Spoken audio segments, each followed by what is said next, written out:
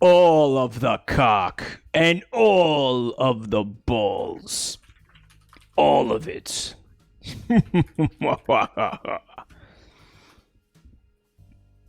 Oh, hi, chat. Thanks for coming tonight. Seeing you here. Hello, Herg. Hello. Is this the cockpenis _gaming channel? You bet you're in the right place. But we're not going to play any games on the channel tonight. What are we going to do instead, Fred Knudsen? We're going to be doing big gamer SCP, except not games, because we're going to be reading SCPs. We're not going to be playing the games. Reading the site. We don't play the games play us. I don't play games, Mike. They're for nerds and birdlies. Can you guys hear the music that's happening in the background? It should be soft but audible. Don't worry. I'm more asking the moderators. Don't worry, Mike. I'm stupid now. Wait, what? From Deltarune. Remember Birdly? Oh, yeah. Don't worry, I'm stupid now. I'm dumb now. Also, keep in mind that it's a quiet, soft piano piece. And some of the other songs will not be so quiet. Mm-hmm. Ryan gave us permission to use the music for the streams. Ryan, thank you so much for that, bub. How about me and Fred? Are we adequately balanced with each other? I would hope so. People All right, are saying, yeah. All right. I slightly increased the music. I hope that'll be... And again, keeping in mind it's a soft piano piece. I see people subbing and resubbing. Guys, thank you for the support. You guys are awesome. At the end of the stream, I'm going to go ahead and I'm going to read out all the subs and thank everybody individually. I just don't like doing it when I have guests here because I don't want to interrupt them when I see people subbing. But I will thank all of you individually later. Thank you. Okay. Thank you. So, we have another guest tonight. Some of you may know her, may even love her. She's been a little bit busy tonight because things have been hectic over at the her government job that she works. They got great dental, but she's got to put up with containment breaches. It's not Oprah. It's J-Chan. Oh, kawaii, hi, everybody. Hi. A little bit of blood on my face, but hey, at least it's not cum. Go, kawaii cock. Jesus. I know that you can do a cute nep voice. You choose not to. What you think I could do that voice for more than like 10 seconds at a time without destroying my throat? Okay, fair enough. Yeah, so let's I want to say thank you to Tita for making the model with the hazmat suit and for putting the blood spatters on there too. J-Chan herself ironically is the SCP, so she needs to be contained. That's actually what the hazmat suit is for. It's not for her protection, it's for everybody else's protection. And also there's some other cool little goodies that go on here, like where is that? The glass can be cracked. I'm gonna leave the glass cracked. That's cool. That's a nice touch. That is very good. And also we have hand tracking, even though it's shit. It keeps thinking that my left hand is my right hand, and then I try to it's total garbage, and this thing will never work properly no matter what the fuck I do. But you know what? It was expensive and annoying to get this thing set up to work, so I'm gonna try to make it work stubbornly. I like how you keep adding things on when the previous stuff isn't quite working yet. Nope. It's like you run America's infrastructure projects. Yeah, just keep slapping band-aids on it. Hey, what is this? Oh, it's not finished? No, let's just do another thing. Crumbling new highway, pour more asphalt on it. It's fine. I really want this to work. You know, the ironic thing is, this is the best that I've got it to work. I shit you not. I feel like it's fitting for this particular stream, though. It could be, but I sat here and I troubleshot for hours today, or just, you know, worked on this for hours, and ironically, this is the best that I could get it. Sometimes she thinks the right hand is the left hand, and so I mean, sometimes it's working like gabagool. Like I could get her to do gabagool pretty good, but outside of gabagool, that's the important thing, right? That's the most important thing. As long as we got gabagool, everything else will fall into place. Gabagool, hey, I'm walking it. No, I told you that I should have gotten my spumoni out because I got a little tub of spumoni. The past tense of troubleshoot, I'm being told, is troubleshat, which I love. Anyway, we got... It's not. SCPs. We do. Right there. There they are. Right. Uh-oh, look like we have a containment breach. Oh, go, Mrs. Robinson. Oh, no. So what's the first SCP you want to look at, Fred? Fred has collected a smattering of his favorites, and they're creepy and spooky and just in time for Halloween, right? These are a lot of my old favorites, so that means that a lot of these are going to be Series 1. And so for all of you who are into like the new SCPs, I'm afraid that this is going to be more of a blast from the past, but I do have a lot of my favorites here. Although, I do have one specifically for you to set the tone. I figure to help you get in the mood specifically. This one is SCP-230, alternately known as the gayest man alive. Fred. Is this going to make people angry, Fred? No. No? Okay. You sure, bud? It's not. It's not Don't gonna... worry. No. We're not going to see any sweaty frogs because of this? No. There are no... This will be sweat frog free, except for ironic ones or ones that are made specifically just to make you sweat. All right, so it's called SCP-169, correct? 230. Gosh darn it. Are you sure it's not 169? Because that would you clicked the first one. That would make was sense, the first one. wouldn't it? I sent you another one. We just did that one to test. Oh. As you might recall. Okay. So 230. Yes, it's the one beneath it that I sent you. All right. Let's zoom in a little bit here. All right. So you want to take it away? You want to read it? Well, would you like me to read the first one? Sure. Yeah. Feel free to interrupt me at your leisure. All right. Let me start by interrupting you right now. All right. Wiz has a really good question. Can you explain what the classes are in the object class? What's that mean? Sure. The best way that I can describe them is like this. So there are 3 main classes that you'll see most of the time. The first is safe, which means that it will not do anything unless you act upon it in somehow. You can pretty safely put it in a box, and as long as no one goes into the box, then it's okay. Okay. They're inert, usually, otherwise. They can be safely contained. Euclid is something that very much doesn't want to be in the box and has to be actively contained somehow. So it can be contained, but it needs active measures. I was gonna ask him. Yeah, I was gonna be like, Peter Griffin. And I was absolutely gonna go there, but somebody in chat beat me to it. So that's good. The beater class. Peter. So that's Euclid and safe. Right. So what's the next one? Then Keter is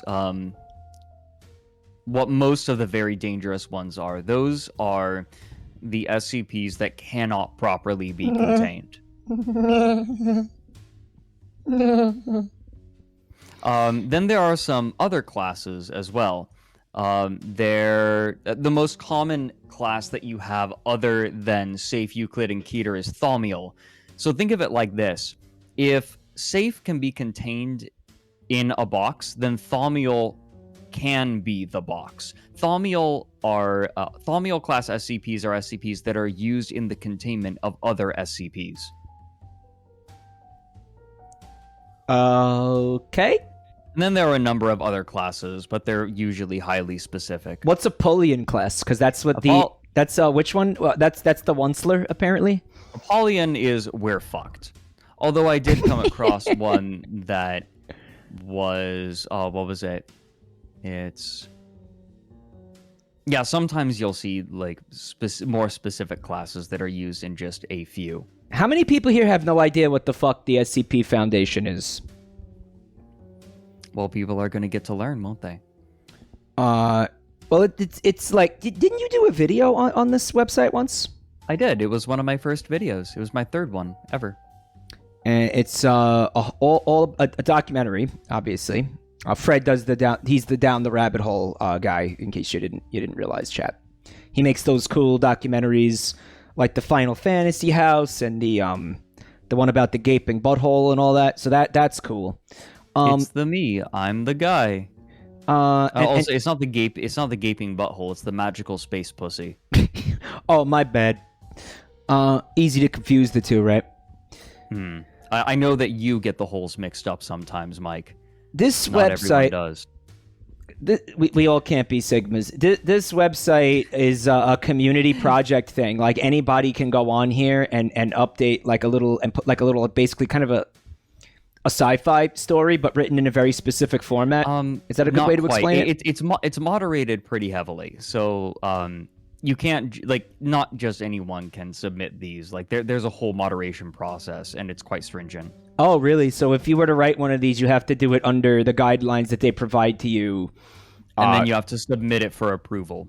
Oh, okay, all right. So that's the explanation for anybody who didn't know what the hell it was. There it is. It's got to be at least decent. Yeah. And if you want to know more, you could go check out Frank's fucking video that he's got. If a mod would be cool enough to link it. What does SCP stand for? It's SCUP. Skip. SCUP? It stands for Secure Containment Protocol, but it also stands for the Foundation's motto, which is Secure, Contain, Protect. Which is a coincidence, or probably is deliberate, actually, now that I think about it. But Security Containment Protocol is so it's the Security Containment Protocol Foundation. Containment Protocol. Secure Containment Protocol Foundation. There you have it. Okay. And the objects and they call them anomalous objects. An anomalous object is defined as anything that defies the understanding that we have of the world, that if information were to leak about its existence, would upset the balance of modern life, or just like the way that we understand the world. It would upend our how we interact with the world. So it's like almost like a government branch of the government, or like a government foundation, or well, the SCP Foundation is independent of any government.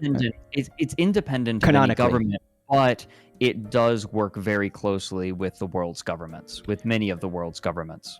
And it's about think like Men in Black, or that type of thing. They find these anomalous objects and they contain them, and they keep the public from finding out about them, and that's the whole idea. And when you look at this website, it's like their files of containment, like official documents is what you're reading from the actual people who do this. It's kind of These cool. are write-ups about the anomalous objects that they contained, and the term object is loose. Sometimes it can be a concept. One of the ones that I have lined up for you tonight is a concept. Well, sort of.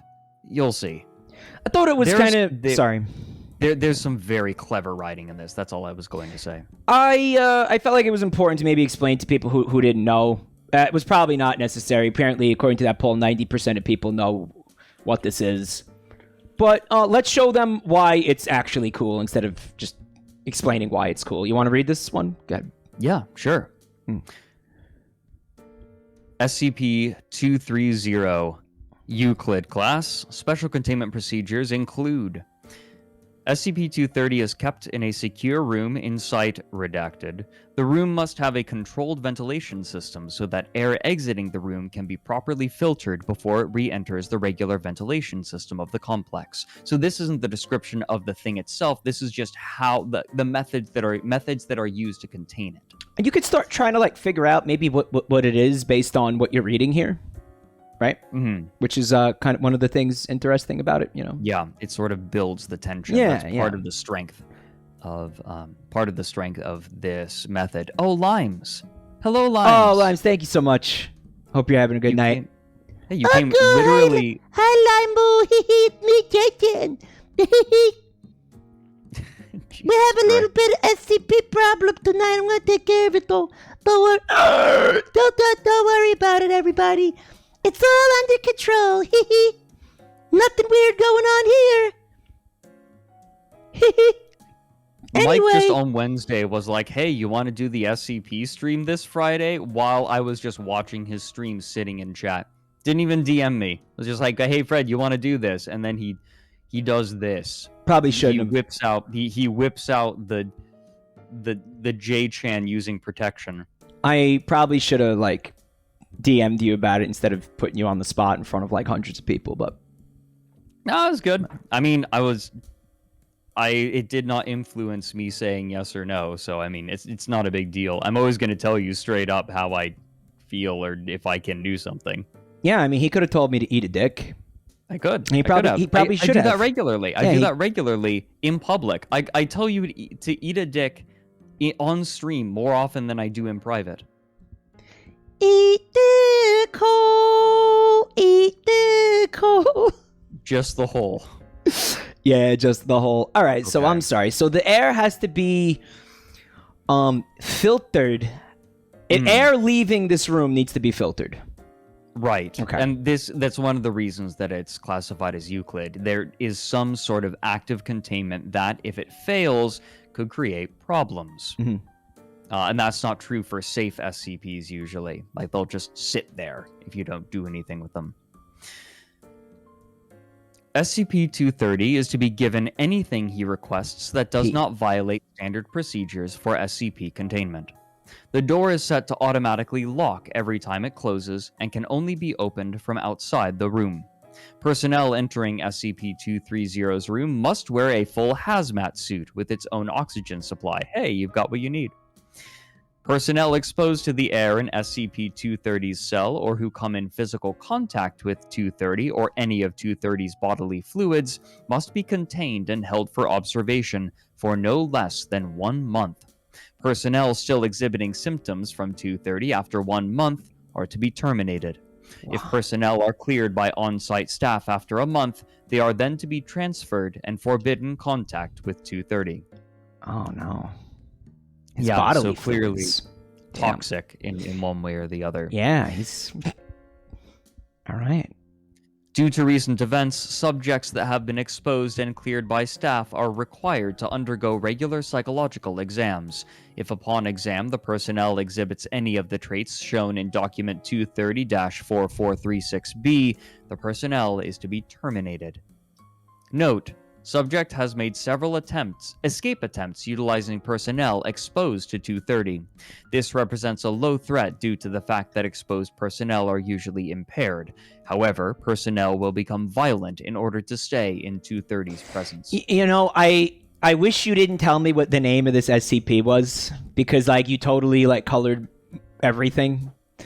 It's calm. You're thinking about calm, aren't you? Well, I'm thinking about a lot. I mean, you could keep reading it. Go ahead. Is the gayest man alive has got you feeling things and thinking things? You shouldn't have told me, because like now I'm like primed now.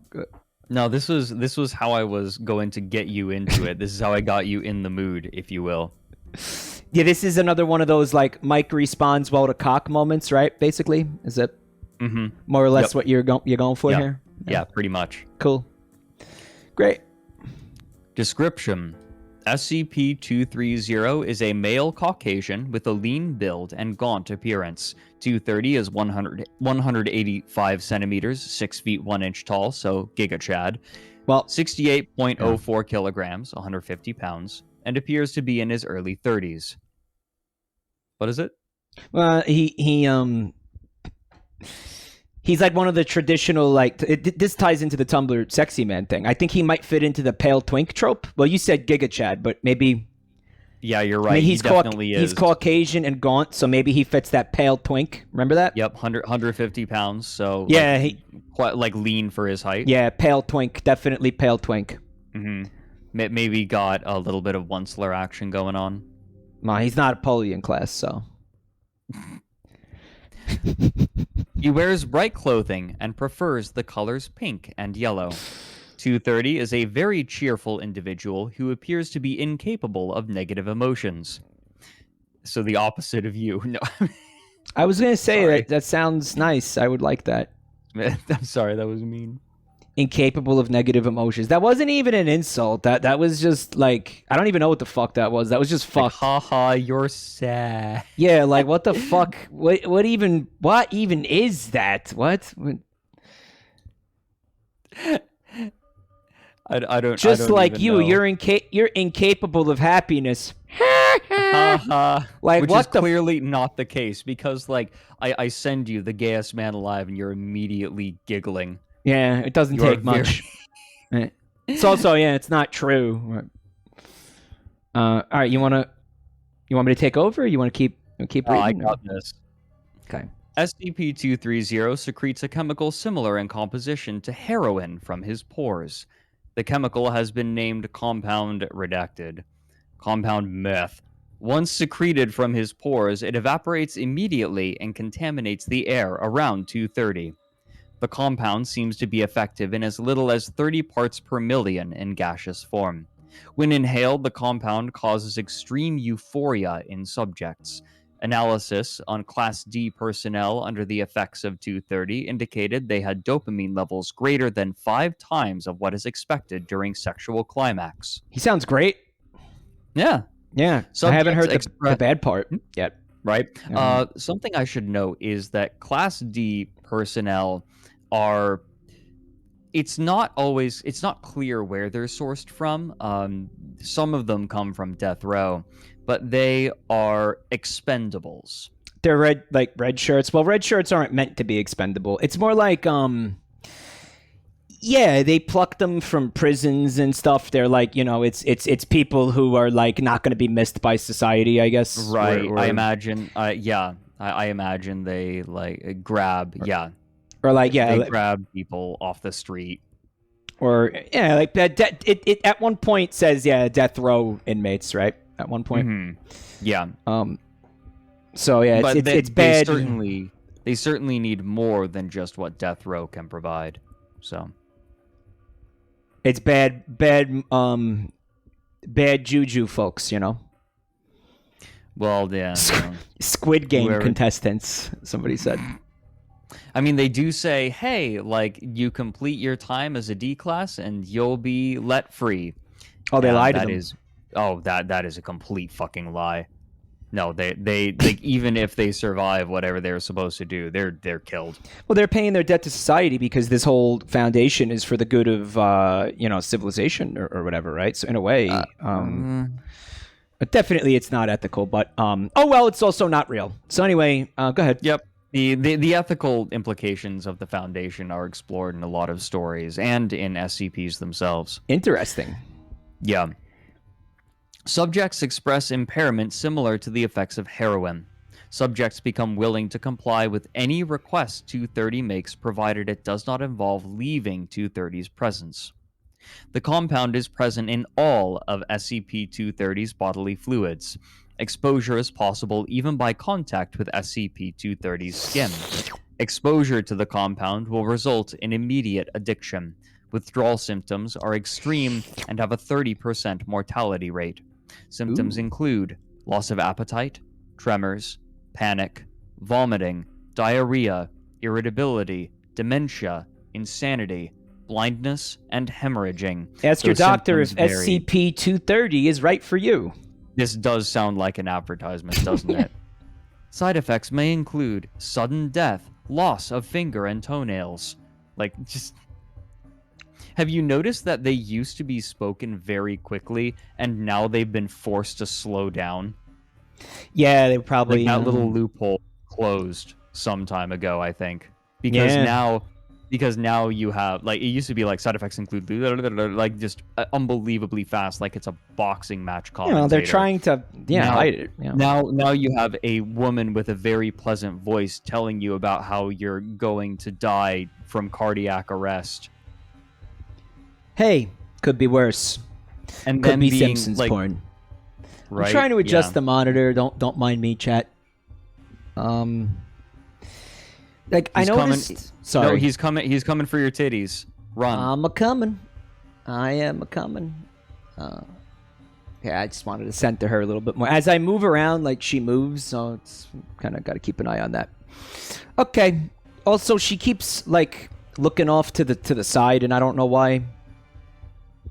Oh well. Yeah. Oh well. Whatever. Like if I want her to look It don't straight matter. ahead, I have to look to the left. That's where I'm at now.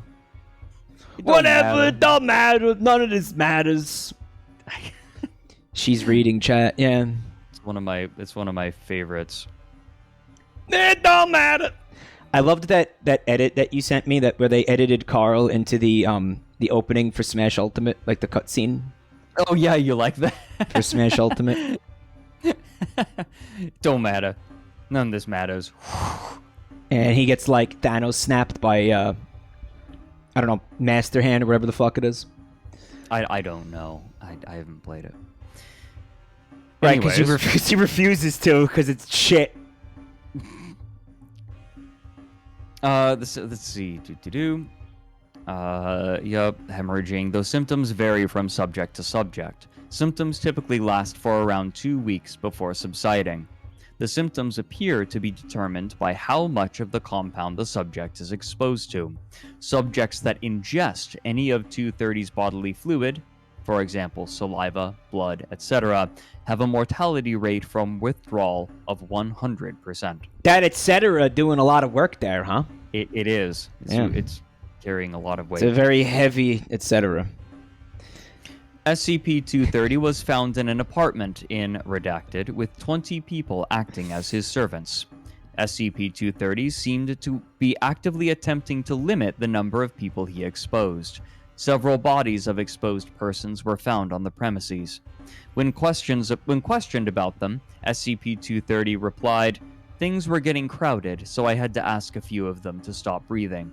Oh, he's murderous. Oh my god.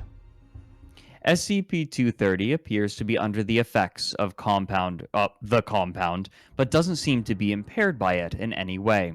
Attempts to alter SCP-230's mood have proven ineffective. Use of various drugs known to cause depression only resulted in SCP-230 producing more of the compound, and thus were ineffective. Wow. That's awesome. SCP-230, yeah. SCP-230 is a very I was a while ago. I did a tabletop campaign with my sister-in-law, where it was an X-Men campaign, and my character had the ability to, through contact with other people, alter their hormone levels. The idea being, at least at the low level, eventually the idea was they could eventually train up to do more supernatural things. But the idea being, in combat, they could give someone a burst of adrenaline to up their combat potential, or potentially cause extreme pain. There's like an X-Men like that, right? One of the X-Men has something going on like that. Rogue has a similar sort of thing. Rogue can do that. I mean, yeah, it's pretty cool. I'd simp for this guy. Absolutely, Yeah, I'd be one of his simps. No, the idea is he was discovered by the Institute when some people from his school were basically using him to get high, and one of them overdosed. They were licking him like he's a fucking frog.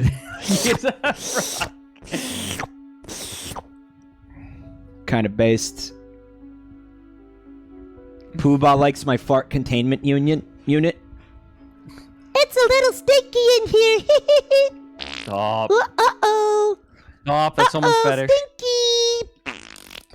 No, that's someone's fetish. Stop. Oh, yucky. Ooh. Come on, Stop. J-Chan. You can fucking do it, slut.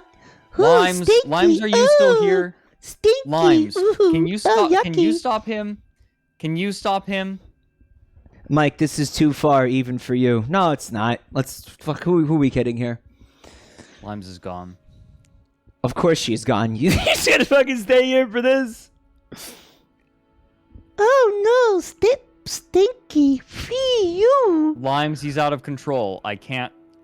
Like, do you have? I'm DMing Limes. No, Limes. leave her alone. Leave her. Limes, Mike free is you. being weird. What do I do? Dude, I'm just having fun with the fucking technology here, man. Look, I got hands that can do things. Let me enjoy it. Help. I got... Yeah. I don't know why her fingers are like that. Like, I'm not holding those fingers out. Like, the thing just thinks I am. Oh, those are her thumbs. Yeah, her like, I tried to do a thumbs up before, but look how droopy and flaccid her thumb is. What's it doing? Guys, I'm not doing that. The thumbs aren't supposed to bend that way. What? It's long and droopy, and I don't know. Just I don't in know case. why. Sausage thumbs. I legitimately messaged Limes, by the way. Oh, well, I'm getting a response. Why? Why did you do that? It's okay. It's common for men your age. Erectile dysfunction. Thumption. Erectile dysfunction. Limes. All Limes sent me as a reply is the Limes dance emotes surrounding the words "eat asshole." I've been abandoned. Yes. Oh, that's awesome. Did she really? Why would you abandon me like this? Jesus Eat Christ. asshole. Eat asshole. Eat asshole. Eat asshole. I chose this. Eat asshole. I came here of my own volition. Asshole. Eat asshole. Sorry. You I'm sorry. just destroyed I'm sorry. chat. Ugh. I just want her to look forward. Like, I'm staring directly straight at the monitor, and she's looking, like, off to the side. I don't know why. Really pisses me off. Limes just replied back to me, "Gonna have a nice stream with Jabroni Mike and learn about SCPs. It'll be super educational." You fool. Reset position. Thanks, Limes. When I click reset position, nothing happens, so I guess I'm gonna forget about it. Alright, you wanna keep reading this one? Yeah, we've got just a little bit more. Let's see. SCP-230 is a very friendly individual and will candidly engage in conversation with any personnel. SCP-230 is unaware of how or when he began secreting the compound. When questioned about his past, SCP-230 replied that he has been secreting the compound as long as he can remember. Relatable. SCP-230 prefers to talk about things he considers good or gay. SCP-230 has some psychological attachment to the word gay. When asked to describe himself, SCP-230 used the word gay 6 times, gaiety 4 times, and the word gayest once, when SCP-230 referred to himself as the gayest man alive. Note Gay, by homosexual, gay! Note by Dr. Redacted.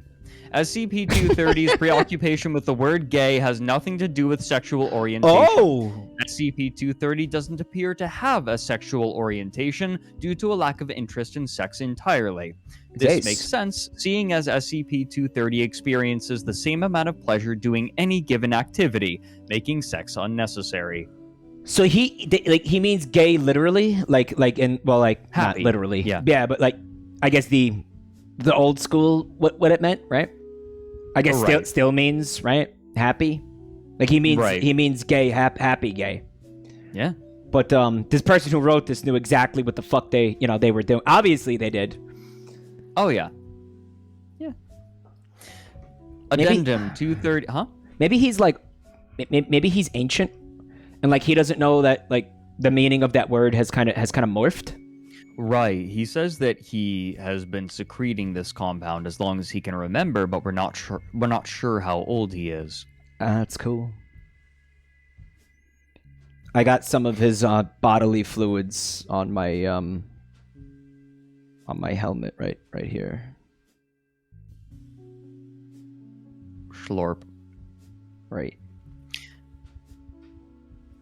here.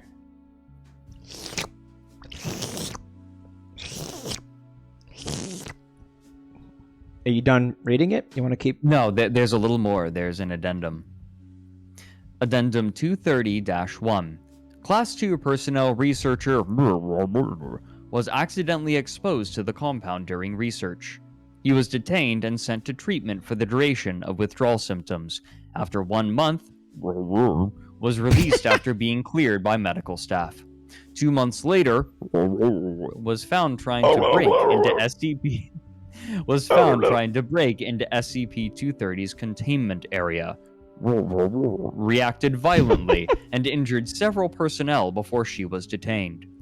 Was terminated after examination, and precautions have been made to prevent further occurrence. See Document 230 TAC 4436B. Document 230 TAC 4436B. Data expunged. Oh, so that's it? It's over? Yep. It's been expunged.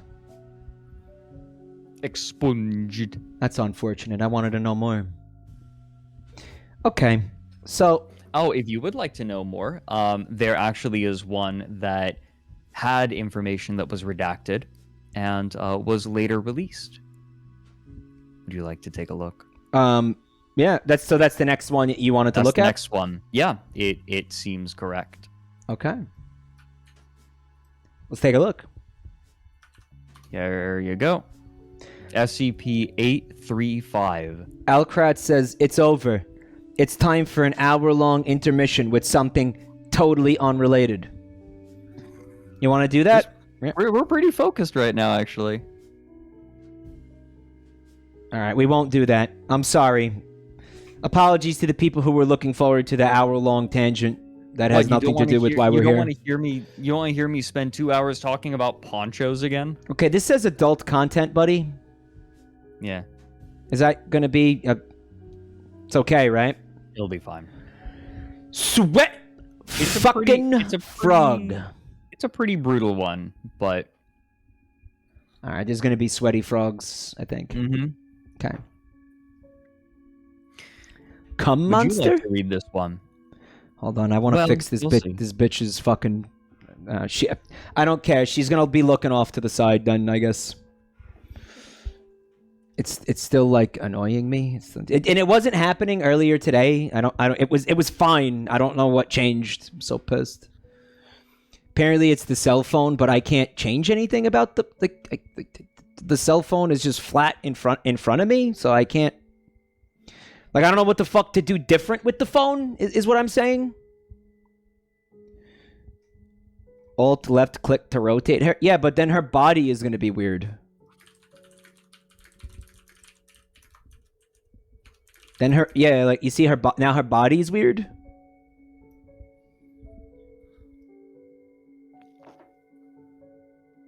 Fuck it. You want me to read this thing? Just T-pose the whole time. I can do that. Dude, if I do that, she looks like even more to the to the right. She just keeps like correcting her head position to fucking account for however I swivel her. Because she wants to be looking to the right, like, no matter what I do. That's fucking wild. Okay. Adult content. Uh-oh. Things are gonna get sticky. Splort. I don't actually understand. Like this one is pretty brutal. Yeah. But I don't understand why it has a warning on it. Like there are others that are worse. I don't know if they added So what is it? It's gory? warning. You'll see. You'll see. Okay. I'll link the extra bits to you that are at the bottom. Okay. All right, so there's a picture of like meat. You want me to read it? Yep, this one's all you. Okay, so it's a beta class. My beta. And it's got a picture. It's kind of grody looking, huh? So here the containment. Oh, it says still image from recording 81. SCP-835 is to be monitored and checked daily for new growth. In the event SCP-835 becomes hostile, suppression tactic AA6 is to be immediately implemented until aggressive action ceases. Containment area must be maintained in open ocean. Due to the highly aggressive response of the SCP to confinement for any length of time. It must be free and cringe. Waste issued by SCP-835 must be immediately collected and contained. Feeding it is to take place twice daily to consist. Data expunged. SCP-835 may be moved to a new location twice yearly.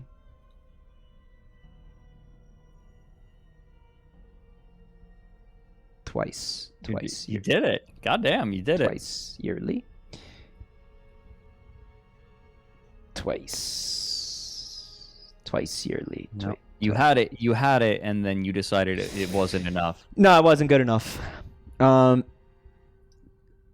Twice yearly, provided that the current location is no longer capable of supporting the SCP, and the move has been approved by Site Command. So this thing poops, huh? We got a pooper! Yes. Staff are to remain at least 5 meters away from the SCP. Anyone working near it must have safety lines attached to recall winches and implementation of suppression tactic AA6.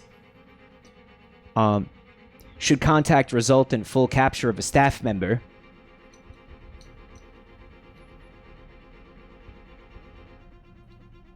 SCP-835 is to be monitored constantly until the release of the subject.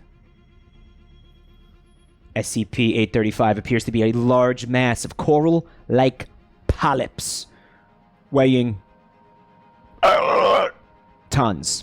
The individual polyps are larger than any known coral species.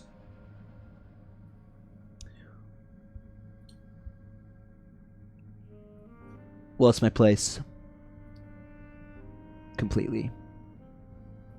Growing to more than 1 meter in diameter in some cases. That's this big. It's this big. Jesus Christ, man. I want to use it. I want to use my shit. I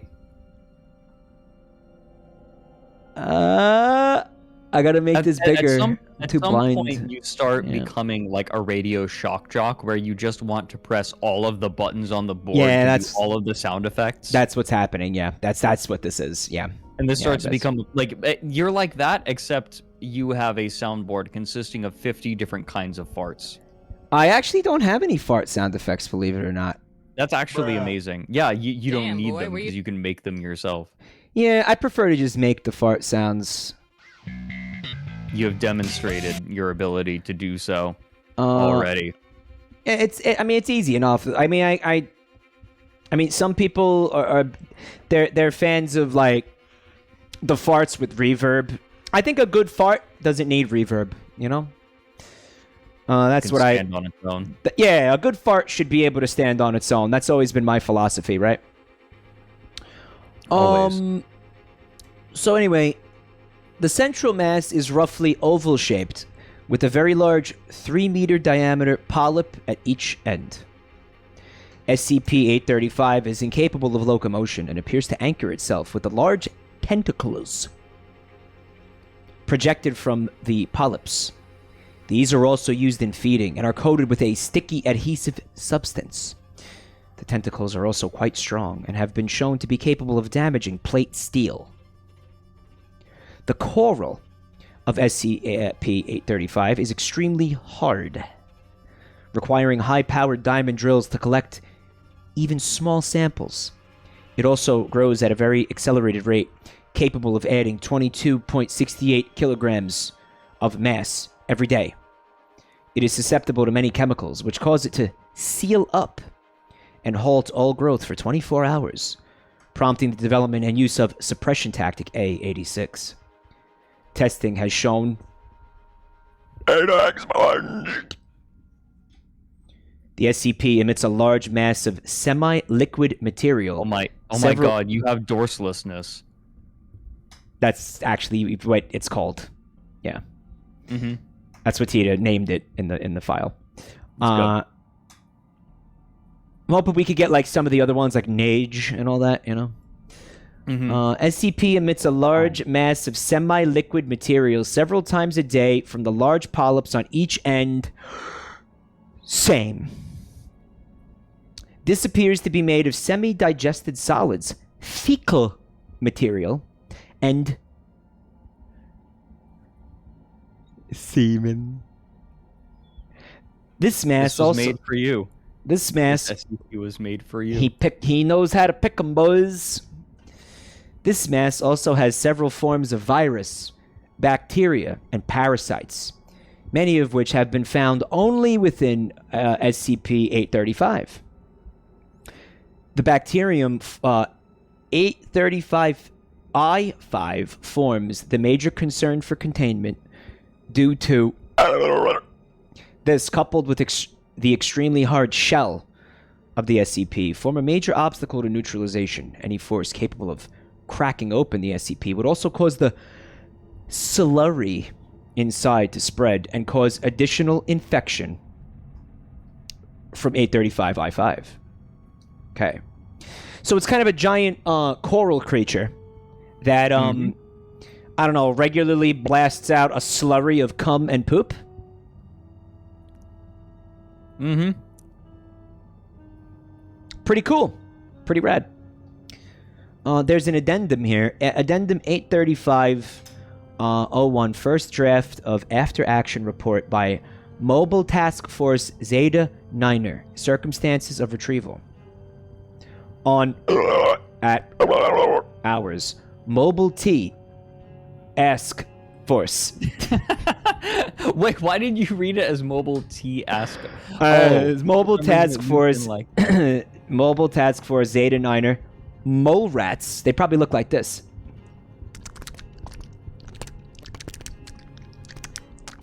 So, fun fact, the mole rats are going to make another appearance tonight with one of my favorite SCPs. I'm glad you're having a good time.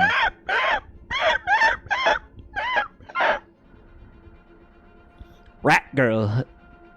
I'm Tito, rat. Tito, Oh, why? I'm rat. Cheetah, that was a choice that you made. I'm rat. Fuck! I don't want to be rat. No. The mole rats conducted an investigation of SCP-835. At this time, the SCP had a mass of only 4 tons and only one large polyp at the north end of the structure. Designated Polyp Alpha. Real alpha polyp, right? Polyp Bravo not yet being in existence. As per standard procedure, 4 team members were chosen for the initial investigation. Standard isolation suits, underwater variant, were worn by all 4 team members. Lieutenant took point as team leader, while sergeants and served as support. Corporal, a rookie team member, accompanied the team as an observer. A standard underwater remote vehicle, or URV, was used for initial investigation. The SCP did not, at first, act in a hostile manner towards the team, allowing team members to approach and make contact without incident. URV-01 was sent to investigate the exterior of the object, while team members C, L, and M proceeded towards what they believed to be the entrance of the site. Corporal H was ordered to remain outside and to monitor URV-1 in order to ensure that the device's tether did not become tangled on the exterior protrusions. Can you guys hear the music? Because it's like so perfect for this. Good.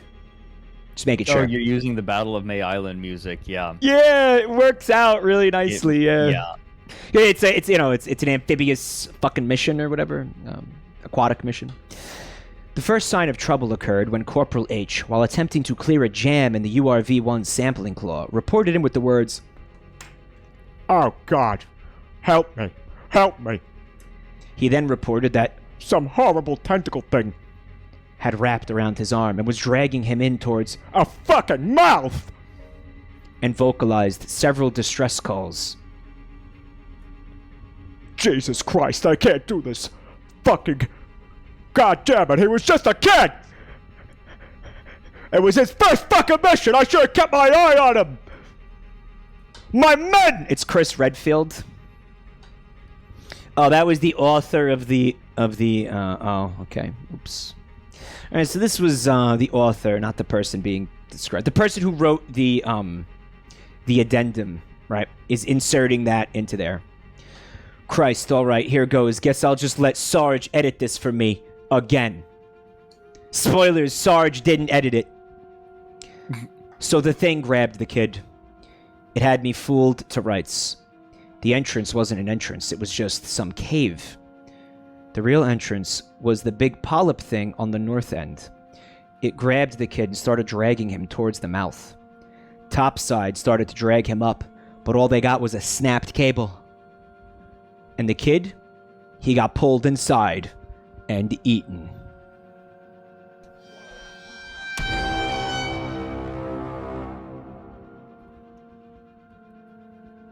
Data expunged. I got the carabiner on. Carabiner. I don't know what that is.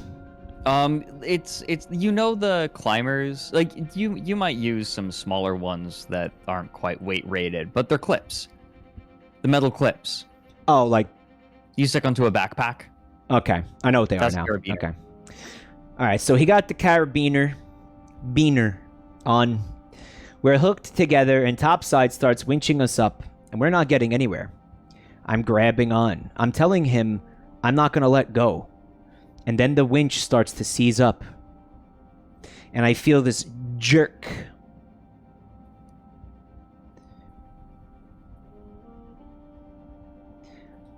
On the tether, and it goes slack.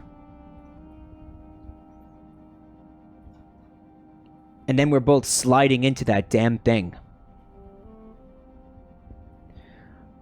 People are sweat frogging because that word that I said apparently is derogatory. Is that what's happening? It is. It's a. I was actually surprised you said it. I figured you didn't know what it means. Yeah, it's a derogatory term for a Mexican person. Right. Very derogatory. So of course it is. Right. I just thought that. It's okay. I do that kind of thing all the time. I really just honestly thought it was. Like, you can't say that. I'm like, what? Why? There are so many terms that you'll just. I get it. I really just thought that was like a funny sounding word, and like it was fun to pronounce it like that. I didn't realize that was what I didn't know. I'm sorry. No, this happens every year or two to me, where I learn a new word because I'm told, like, I say it and they're like, Fred, you can't say that. I'm like, what? They're like, oh yeah, that's a slur. It's like, how many do you need? There's so many.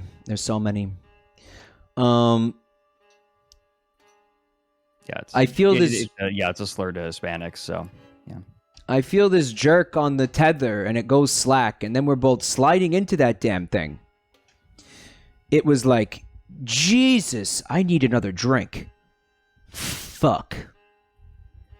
It was like, the only way I can think of it was like, you know, that thing that doctors do when they stick a tube up someone's ass and look at the inside of their intestines. I saw that on TV once. It was like that. Except I was going down the throat of some horrible underwater hell monster. Not up some poor bastard's rear. There were these muscular contractions, I guess, and they were slowly sliding us down the length of the tube. If we weren't wearing the hard suits, we'd have been crushed. But as it was, we were held so tight we could barely move, even with power assist. I managed to get my head up enough to see the kid's face. His faceplate was covered in vomit. Poor bastard had puked in his suit. I started yelling for him, trying to get him to say something. He managed to tell me he was all right. He was sobbing like a baby. I started doing some calculations. Based on my dead reckoning tracker and initial sonar scans, we were moving about a meter every minute. That meant 72 hours until we came out the other side, assuming we did. They're going to come out the other side going, drrr, drrr, drrr. This esophagus was made for me. Oh no, now we're getting to vor territory. God, we have 2 fetishes already. I mean, I think we were in vor territory the second somebody got eaten. And, yeah, I mean, like, the colonoscopy cam? That's somebody's into that, right? Gotta be. I remember there was an SMBC comic that was like this, where someone was getting a colonoscopy and they say, okay, looks like there is a metallic ring in here, and Dave, no. And then the caption of the comic was, it was the most clever marriage proposal that that anyone had ever seen. Oh. Can you propose with Bowser amiibos? Yes. All right. Where were we? Okay, so they've got to go 72 hours to go through this thing's like entire digestive system. They're in there and it's gross, and the kid's puking all over himself and all that, right? Mm-hmm. We had the air. Our rebreathers could keep going for days. What we didn't have was the power to keep the suits warm for that long. If the heat went out, hypothermia would kill us. I don't know. Look it up. In any case, we'd be dead. We needed to conserve power. I told the kid to turn off his helmet lights, lock his joints, and turn down his heater to minimal. He started crying. He didn't want to do it. I didn't blame him, but I told him we had no choice. We finally agreed to shut down everything but our internal helmet lights, at least. It seemed to calm him down, and honestly, that extra 0.1% power wouldn't make a difference. I think that was the worst part. We spent at least a day like that, locked in our suits. Couldn't move our arms and legs. No sound but the things gurgling, and your own breathing, and the sound of your rebreather. The puke on the kid's faceplate started to dry up and flake off about an hour or so in, so I could see his face. He looked tired and scared. I think... Check the logs, Sarge. I think it was about 13 hours in when the kid started talking again. The kid started babbling. Anyway, after that, he calmed down a lot. I told him to take a nap. He slept a bit, thank God. About 24 hours in, we reached... I guess they're calling it the stomach now. First warning sign was a gurgling kind of noise, louder, with a crunching noise over it. I told the kid to bring his suit up to full power and get ready. A little while after, we fell out into this big chamber. Big as in big enough for the two of us to fit in it comfortably, which was huge compared to the tight squeeze of the tube. kid's suit started hissing and the outer shell started to turn all pitted and stuff. And I noticed my gloves were starting to degrade too. So I yelled at him to move, and we started heading towards this sphincter, I guess. I remember. God, why can't I remember this? The insides of the stomach were lined with... somehow the song with the vocals got into the playlist, which... Oh, whoops. I don't want right now, okay? Good song, but... Great song, but not right now. I'm reading this SCP, and it just sounds like Sonic Dreams Collection. Like, this was the exact experience of playing Sonic Dreams Collection. I'm glad that I could bring these memories back to you. Have you ever played that game? Yes. You liked it? Yeah, it was an emotional gaming experience. Remember when you have to feed Sonic until he, explodes and all that? Yeah. It's good times, right? Yeah. It's 3 fetishes now. Vord, farts, and feeding.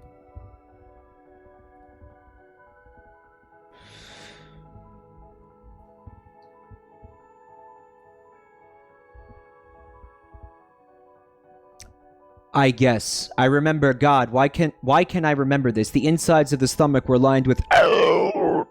I almost lost it there. I'd stayed, but my suit would have melted and I'd be dead, but the kid grabbed me and shoved me headfirst through the sphincter. And we fell into the other place. So, what,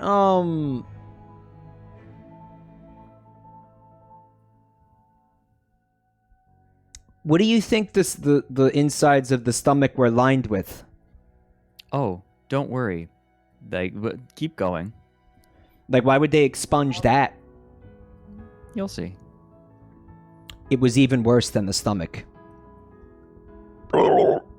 This place was, well, you know what it was full of. I'm not squeamish, Bill. You can't be if you're a mole rat. But this place squicked me out so bad I almost passed out. The kid helped me back up to my feet. Though, told me we were almost out.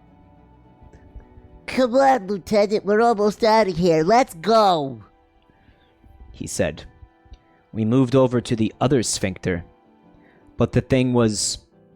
well, it was puckered up tighter than my drill sergeant's asshole back in basic. Some nice flavor. Asshole flavor. Eat ass! No, we're not going to do that again. So no way we were getting out of there. We decided to wait for a bit until the thing shot its load, so to speak. Anyway, that's when things started to go bad. They weren't bad before this, though? I managed to wrestle the thing through the sphincter into the stomach. Its tentacles writhed at me as it started to melt. Then, 835 blew its load, and I flew out its ass into the ocean.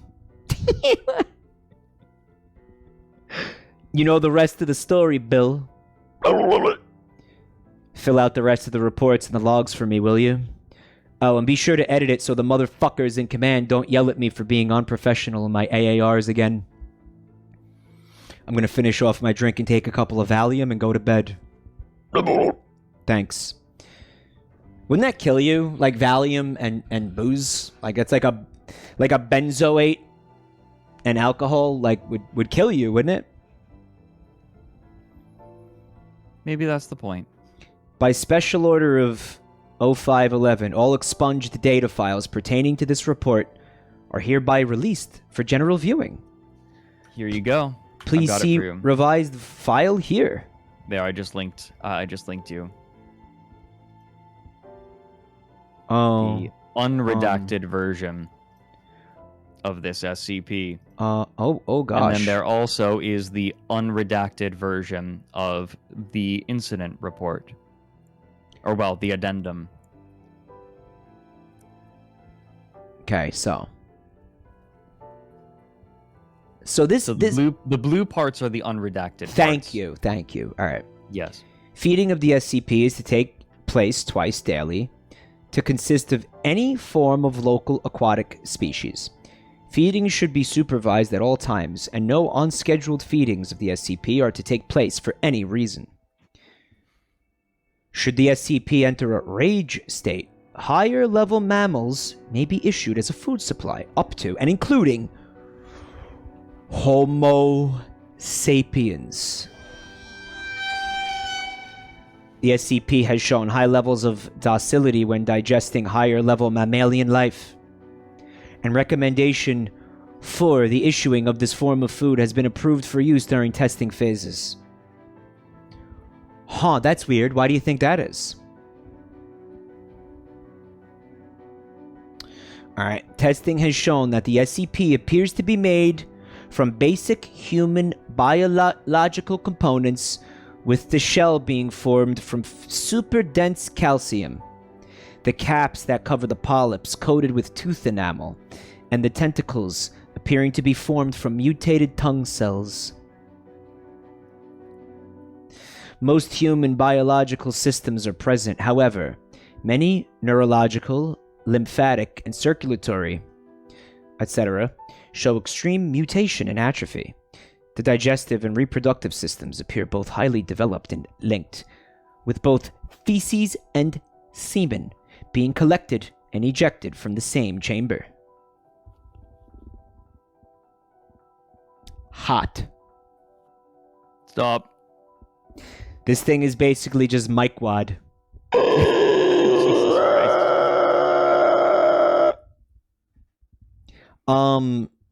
This is like, it's similar to that, what was that website about the national park that was made out of like meat? Do you remember what that was called? Mystery Flesh Pit National Park. Yeah, the Mystery Flesh Pit, but it's like, I don't know, this thing is great. It's like coral, but it's human coral, basically. And now, I believe there were penises inside. That was what was lining the walls of the intestines, penises. It was penises, wasn't it? Is it penises? Penises. Chad, it's definitely penises. Alright, the bacterium forms the major concern for containment. Due to its role in the reproductive cycle of the SCP, vertebrate animals infected with the bacteria will undergo the following symptoms: increased weight gain, constant hunger, urge to consume normally unpleasant or unpalatable items such as raw meat, organs, grass, or wood, hardening, calcification of the skin, formation of polyps on the skin, rapid reduction in intelligence and mobility, increased aggression, urge to enter seawater, and atrophy of many major biological systems. You know what this means? That the bacteria is trying to... It's trying to add more humans to its mass. That's what the bacteria is for, right? It wants to make more of itself by like spreading it to humans. Mm-hmm. This one's great. I thought you would appreciate this one. This is one of my favorites. This one's great. I actually I used this one in my tabletop campaign. Yeah? Yeah. The Mike Wad virus. Mike Wadification. Oh wow. Yeah. End-stage infection appears to convert the subject into an additional instance of the SCP. Attempts to determine what, if any, intelligence remains have been inconclusive. However, the SCP appears to have a limited amount of awareness. It also has shown a very high infectivity rate, with 68% of all infected subjects progressing to end stage. There is no form of treatment or antibiotic that has been shown to halt or reverse the effects of the bacteria. This, coupled with the extremely hard shell of the SCP, form a major obstacle to neutralization. Right, okay. Mm-hmm. Wow. Alright, so... Now, are you ready? Are you ready for the unredacted incident report. Yes, I am. Please.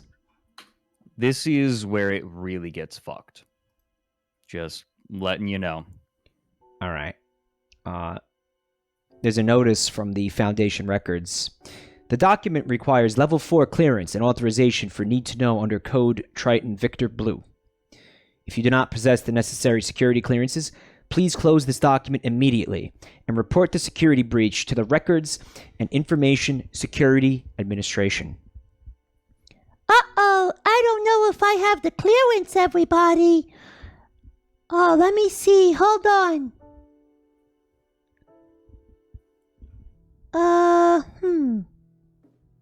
Well, here's my documents. I can't really tell. Mr. Knudsen, sir, can you tell me if I have the credentials to keep reading? No, we gotta click out now. I don't know. These look right. I think I got them, okay? Jesus Christ. Yeah, I got them. I'm gonna read it. Tita, I can't believe you actually did that. I got blame you for this. The queerwits. I have the queerwits level 5, everybody. Tee-hee! You've been waiting for just the right moment for that, haven't you? Well, yes. Okay, addendum. First draft of after action report by Mobile Task Force Zeta Niner. Circumstances of retrieval. Okay, we've seen all this. Here's the redacted part, right? God, I still remember him screaming. He was screaming at us. He was crying. Oh God, Lieutenant, it's eating me. Oh God, I don't want to die. They're eating my mom, and now they're gonna eat me. I'm shouting at him to calm down. We're gonna get him out of there. And then Topside tells us to abort. And they start the winches. I'm screaming at them to wait. I had his hand. I had him. Oh, so somebody goofed. That's why that got expunged, because it made somebody else look incompetent, right? Mm-hmm. Is that basically what that was? Yeah, like they start pulling them up before she can get to him. Oh yeah, that's fucked. Okay, hold on. I think, check the logs, Sarge. It was about 13 hours in when the kid started talking again. The kid started babbling, apologized for stealing my underwear. He pulled, oh, dude, your character is Mayor Lewis from Stardew Valley. He said you guys made him sneak into my quarters and take it from me as a dare. Why the hell did you make him do that? I mean, I don't mind if you haze the new guys, Bill, but that shit gets old. It was hard enough trying to get them to listen to me as it was. Anyway, Bill, it's all there in the log. You know what I told him? I promised. All lies, of course, jokes. He laughed too, joked back. I hope he was joking. I don't know what I would have done if we'd survived. Maybe I would have gone ahead and did it. I don't know. It's all fucked up. We're all fucked up. What? That's like supposed to be really confusing, right? No, like she said, like, hey, you know, we'll get out of this. We'll fuck. It'll all be good. That's what she was saying. What? That's the implication. Just trying to keep his spirits up. That's my interpretation. Okay, well. In any case, I've never been more disappointed of this mole rat team. I have never been more disappointed in this mole rat team.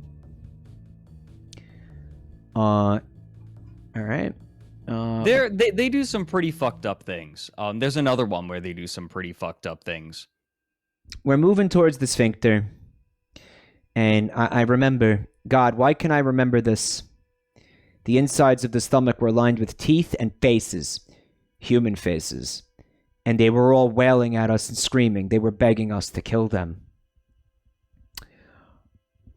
Kill me! Help me! I almost lost it there. I started opening up with my gun, started shooting them in the heads.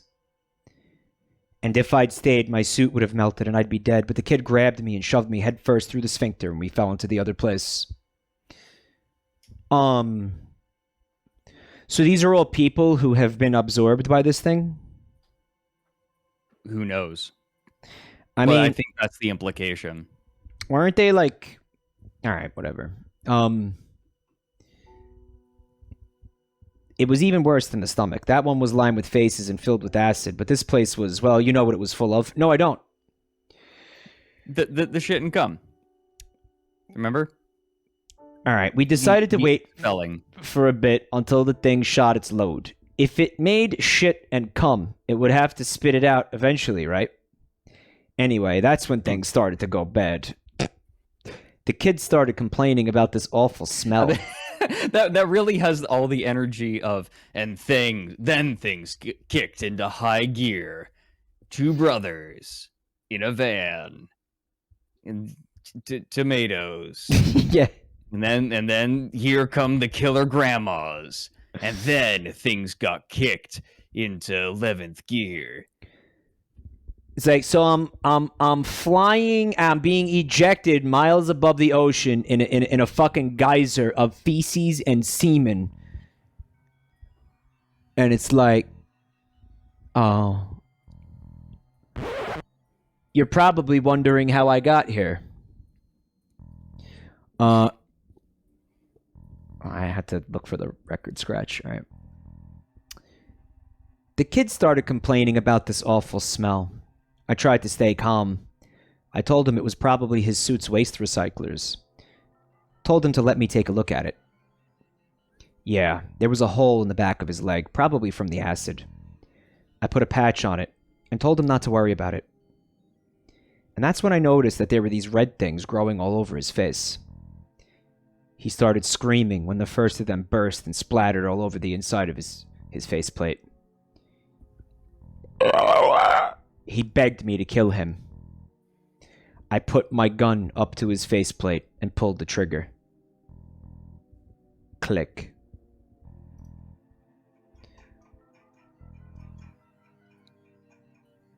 Hold on a second. Fuck.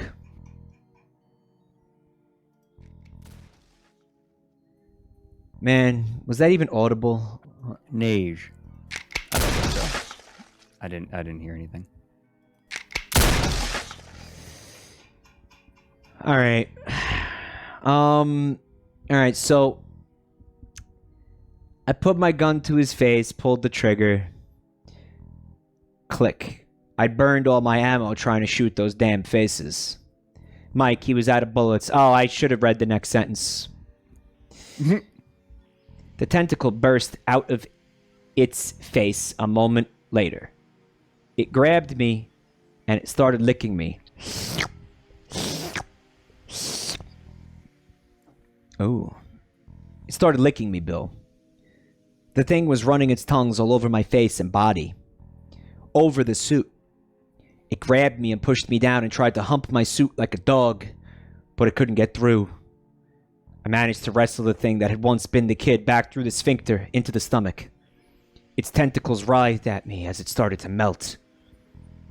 He smiled and told me he loved me before he died. I screamed.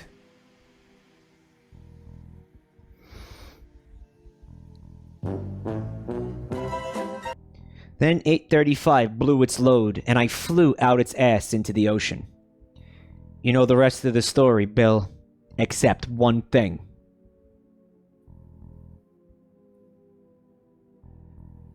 One thing, Bill. There's one thing that you don't know, Bill. One thing. Just one fucking thing, Bill. One fucking thing, Bill. Just one fucking thing, Bill. One thing. You're trying so hard. One thing, Bill. There's just one thing you don't know, Bill. One thing you don't know. No, 1. My suit didn't make it intact. I was breached. No one else noticed. I didn't even notice until I was in my room and changing clothes and saw the red blotches all over my skin. So yeah, I guess I'm fucked. I've got the room on lockdown right now, but you have to get everyone else out before I go terminal. So yeah, fill out the rest of the reports. I'm going to finish off my drink and take a couple of Valium and go to bed. Don't bother trying to decontaminate the vessel. Just abandon the entire ship and scuttle it on top of the original site. I think the kid would like it that way. Now we can be together. Just like he always wanted. Thanks. Yay!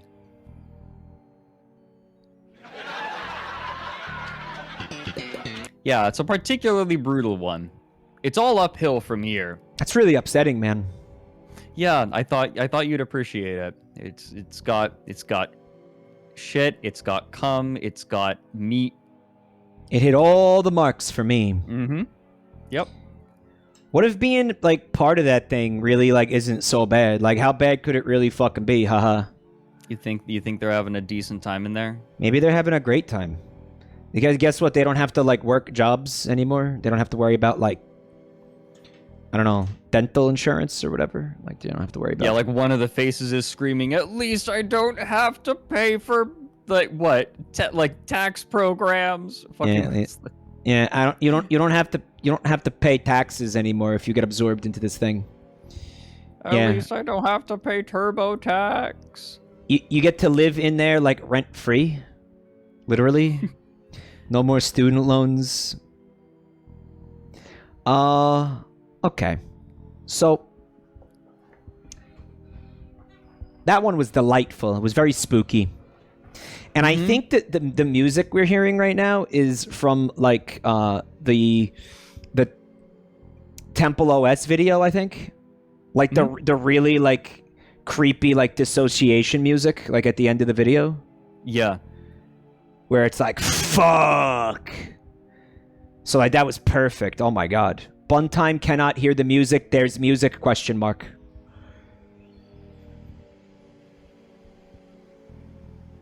It's the shepherd tone in the background.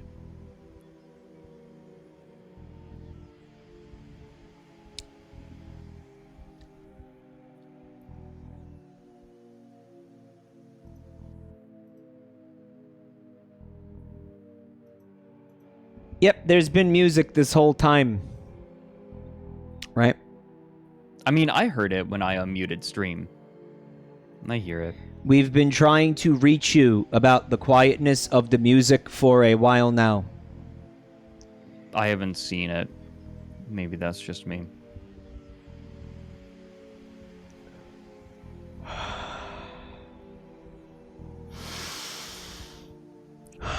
Now, Mike. Yeah, bud. We have a couple of options for the next SCP. We have... Ooh, I'm curating this because that was a brutal one to start with.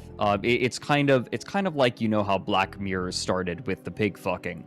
That's kind of how we did this dream. We went from the gayest man alive to that, and now why don't we do a classic? One that isn't quite so meaty. Something that is a little more straightforward. SCP-169.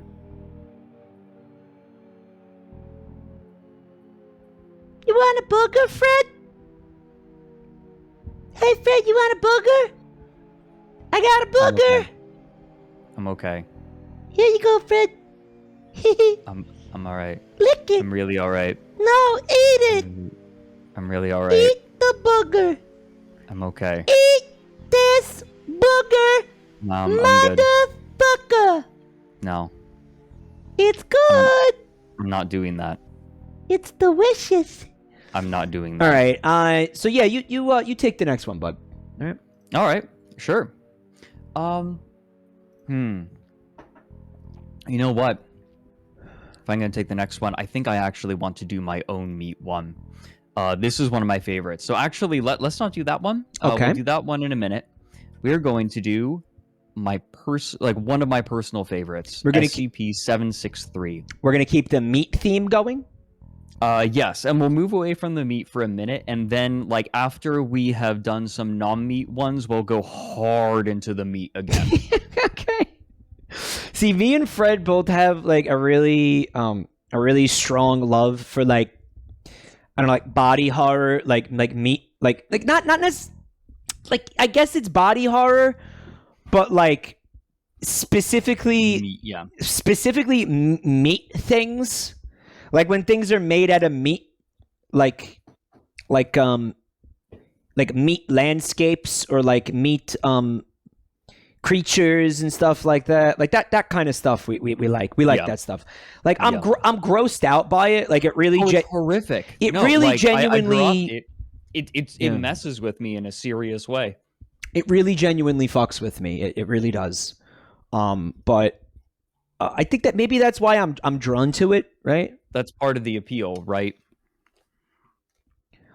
I think yeah. I think that it's a way to engage with it that is safe, in the sense that it's not real. Like there are horrific things that happen with the body, and this is a way to sort of engage with it in a way that is fictitious. Interesting. Oh, hover idea. squid. Fun fact. Hover squid is actually asking me about Fleshscape. Funny thing that I am planning a Fleshscape one shot with Mike Revan Limes. We have a Discord group set up. Fred's going to be the DM. He's arranging it. Yep. The name of the Discord group, guys, is Flesh Friends. Yeah, I got to name it. I don't know when we're gonna do it. I don't think we're in like any particular rush to do it, but No, I'm waiting on the thing that I've been vaguely alluding to. But once that's ready, he's doing something. Mike knows the thing. But once that's ready, we should be able to do it. It's like Yes. think like D&D, right? Like it's a tabletop thing, but the setting is a flesh realm. Yes, It's all meat. It's very straightforward, and like the rules are 6 pages long. It's meat It's very all the way straightforward. down. Mm-hmm. Yeah. Yeah, I'm very much looking forward to doing that, though. Yeah, Song of Saya moment, exactly. Except everything is actually flesh. Okay. Oops, all meat. Now, SCP-763 is one of my favorites, if not my favorite, and it's not terribly long. SCP-763, Object Class Safe. SCP-763 is contained in Sub-Basement G of the now-defunct Redacted Veal Production Facility on the outskirts of Redacted, Illinois. After the discovery of 763, the Foundation acquired the facility, which was secured and designated Biological Site Redacted. The facility is still supplied with the liquid feed solution previously used to nourish veal calves, though only enough to maintain SCP-763's growth. The feeding system established by the facility's previous owner, Klaus, has been documented and should be maintained unless a more efficient feeding method is devised.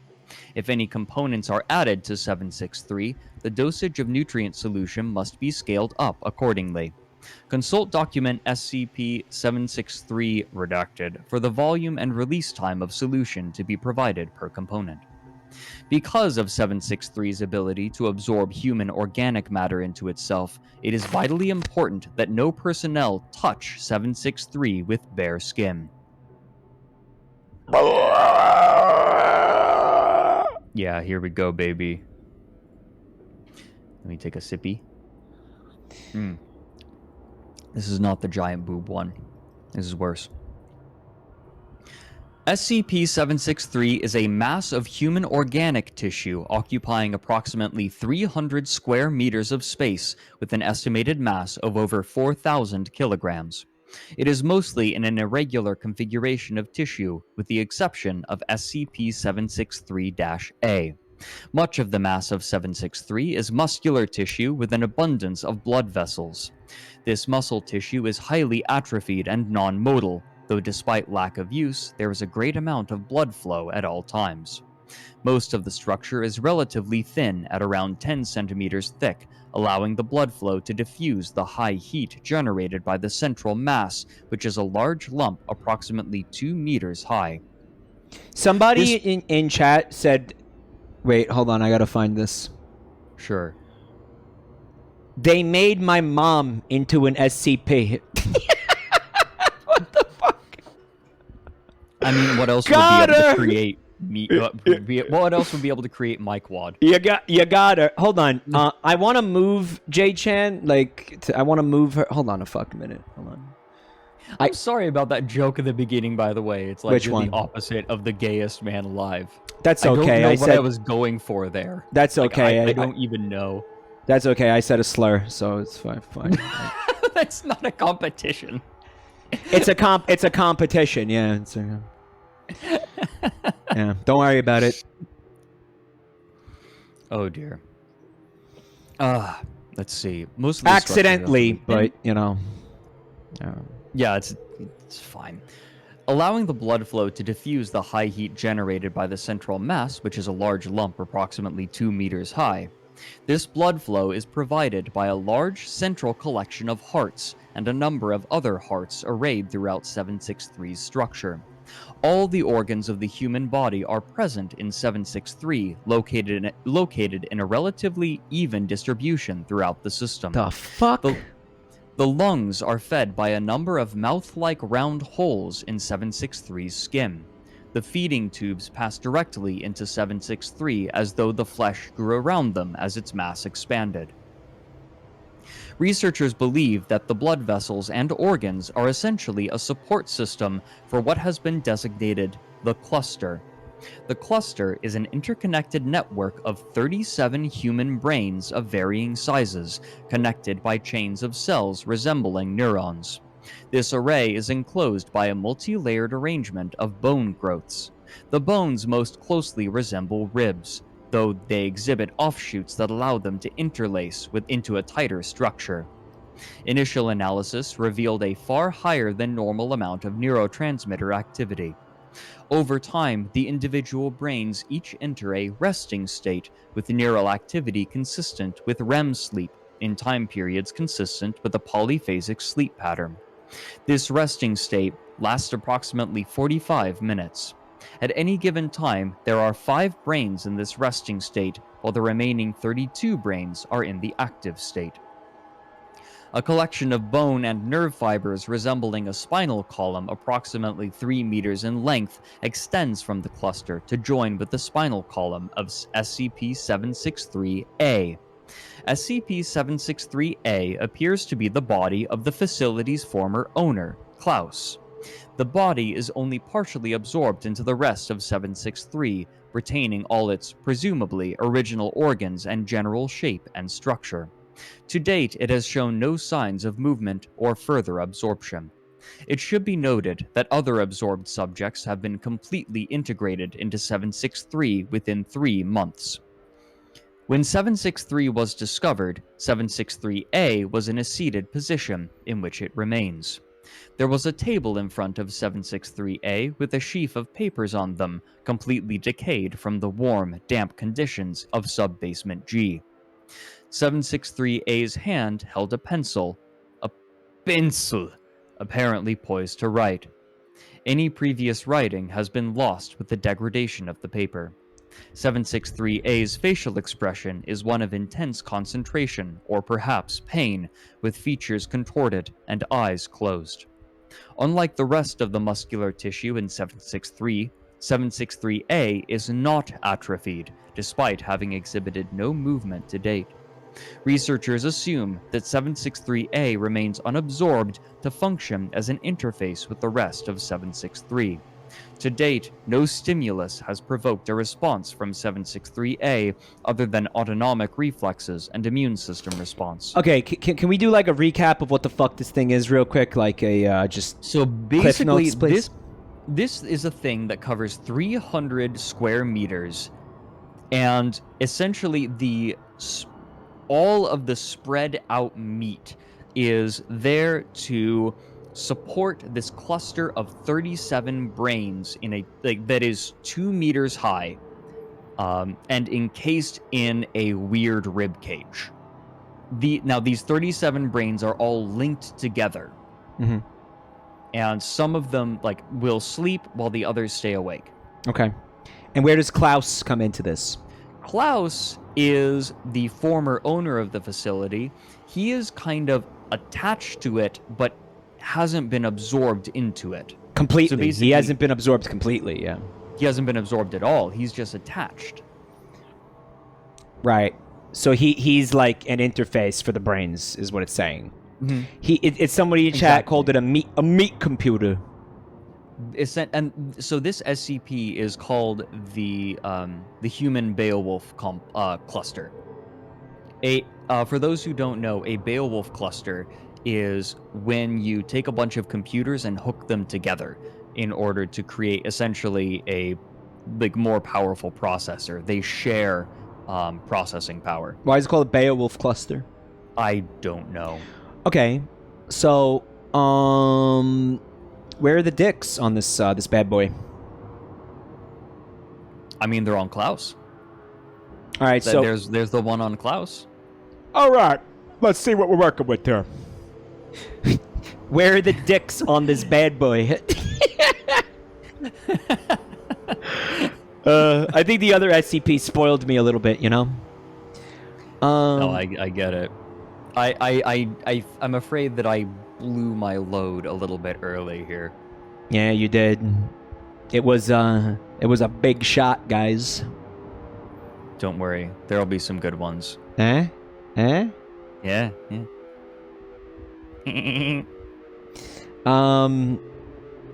So we don't need Mike. Thank you, Tita. Mike. You've Wait, gotta I be missed it. fucking my ass! Oh my Unbelievable! Hold on a minute, cocksucker. I've got a phone call. You've gotta be kidding me. You are fucking my ass. Cocksucker, it's for you. So Jesus Christ. thank you, It's so Tita. good. Thank you, Tita, this is next level. Yeah, what it's great. in the world? That's really good stuff, Tita. Buck, thank you so much. Now's your chance. Fucking, I forgot what I was gonna ask you. So why is it in a veal facility? Like, what's that about? So this is in a basement. So you know what veal is, right? Baby cows. Is it cows or lamb? I thought it was lamb. It's not lambs, dude. It's cow. Okay. It's baby, So, yeah, baby cow. cows. Yeah, you're and, right. Calves. Meat of calves. You're right. You know, they it's pretty upsetting because they you know, they're babies and they're like I don't know, they grow them in little boxes so the muscles stay tender and they don't develop or whatever the fuck. So it's considered to be a cruel and inhumane process. Do you think that the fact that this for some reason is taking place in a veal facility is connected to that? The idea is that these veal calves are being fed nutrients, and then this thing is being fed by the same by the same so nutrients. in other words, it's just efficient. This was a convenient place for this thing to set up shop. Right. Well, we don't know how it ended up there. If it was made purposefully, it's not clear. The facility encouraged the development of this thing, or made it easy for this thing to exist there. You know, maybe it's like a chicken or egg situation. You know, it's the chicken. Right. We're just not sure. There's no indication. But yes, that's the idea. So this thing, it's basically the egg. it's a mass of flesh. Like the The thing itself could be considered to be the 2-meter tower of brains encased in a rib cage. Yeah. And then outside of that, it flattens out into a bunch of organs, human, and this is all human, so like human organs, and the large amount of heat that is created from this central cluster of brains is diffused throughout the surface area of the rest of the cluster that is much thinner. It's real. It spreads out over 300 square meters. It's real sexy stuff, right? Yeah. Okay. Sapiosexuals all popping boners in chat. The fuck does that mean? It means people who are attracted to intelligence. Oh, because the brains. Yeah. Right. Oh yeah, you were asking where the phallus was on this thing. It's the 2-meter tall, like, stack of brains. That has brains in it? Yeah. Yeah. All right. You want to keep reading it? So, Joko says, "Man, they would hate me." Why would they hate Okay. him? That I know this is a fetish. Like, head fucking is a thing. Don't ask how I know. What do you mean head fucking? Like you put the dick in the ear. So Fred, how do you know this? I said don't ask. Fred, how do you know this? Fred, how do you know this? Spent too much time around furries. Oh, yeah. You spend too much time around them, you start to learn things. Like that's something that they're into is head fucking. Isn't ear sex a Family Guy joke, Fred? I thought it was a South Park joke. No, it's Family Guy joke because I specifically remember Lois going, "Oh my God, Peter, they're doing it in the ear." Like I specifically remember that in Lois Griffin's voice. Yeah. Okay. You know what it actually was? It was like, honestly, it was a parody of like soaking, essentially, where like kids try to where kids try to find ways like around like to have sex without having sex. Right. It was essentially like ear soaking, you know? Right. I lost my shit when I learned about that. Like I had never heard of this until you started talking about it, and then you like someone jumping on the bed next to the. That's jump soak. What was that called? There was a funny word for that too. What was that called? I'm sure chat has us covered. Jump hump. Jump humping. Thank you. Yeah, jump humping. Hump jumping. Jump bump a dump a dumping. All right. You want to read this while the music is creepy? Yeah, let's do it. Yeah. Since its discovery by the Foundation, 763 has incorporated biological material from 7 humans, 2 security personnel, 1 medical technician, 3 Class D personnel, and Dr. Redacted. Dr. Direct Dorselessness. Dr. Dorselessness. Direct skin contact with 763 causes tiny barbs to hook into the skin and administer a paralytic neurotoxin. As soon as the subject is paralyzed, digestive acids are secreted and begin to dissolve the skin where contact was initiated. Once this is done, the skin will begin to heal at an accelerated rate, with the subject's skin now bonding with 763. This process of dissolving and re-healing is repeated over and over, with the subject becoming progressively more integrated into 763. I hate this. I knew you would. After a subject is mostly absorbed, their organs begin to migrate to different areas, taking their place throughout the network as needed. In some cases, organs that are seemingly not needed are digested and used for additional nutrition. Most subjects have been fully absorbed within 2 months. Dr. Dorselessness's organs did not stop their movement until more than 3 months had passed. Researchers believe that this longer time was due to the inner cage around the cluster moving to accommodate the addition of Dr. Dorselessness's brain. To date, this is the only time at which a brain has been added, with all others digested. They were too dumb. They were too dumb. Imagine if you're like, I'm going to join SCP-763, and then it just absorbs your brain. Right? The most extreme rejection. Wow. I would totally get absorbed. Oh, my brain would get absorbed so fast. Oh my god. Because it's like the other brains are choosing whether or not to let you like join their little fucking council, you know? Right, I'd like to imagine like you start sort of visualizing it where you have all 37 brains sitting in front of you and you're just like in a wooden chair in front of them in like a black oblivion, and one of them has a stack of papers and goes, "Okay, let's just see here. Tweet count 300,000. It's a little much. That's a little excessive, don't you think?" Flips it. Oh, you watch Dr. Jordan Peterson. Okay, thumbs up there. You know, I was waiting for you to make a Jordan Peterson joke. I was waiting for you to say, "Oh, you watch Jabroni Mike streams?" Uh-oh. Uh-oh. Ah, I see that you watch the Uh-oh, we got another containment breach. Looks like it's fucking Joe Rogan. Uh-oh. Fucking cider. Can we get some cider to lure him back into containment, please? fucking cider. Fucking cider. We're gonna need some horse paste to lure him back in. Uh-oh. Dear. He's trying to smoke 2CE again. What the fuck were we right, so it figures out whether or not it wants you to join the council or whatever. But do you think like the brains that are in there like want to be in there? That's the question, right? Like maybe they want to be in there, you know? Like maybe Do you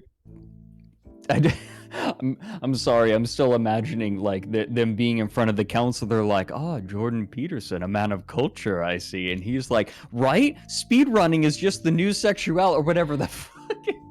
yes, a fellow Petersonians. Petersonian.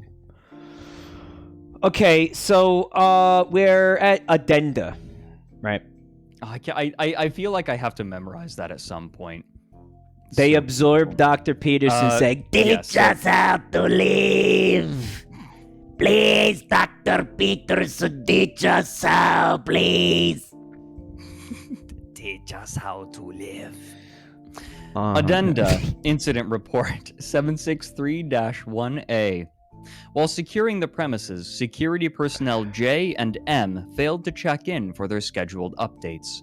A second team was deployed and discovered J and M unresponsive and in the preliminary stages of absorption. Attempts to extricate personnel from 763 resulted in the deaths of both staff members, as well as a medical technician who made direct skin contact during surgery. Incident Report 763-12G. After noticing irregularities in the radio updates coming from the biological site, a security team was dispatched to investigate. Armed response team Omicron 3 discovered all site personnel poisoned with the exception of the head researcher, Dr. Dorslessness, who was found mostly incorporated into 763. Apparently, he had made a large incision in SCP-763 and folded himself inside. Motherfucker wanted in there so bad. He just wanted to be warm. He wanted A note was found And near I Dr. thought they smelled bad on the outside. Yeah, he did one of those. Sorry.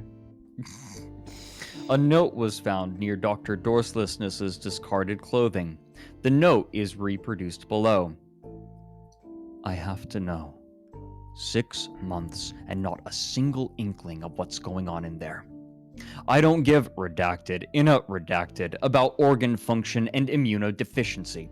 I need to know what it's thinking. I need to know. I will know. Despite initial desire to terminate the biological components of Dr. Dorselessness for his betrayal, Armed Response Team Omicron 3 was instructed to desist after replacement research personnel discovered that Dr. Dorselessness's brain was being incorporated into the cluster. The additional research data gained by observing this process was deemed more important than revenge. Why Addendum- revenge? Why are they phrasing it that way?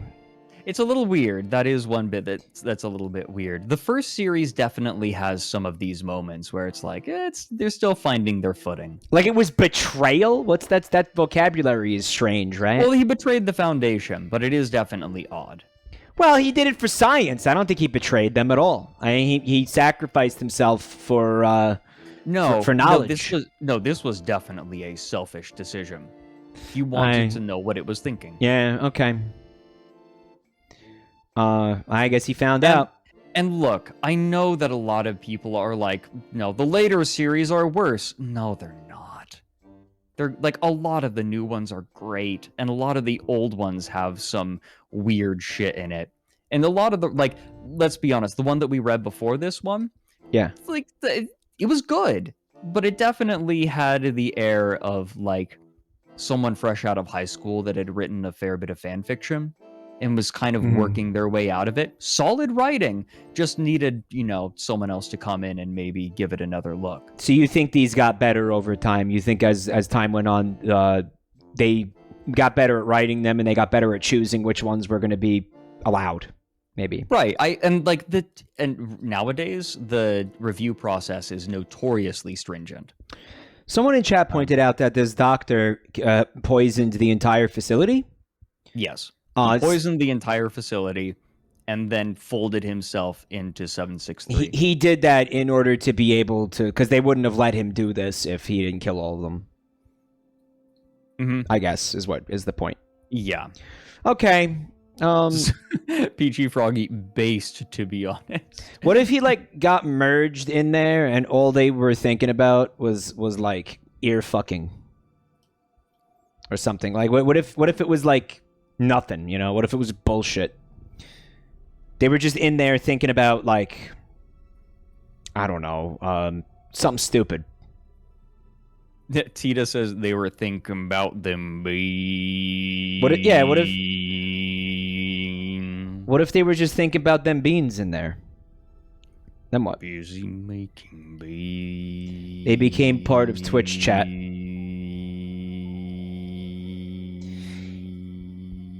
Yeah, this thing is basically you guys, so-called free thinkers. Nah, you're just SCP-763 is all you are. Oh yeah, it's flesh time! Ding, ding, ding! Busy making beans. Hey Fred, are you okay, buddy? No. Or did you get not. absorbed into the meat ribs? Could you imagine being this doctor, folding yourself into killing everyone on the site so you can get in there and figure out what it's thinking about, and all they're thinking is beans, and he's like, I murdered people for this. For this, yeah. To become part of the Bean Collective. My boyfriend says he likes your Among Us costume.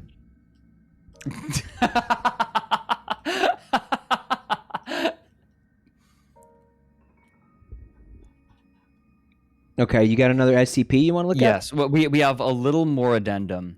Addendum okay. 763-13L. Request by researchers that 763-A be provided with replacement writing materials in the event that it should attempt to write is currently pending. Yeah, because that would be like the way it would communicate with someone, with the outside with those outside of it. Right, exactly. Shit, I'm surprised that it didn't in this story. That would have made it a little more interesting, now. Mm-hmm. Now, Mike. Yep. We have a couple of options. Okay. Actually. What? He became part of the Mean Bean Machine coconut pizza.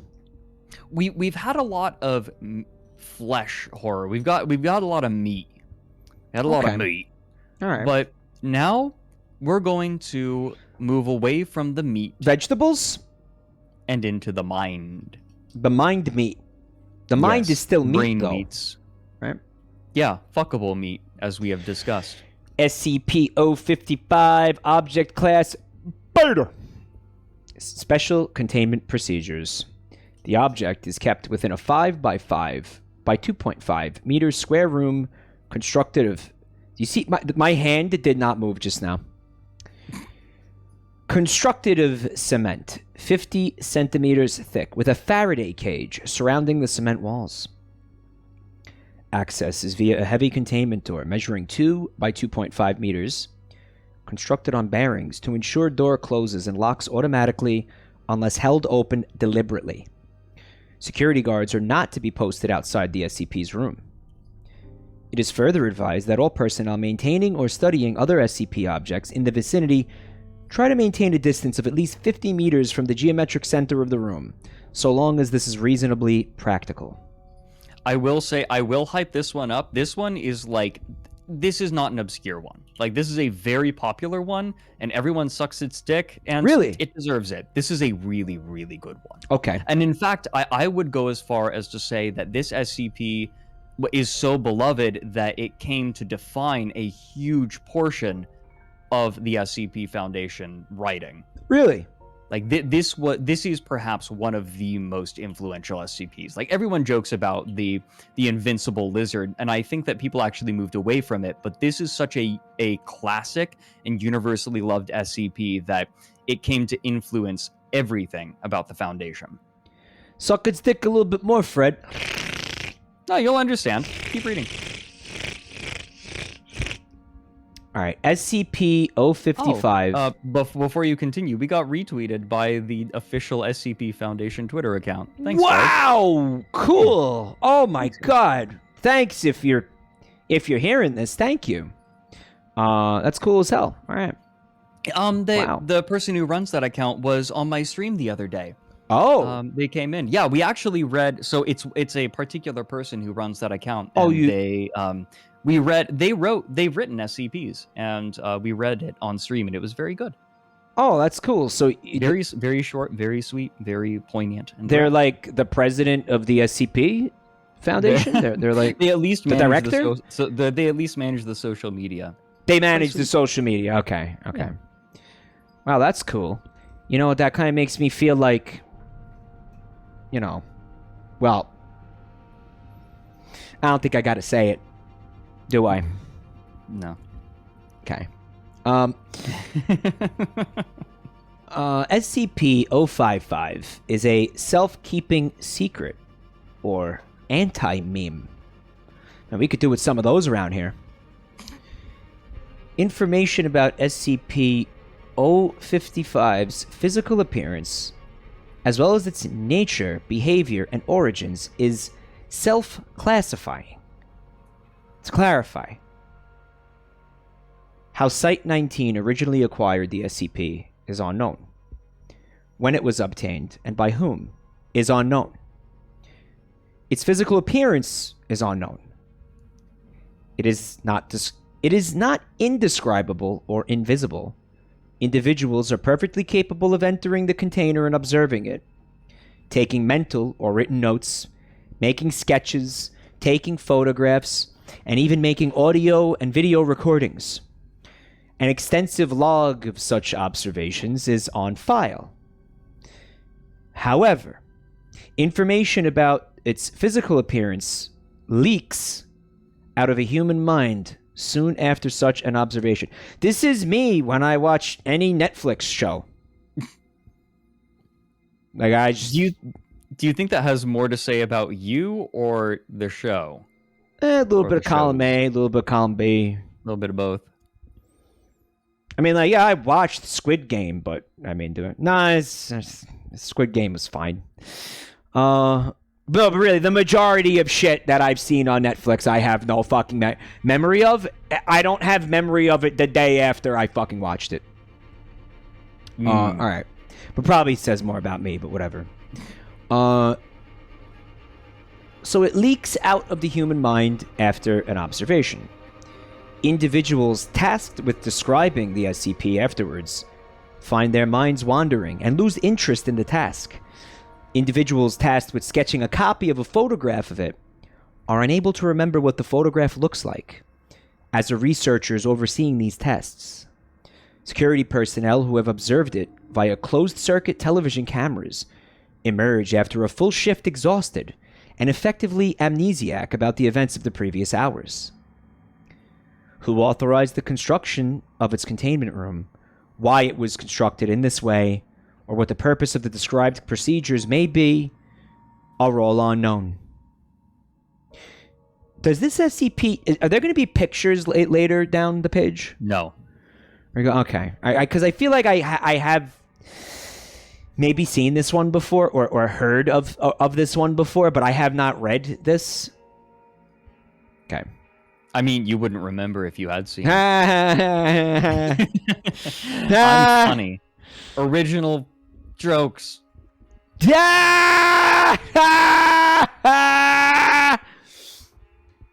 Okay. Despite the container being easily accessible, all personnel at Site-19 claim no knowledge of the SCP's existence when challenged. Then how does this fucking thing I'm reading even exist? Keep reading it. Yeah. All of these facts are periodically rediscovered, usually by chance readers of this file, okay, causing a great deal of alarm. This state of concern lasts minutes at most before the matter is simply forgotten about. A great deal of scientific data has been recorded from SCP-055, but cannot be studied.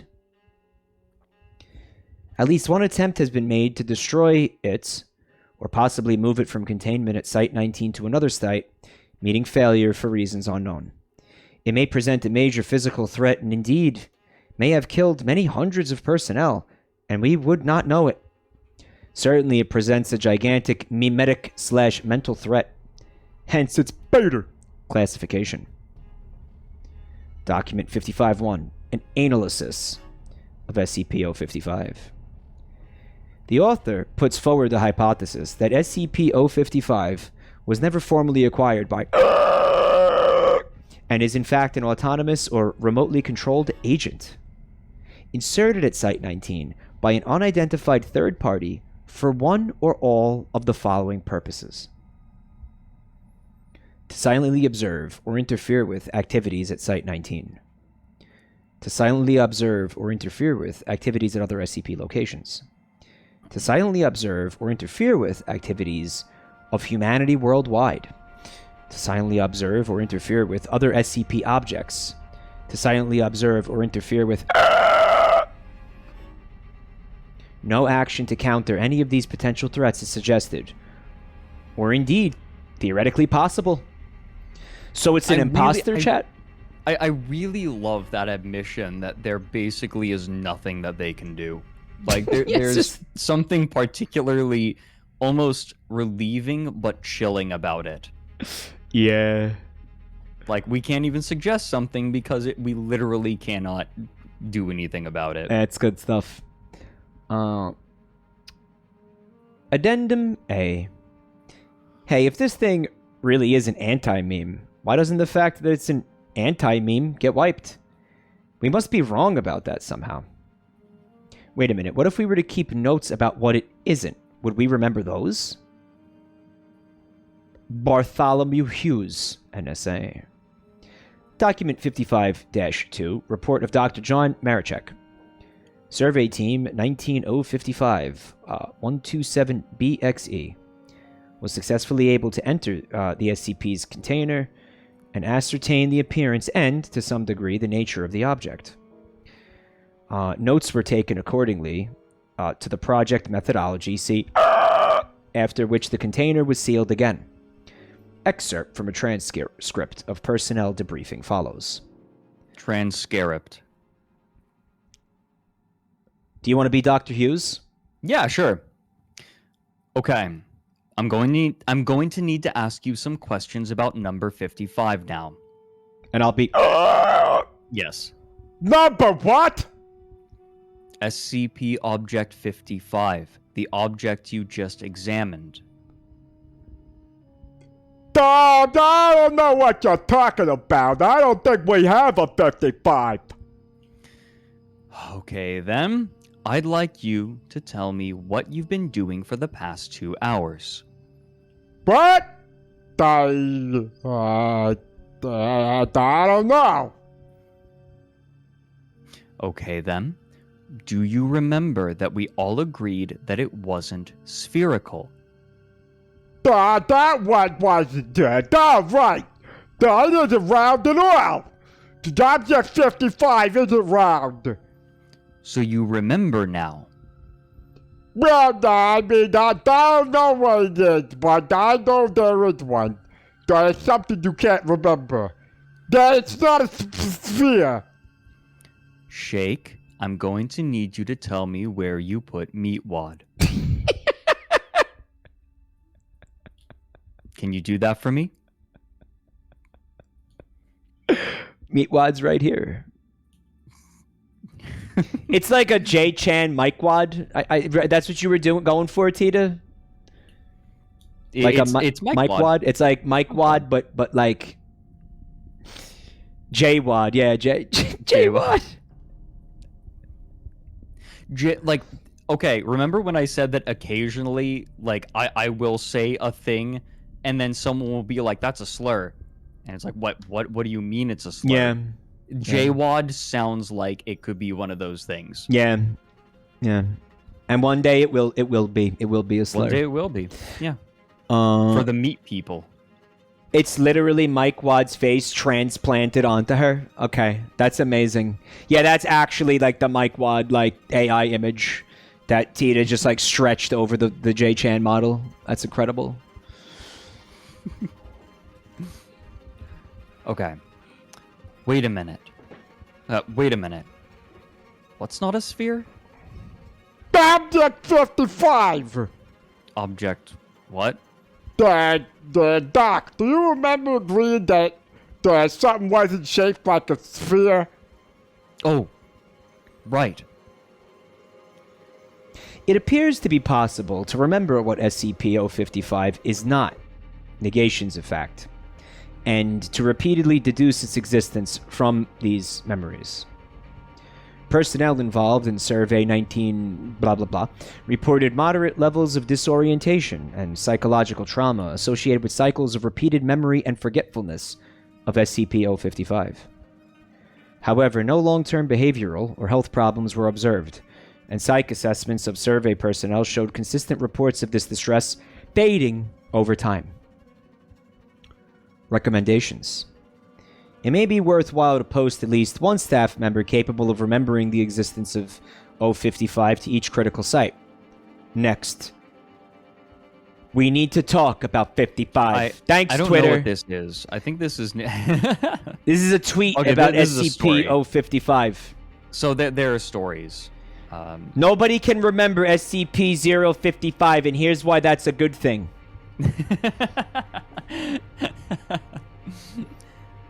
What are millennials missing out on by not being able to remember SCP-55? Do we want to look at... Do we need to talk about 55? Nah, let's not worry about it. All right. I just wanted to show you that this is a very, very It's a classic. foundational. It's a foundational SCP.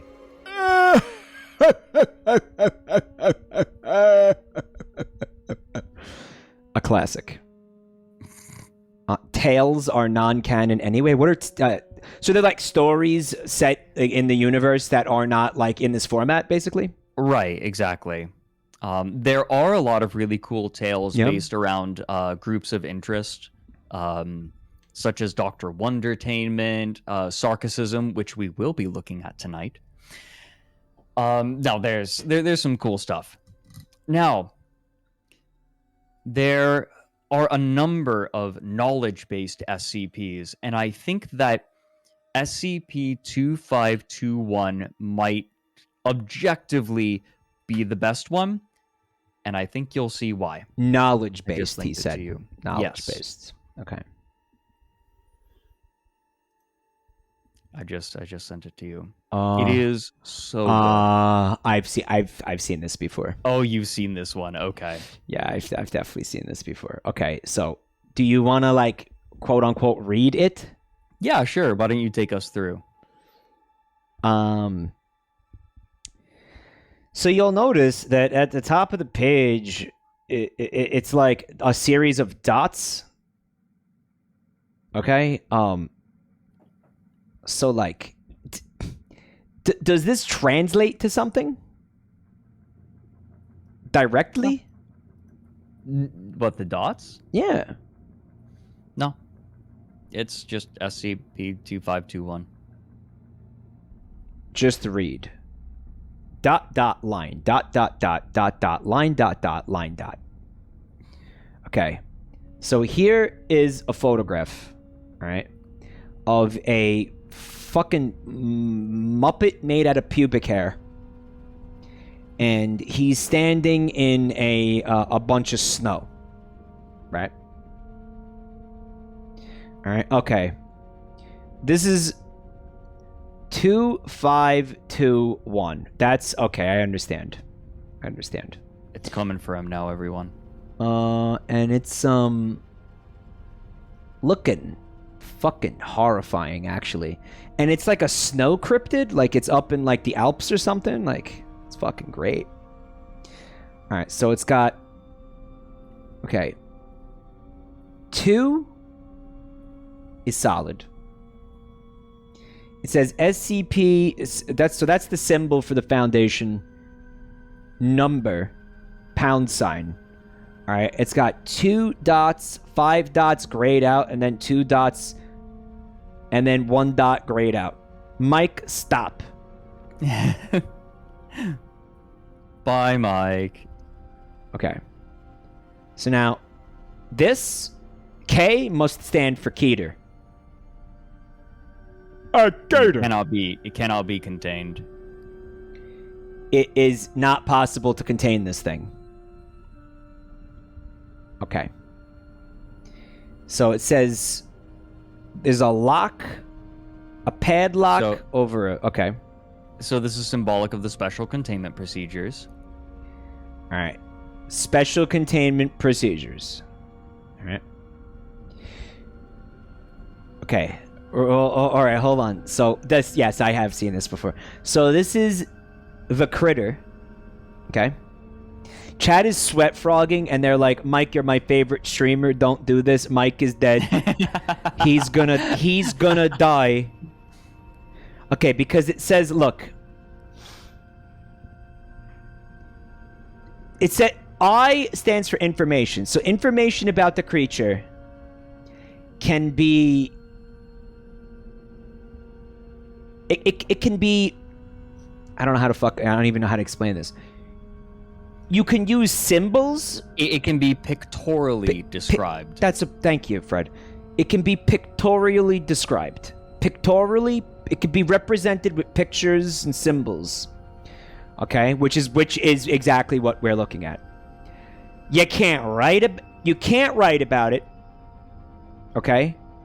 You can't save any of the information digitally, so you can't have it digitally. You can't have it traditionally with pen and paper. You can't have writing about it. You can't have writing about it. You can't have files about it. You can't talk about it. You can't talk about it. Dead streamer. All right, stream is mine now. Now, I don't see any indication of you dying if you try to do this. It's the pee pee poo poo man. Don't think it. Don't say it. So let's take a look at this. So symbols about. All right. So this file basically at 4 dead people. No, so it's who is allowed to view the file. Oh, like, it's security clearances. Oh, okay, sorry, it's security clearances. All right, so 1 to 3, 0 to 3 cannot. 4 and 5 may read it. So so there are only 13 people on the O5 Council who basically control the Foundation. Okay. And there are 5 levels beneath them: 0, 1, 2, 3, and 4. So only level 4 and clearance and up are allowed to look at this. Okay, let me make sure I can read it then. Here we go. Oh, this is cute. So someone in chat is saying, fun fact about this SCP. It was written as part of a contest where the theme was shorter SCPs, where bonus points were given to entries under a certain word limit. The idea behind this one is that it had a total word count of 0. It's pretty clever. That is very It also clever. created probably one of the best SCPs. Oh, this is one of the best. Like, yeah, to all you, yeah. The first series is not necessarily the best. Some of the best SCPs come from later series. Okay, can I check my security clearance now? I was regurgitating the bit from earlier. You may. Okay, time to check my security clearance. Oh, I don't know. What do you think, guys? Can I... Fuck. Can I read it or not? What do you think? Can I read it? Fuck. Can I fucking read it or what? Can I read it? Okay, so here's information. Now, it's okay. So it doesn't say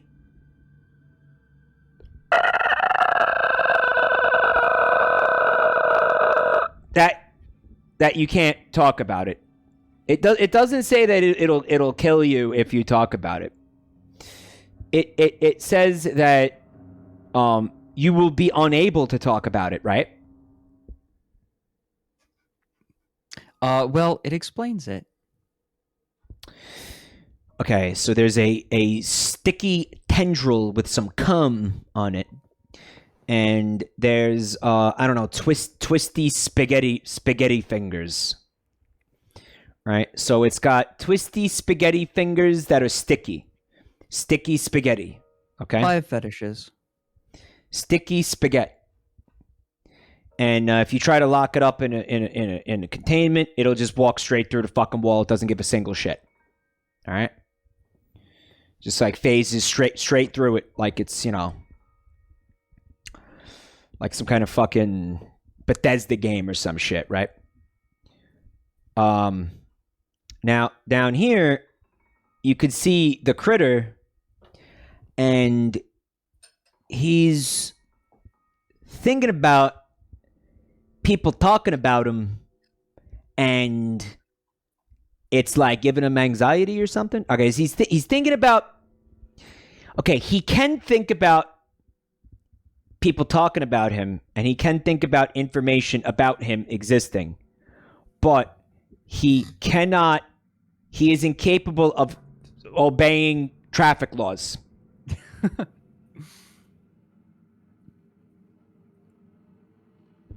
Help me.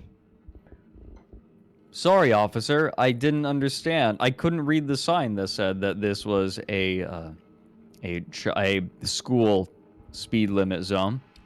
So it's not my fault that I ran over all those kids, then backed over them, Get a load of and this. then ran over them again. Oops.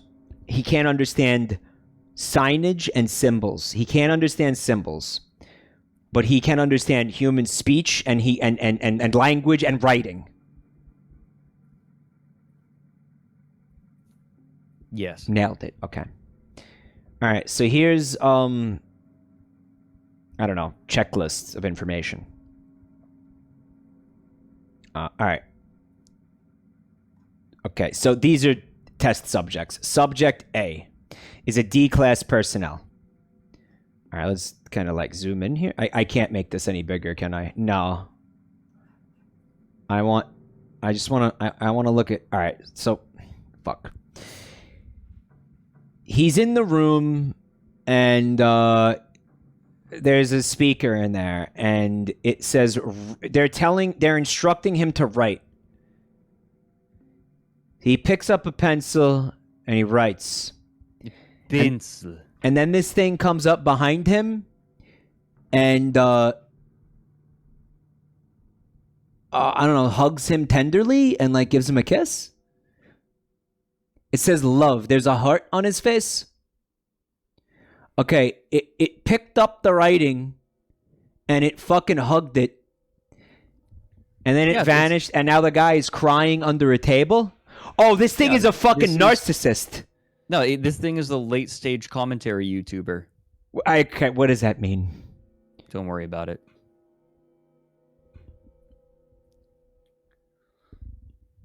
It's attracted to writing of itself. He doesn't want to be perceived. All right, I get that. Bubba Fair says you'll be there in 3 years. Don't worry about that, guys. What the fuck? No, what the fuck is he talking about? What I want? What is it, Fred? What is it? Oh, just commentary YouTubers have a strong tendency to just get in slap fights and look for anyone talking about them. I guess you could also say this is Derek Smart. I don't know who that is. Yeah, actually, that works even better. This is like Derek Smart in his final form. So I don't understand. That means Bubba Fair called me like a petty bitch, I think is what just happened. That's nice, dude. Thank you. If I say his name one more time, he'll appear. So we can't keep talking about him. I should really tell you about Derek Smart sometime. What a story he is. I've never heard of him, but let's finish up this particular SCP because it's pretty exciting. So the B subject B was he was asked to describe. Oh, right, yeah. So he was asked to describe the creature, and it fucking slurped him into the spaghetti. Mm-hmm. It was like, fuck yeah, you're talking about me? That's awesome. And it likes it. With me. It's not like it's a narcissist. It's like an insane narcissist. It just everything it wants everything about it, right? Wants it to itself. Yeah, it wants everything about itself all to itself. Oh man, he fucking got slurped. Look at that. Man, am I right? Fully spaghettified and loving it. Oh my god. And now he's just fucking gone. And that's what chat is afraid is going to happen to me because I talked about it. Oh, that's the whole thing, huh? That's it? That's it. Yep.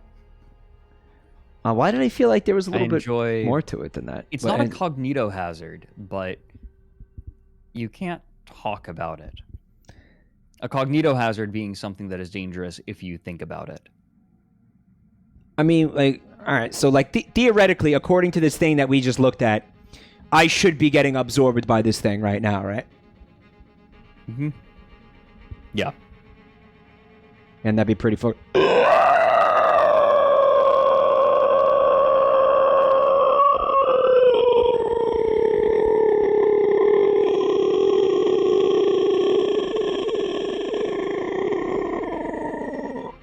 Are you even okay?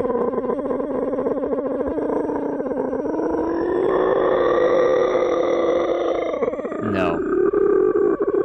No.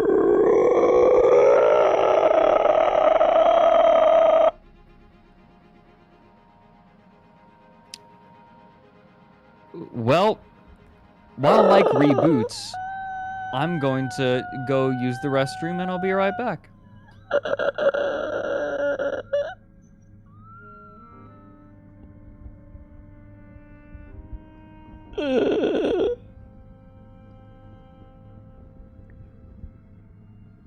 No. No. No.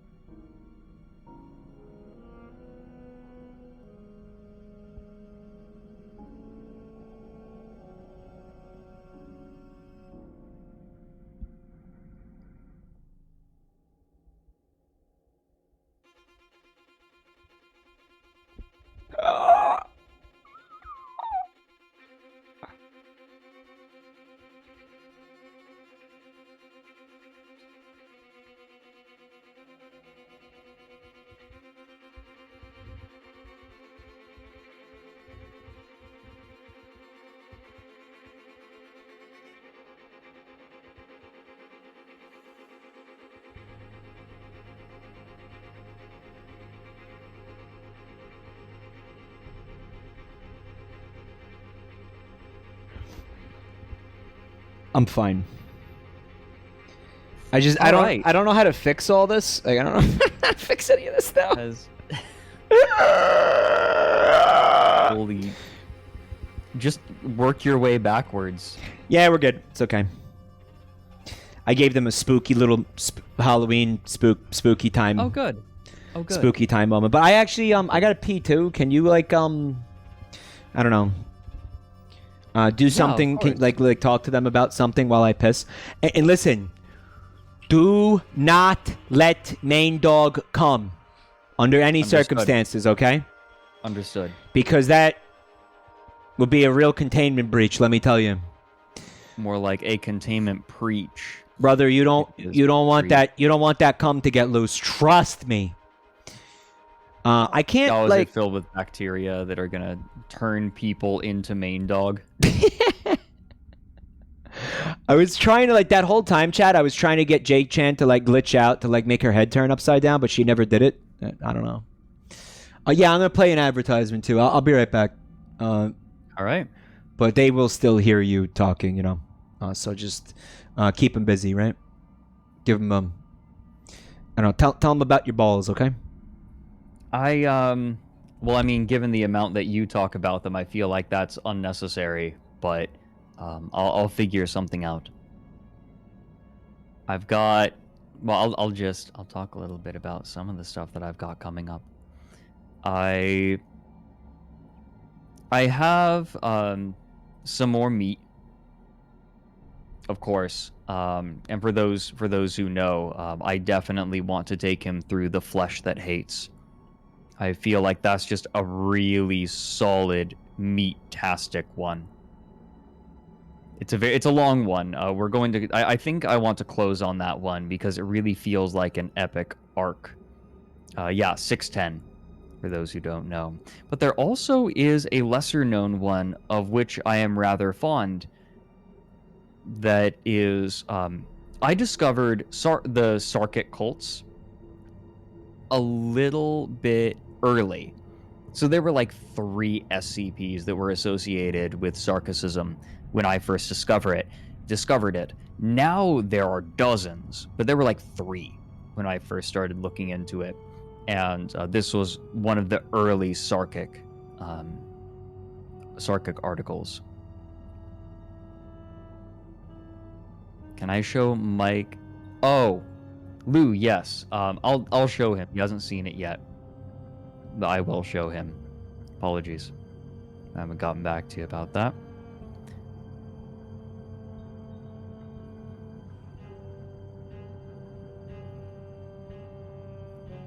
When am I going to do a vid with Brian from RCR? I don't know. Sometime. The trick is, right, if I'm going to be in one of his videos, I gotta fly to him or he's got to fly to me.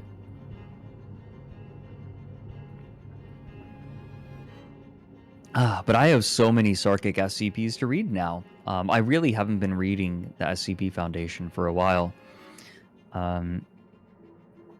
Mishmallow, redeemed Mike, calls you a bad word. I hope that I will be a suitable replacement. But I will say that you are a flavorless bitch. Hopefully that will do.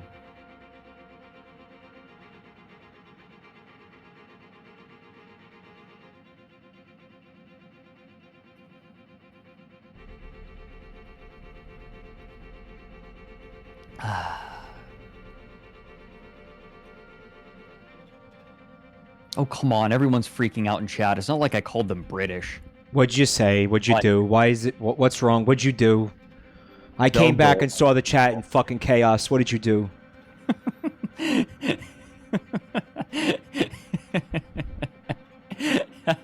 You've got 2 bikes and a bad word. Oh. Oh, here come the bikes. Here There's too many of them. Bike. Everybody is a cocksucker. You're all cocksuckers. All right, I saw at least one bad word redeemed. Were you redeeming bad word? I'm scrolling up and finding. I'm playing detective now. One person did, and I called them a flavorless bitch. Oh, that's awesome. That's a really good one, man. I Nice. feel. You know how I feel? I feel How you feel? like. I feel like I have the ability to come up with really biting insults, but I have no place to functionally use them. Because I don't traditionally spend time with people that I would use set insults against, except you maybe. Yeah, I noticed that. Yeah, that's why you are the repository for so many of them. You can use them here, man. If anybody wants to redeem a bad word, do it now. Who else Fred was it? It's like someone else redeemed it. Here, I got one. I just got call them a good one. cocksucker every time because I'm not creative okay. like that, you know. Well, no, I've got you. I guess like it's a bad word specifically. Oh, There you how many go. bad words do? Oh, no, I don't have the creative energy for this. Let me see. Me Cedar neither. Titanium, you're a Mike stream watcher. Jerk off. Oh, that's nice. Hokosha. Mike stream watcher. Hokosha, you're the kind of person who watches videos ragging on DSP but doesn't have the balls to tell people that they watched them. Let's see. That's not that insulting. Emulated me. Let's see. You use emulators, but you feel like you have to come up with excuses to use them. Because let's see. and because it's illegal and immoral. They have to come up with excuses, and really they just want to play games. All The right. kind of person that feels like they need to justify even the little things that they do. Let me see. Jurg, you are a stinky bum burglar. And Jurg, can you hit me up on Discord? I wanted to talk to you about something, bud. Nothing serious.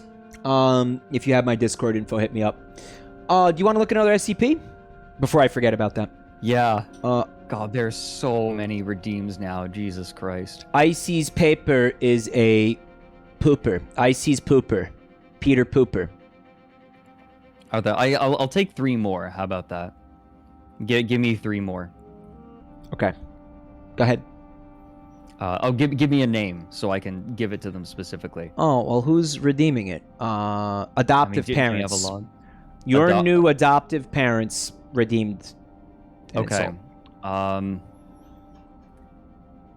Your new adoptive parents. You're the kind of person who keeps company that you don't want around, and you passive aggressively tell them so by not responding to them on Discord. Leaves them on red. Yeah. Terrible friend. Overlord Kresnik. You gotta needs an insult too. Overlord Kresnik.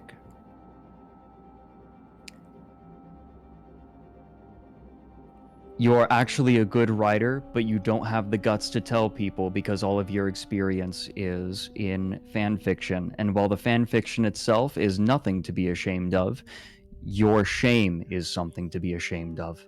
That's amazing. That's a really good one. I like that one a lot. Crossbone 94 needs one. Crossbone 94. It's really good. You're the kind of person who read a couple of short stories in college and decided that your opinions were important enough to tell everyone on Twitter. They're not. Spoilers. We need one for Duxu and Twink Furry. Let's see. I'm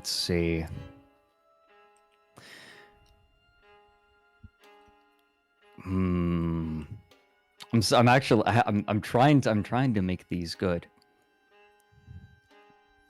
Yeah, don't be afraid to use... Duxu, you're the kind of person who tells people that you hike as one of the interesting things about you in your Tinder profile. Ooh, that's fucking savage. Holy shit. That's a really... Ooh. Twink furry. I got Twink- this one. This one's easy. You're All right, a all right. furry. There we go. Well, we That's enough. Give me another. who Give me enjoys another. ear I think I got- sex. I think I got another. Jabroni Mike Official, who, by the way, is not affiliated with me whatsoever, for the record. Let's. I'm sorry. Is this too much? Am I like feeling kind of bad right now? They want it. They asked for it. Are you kidding me? They redeemed it. I know.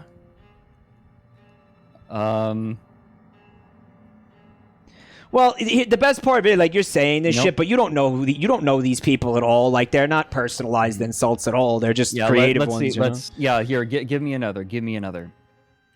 Yeah, Jabroni Mike Official. Jabroni Mike Official, you're the kind of person who subscribes to a Twitch channel and exclusively uses the emotes on that channel, not because you think they're useful, but because you want to fawn over them and be noticed. Ooh, brutal. Brutal. Notice me, senpai. I feel like if they didn't want to be noticed, they wouldn't have made their Twitch name Jabroni Mike Official, so it's probably like you're onto something with that. Yeah. They want attention. They crave attention. Yep. Brobold needs one. Brobald? Brobald? You're the kind of person who makes a kobold OC and thinks that they finally found a personality that fits them. What? So sad. A kobold OC. So Fred just like shat on everybody who has a kobold OC. Rip Zito.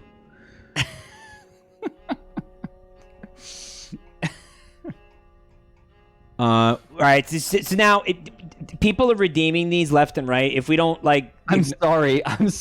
if we don't start ignoring them, then we're not gonna read any more of these SCPs. Sorry, guys. Maybe we just got to break out the cocksuckers. Nice Smith is a cocksucker. Who else? Schmedley is a cocksucker. I think we're gonna go back to reading, guys. And also, yeah, for the people subbing and resubbing, we are going to. I'm gonna thank everybody at the end of the stream, individually. So, Nice Smith redeemed. Why'd you redeem 4 insults in a row, Myth?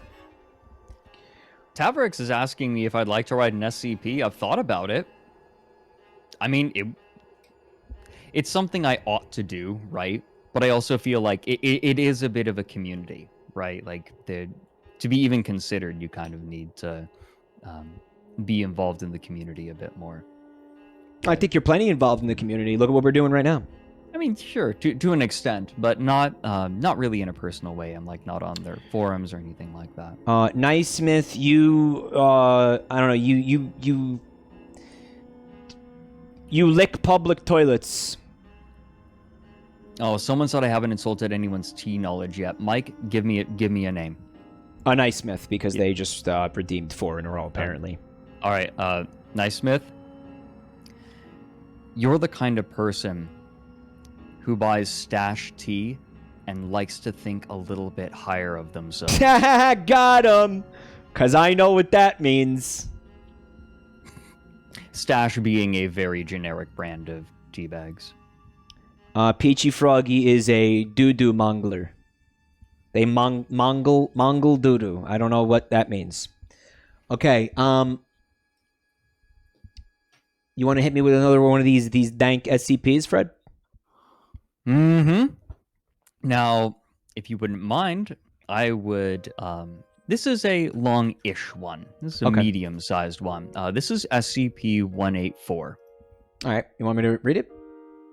I could read... You took the last one, but if you want this one, you go ahead. Well, the last one was pictures, so... Yeah, that's fair. Oh, that looks like one of the, like, lazy Pokemon designs right there. It kind of does. There's another really good insult. That's like cry.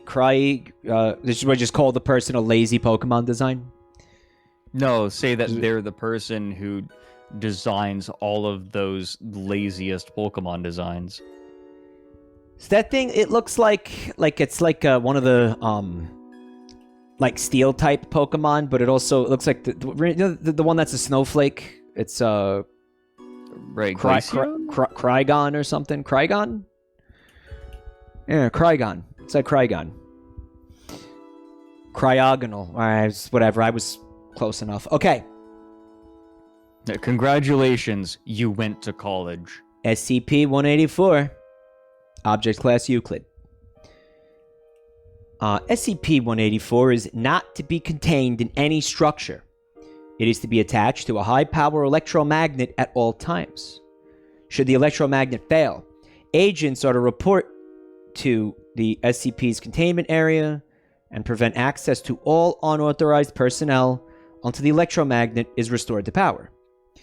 The area for it is currently configured to resemble a park, with SCP-184 and its containment magnet disguised as statuary. Any and all visitors are to be monitored. Any structures affected by the SCP are to be demolished after review by a Don't worry about it. Final demolition approval or inclusion into SCP will also be determined by this body. SCP-184 is a magnet. Fucking magnets. How do they work? How do they work? What even are they? No investigation is to be done into affected structures without approval and a rescue team on standby. Mike, give me another name. You got another insult? Yeah, I've got another insult. Did we owe anybody an insult, chap? Oh yeah, we owe a lot of people insults. Who was supposed to get insulted? Anybody? Bubba Fair. Boom. But all right, we're gonna definitely have to work our way through the others that we didn't redeem. Bubba Fair, you're the kind of person who likes to think about the world as mystical and think that you're intelligent for accepting the complexity of the universe while not actually engaging with it. All right, In the same, like you don't understand how magnets work, and it's enough for you to just say, "Oh, magnets sure are mysterious and odd," without thinking about them any further. he believes in like, magnet healing and shit, right? Like he'll put like he'll put like a magnet over like his fucking foreskin and like hope that it grows it back. Right? Like it's like Our some magnet goop. has it again. It's like some goop shit. There's so many people. Rouge 105 needs an insult. Harrisbo needs an insult. Oh my god, there are so many. Yeah, I'm not you fucked insulting. up. I skipped it directly to hurting.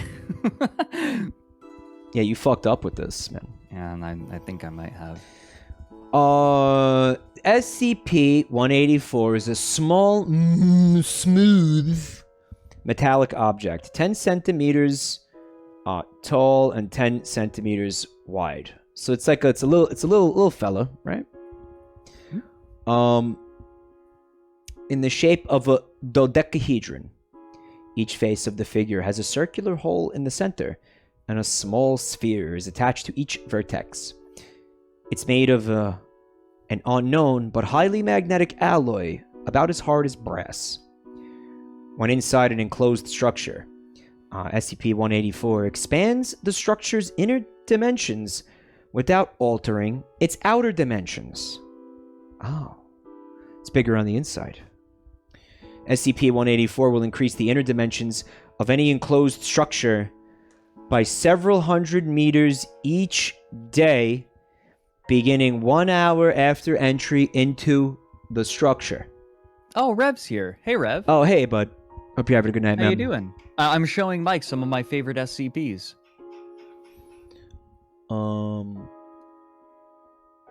Where was I? Fuck. Did he? No, go ahead. Did he read IKEA yet? Is that? Oh, like just the IKEA itself is an SCP. It kind of is, Fred. He's right. There is an endless IKEA. That's so fucking like dead on. That works so well, right? Yeah, we haven't done IKEA. I did show him 50 excuse me, 55, the anti-meme. That's the big classic one that I've showed him so far. Mike, have you explained the Fuddruckers SCP to Fred? No, not yet. Basically, remember that map that we looked at that had all the fake states? Yes. We created like an entire lore for one of the states. It's amazing. You would love it actually. But all right, we're gonna keep reading this. I'm not gonna explain it to him now. Rev understands or doesn't understand, as the case may be. Okay, so this thing makes any enclosure you put it into bigger on the inside. Initially, SCP-184 only extends the walls out, causing rooms to become much larger without adjusting the height of the room. This expansion continues until the original dimensions of the room have been tripled. Where's my music? Video paused. Continue watching. Yes, please. At this point, SCP-184 starts creating wholly new rooms. It's apparently able to copy items from inside the structure, creating furnished rooms consistent with the rest of the structure. After a period of time, however, the expansion process appears to break down. For example, items will be made from inappropriate materials, glass books, a wooden microwave. That's just Outer Wilds core at that point. It is. Rooms will be oddly shaped. That fucking spaceship gives me so much anxiety. Right. Rooms. I love it though. Oh, it's cute. It's so whimsical. It's really cute. We're not going to turn this into an Outer Wilds dick sucking. We're gonna too late. No. Too late. Yeah. Rooms will be oddly shaped. Doors will open into blank walls, and hallways will be tiny or twist back around in long mazes. The new inside structures continue to be more and more odd, while the outside remains unchanged. This SCP is a great way to just increase the square footage of your house, really easily. To that. Somebody abused it. Hold on here. In a way that is absolutely fascinating. I love this SCP not just because of what it is, but because of how it was used. Sounds You'll cool. see. This behavior I love this SCP. Is most dramatically illustrated in homes. However, it has been observed in other instances, including a cardboard box. The changes do not go away with the removal of SCP-184, but no additional structures are created. This thing gave birth to the backrooms, right? The backrooms? Fred don't know about the backrooms. It's kind of a creepypasta thing. It's just like an infinite, basement, basically. It's creepy. I don't think I need to stress the fact that this thing can never be allowed into Site-19. We may need to look into different containment at some point, but for the time being, we will keep it in the open, immovable and hidden. Okay, Addendum 2, Locations of Interest. Oh, hold on. Mike, give me another person to insult. Give me two more. Give me two more. Well, they have to redeem it, Fred. Well, I know, but don't you have a log of the people who have redeemed it? Not handy. No, I mean I would have to Here we go. We got Ash. Ash and Buntime. Let's see. Ash, you don't know what the back rooms are. And Buntime, you stream as though people want to watch you. Do you know do you know that Buntime actually does stream, or did you just craft that out of nowhere? That wasn't specifically for Buntime. That was supposed to be a self-own. But then I was like, wait a minute. Buntime actually does stream, if you didn't know, so you actually really just crushed her fucking dreams and heart. Yeah, you just fucked her up real bad. It was supposed to be a self-own, and then it just very much wasn't. He didn't even know that she did that, so that's okay. Really, you should have saved that one for me, dude. I mean, I specifically was going to say, you may do one thing, you do one thing, people like it, and you assume that people will enjoy you doing something else. That was the original way I was gonna go for it, but I did know that Buntime streamed. So I was like, wait a minute. That was I have an opportunity here. That was a mic insult. Okay, so it's currently hypothesized that 184 or an anomaly with a similar effect may be responsible for the creation of locations of interest, such as Backdoor Soho and Chugak U Cellar. Now I kind of want to click on these now. Chugoku. It's Japanese, I think. Investigation into SCP-184 as a potential origin for these spaces is ongoing. I mean, you could just kind of assume what type of environments they are, right, based on the context. Addendum 38RB. Notes on recovery. SCP-184 was recovered in the Kowloon walled city in June of... Reports of the city's bizarre and explosive growth attracted operatives who soon learned of SCP-184. Do you know what Kowloon Walled City is? I've never heard of it. Or was. That needs some huge context. Kowloon Walled City was it was the area... You know what? I'm just going to show you images. Okay. It has a very interesting history, but basically it's an area that didn't have Chinese jurisdiction for a very long time. But it wasn't really governed by I forget which Western country owned it, but it basically was ungoverned. And so, like, you can see it. That's an aerial view.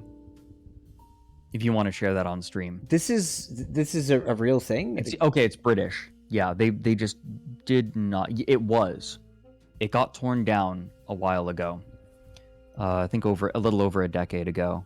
Okay, so let me try to understand this. I'm just going to ask you. That is a city that I'm sorry, it had walls around it? It's not actually walled. It's a part of its history. It's called Kowloon Walled City because it was a Chinese military fort. Right. And then it became an enclave after the new territories released to the United Kingdom by China in 1898. Okay, that's fucking insane, dude. It used to have the highest population density in the world. By far. Right. Why? Why does this exist? I don't understand why this exists. Well, think about it. It's effectively a completely ungoverned area. So people would build it out. It was like a little country? Like it was like a little... It was technically... Here we go. In January 1987, the Hong Kong government announced... It was British Hong Kong. The Hong Kong government announced plans to demolish the walled city. It's gone? After an arduous eviction process and the transfer of de jure sovereignty, so legal sovereignty of the enclave from China to Britain, demolition began in March 1993 and was completed in April 1994. Okay, so basically, it was controlled by Britain, but wasn't really governed at all by it. China a long time ago had given control over it, but right. It essentially was ungoverned. And so it was a completely lawless place, effectively. Then why the fuck did all these people want to live in there? It was like that was the appeal of it for all these people? Low rent. Low rent. Low or no rent. It's a cheap place. It was a cheap place to live. And for some people, like they effectively could do anything they wanted. Yeah, no laws, no taxes. No rent or low rent. But because it was completely lawless, it stank. It was loud. It was packed. Very stifling. It's fucking place to live. It's fucking crazy. But I've never seen anything like it before. Like, cause it's so like it has no sprawl. Like it's so confined into a small space. Right. Like it's just right because it's just this little area. That is so strange. That is ungoverned. That's so fucking weird, man. I never heard of this before. For a I never few heard decades, of this place. Yeah, That's for crazy. a few decades, it was controlled by the Triads, which is the Oh, Chinese mafia. right, yeah. So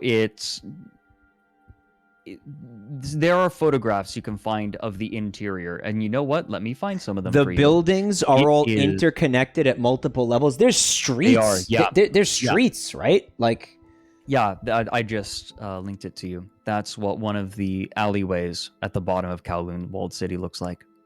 this is outdoors. Is this like the daytime? Outdoors. It's outdoors. It's completely dark at the bottom because it's completely built up. And then, like people were It's saying fucking in nuts. chat, some of the buildings have causeways and walkways built across one another. There was no city planning. People Right, just right. built the Obviously, things that you they know what I mean? wanted. This looks like the fucking like one of those like asteroid cities on the Expanse. Here's another pretty good image. Low resolution, but a good okay. image nonetheless. So the And of course, Yeah. people would just kind of throw trash and it wouldn't get collected. So I think that the implication of this SCP is that it had something to do with the existence of the city. Well, it was used in Kowloon Walled City. What it's saying is that, well, you know what? I'll let you keep reading now that we have an idea of what Kowloon Walled I know what City the fuck it is. Yeah, I'd never heard of it. Yeah. Reports of the city's bizarre and explosive growth attracted operatives, who soon learned of the SCP held in the possession of. After several police crackdowns, Mobile Task Force Zeta 9 was dispatched and recovered the SCP with minimal losses. The final effect of exposure to SCP-184 on both the city and inhabitants may never fully be understood due to the reckless actions of local law enforcement, who destroyed several affected sections of the city before operatives could take action to prevent it. Interviews with residents yielded minimal information, with a communal wall of silence being the major response. A few documents indicated that the SCP could be brought into a home and allowed to affect the dwelling for £50 sterling per half hour. These documents were unconfirmed by residents. That's amazing. Somebody was renting it out. The Triads. That's awesome. Additional documentation. That's This it. is. How would you feel if I read this part? I sure. I'm gonna click this. Okay. Yeah, go ahead. All right. For the personal log of Gordon Richards. Yeah, someone saying this sounds exactly like something that would happen in Kowloon Walled City. You're completely correct. Let me get my tea ready. I'm gonna just brew a little cup of tea. Sippy, sippy. Sippies. It's so. Also, bun time. I odd. hope you didn't take me seriously. Buntime hates you now. That's fine. Hi, signs. She'll just, I'll throw her hatred in the pile. Someone in chat said, I just watched a 10-minute ad on your YouTube channel. How much did I give you? I don't know how that works. Probably like a fraction of a cent. But thank you for that fraction of a cent. Appreciate it. If you really want to get to the stream, sub or bits, it's gonna be the best way. Yeah, that's true. Watching an ad yeah. is still quite little. In large quantities, it makes a big difference. But I mean, just subbing is going to be the best thing you can do. You know, we're talking to actually make like significant profit on YouTube. You need you need an insane amount of views. It's like it took a long time to get to the point where I could do it full time. I'll put it that way. And there's also a Patreon that I do with no like significant rewards to speak of, but plenty of people seem to like it anyway. Patreon, I would say, is the better route to go over Twitch subs, actually. If you really want to support. The Patreon actually takes a a smaller percentage of the profit. Much smaller, yeah. Much smaller than Twitch does. Yeah. All right, shall we? Yes, please. Personal log of Gordon Richards, member of Modal Team Zeta 9, the Mole Rats. Remember, this was the team that we read in the Flesh Polyp, I believe. Zeta 9? Or the Mole Rats. Date, June 3rd. Dispatched to the Kowloon walled city to recover an object and document anything affected by it. I have never seen such a horrible place. The filth is everywhere, whole walls and even structures made of garbage. If you crack your suit for even a second, you get flooded by the smell of smoke, cooking, sweat, machine oil, and excrement. Henry fell into a pit used as a sewer on the ground level after breaking through a trash walkway. He was fine, the suit was just filthy, but he threw up and had to be removed. Not sure if he's going to work out. Everyone here avoids us like the plague or darts out to throw trash or insults. They are a tribe, and a territorial one at that. The sheer crush of humanity is intimidating, and I'm glad I have the suit between me and them. The object is supposed to be somewhere in the core of this mass, but getting there is going to be tricky. And let's get one thing straight, like, Gordon Richards is an asshole, right? Okay. Somebody in chat said that the most interesting part about this SCP is its link to one of the SCP-001 proposals. Oh, so I forgot that it was linked there. Okay. I don't know what that means, but maybe you know what that means. I'm not sure. June 4th. Local law enforcement led by agents did a bunch of raids last night. Cleared people out of some of the areas we need to go in, but there are so many people here it's hard to notice any difference. Yesterday's recon helped uncover a couple homes affected by this thing. They didn't look like much, the same squalid homes as everyone else, but they're too big inside. It's an odd feeling, standing with your hand on the wall and knowing that by all rights you should be 6 feet outside the structure in midair. Henry is better today, but seems really jumpy. Lev took him aside and talked to him last night, and I hope it's helped. I'm getting worried about him. Caught him muttering to himself over the radio today. Told him to knock it off, but didn't report it. Maybe I should have. I think I'm going to ask for him to be put on a different unit after this. Deep recon this evening. We're splitting up to try and hunt down where they are storing this thing. Lev and I pulled the short stick and have to hike it around the sewer system. Honestly, it can't be any worse than topside. At least I won't have to keep seeing the blank, empty faces of these people. June 6th. Henry is dead. Oops. We didn't get back until early this morning. We've been off the radio for several hours because of all the interference. Seems areas affected by this thing screw with radio waves pretty bad. The sewer was a nightmare, but no sign of alteration by the item. When we came back up, Paul gave me the news. Henry and Paul were exploring near the center of the city when they got attacked. A mob of people swarmed them and dragged Henry off. Paul was hurt and his suit was badly damaged, and he had to leave for medical attention. Henry was screaming over the radio for a while, and then it cut off. Paul and a couple other mole rats charged in with some agents to recover Henry, but after a few minutes, Henry came back on the radio. His receiver was broken, but he could still broadcast. One of the agents was recording, and he played it back to Lev and I to see if any of it made sense to us. It didn't. He was rambling and sounded like he was hurt. Kept talking about the endless heart of the city, the hell of glass, just crazy stuff. Paul and the rescue team kept trying to find him, but suddenly his radio cut out again. Henry came tearing down one of those tiny halls, helmet off and screaming like a madman. He ran right by Paul and smashed an agent into a wall on his way by. He slammed into a dead end and just exploded through it, right out of the building. He fell 6 stories onto some metal junk. It took an hour to get his body untangled. We're done screwing around here. Agent Parks, Lev, and me are rounding up what amounts to the city elders, and we're getting to the damn bottom of this. June 7th. Rip to a real one. Sleep well, Henry. Mangled in metal. June 7th. Interrogation went well. Agent Parks asked the questions. We provided what he called negative consequences.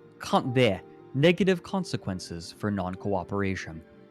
The first guy, some triad punk, didn't want to talk. 2 broken legs later, and he was a lot more open.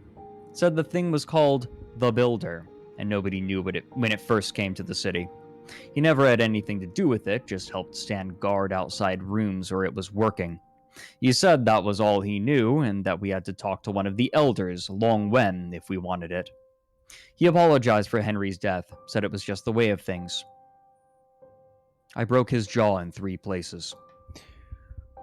Long Wen may be the BAM! Why are they like brutalizing civilians? What is this? Well, I mean, it's triad. I don't know if that counts as civilian. I guess not, but like, what do they have? The SCP has the authority to detain and torture people. Oh, completely. They do. The SCP Foundation has broad permissions from many governments. Okay, all right. Well, that's fucked. Long Wen may be the oldest looking man I've ever seen, and with a will like iron.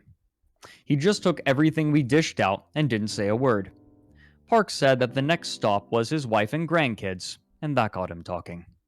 Told us it was they're fucking brutal. Oh my god. Like I said, Gordon Richards is not a good man. They're brutal. Fuck, I didn't know they were like this. Holy shit.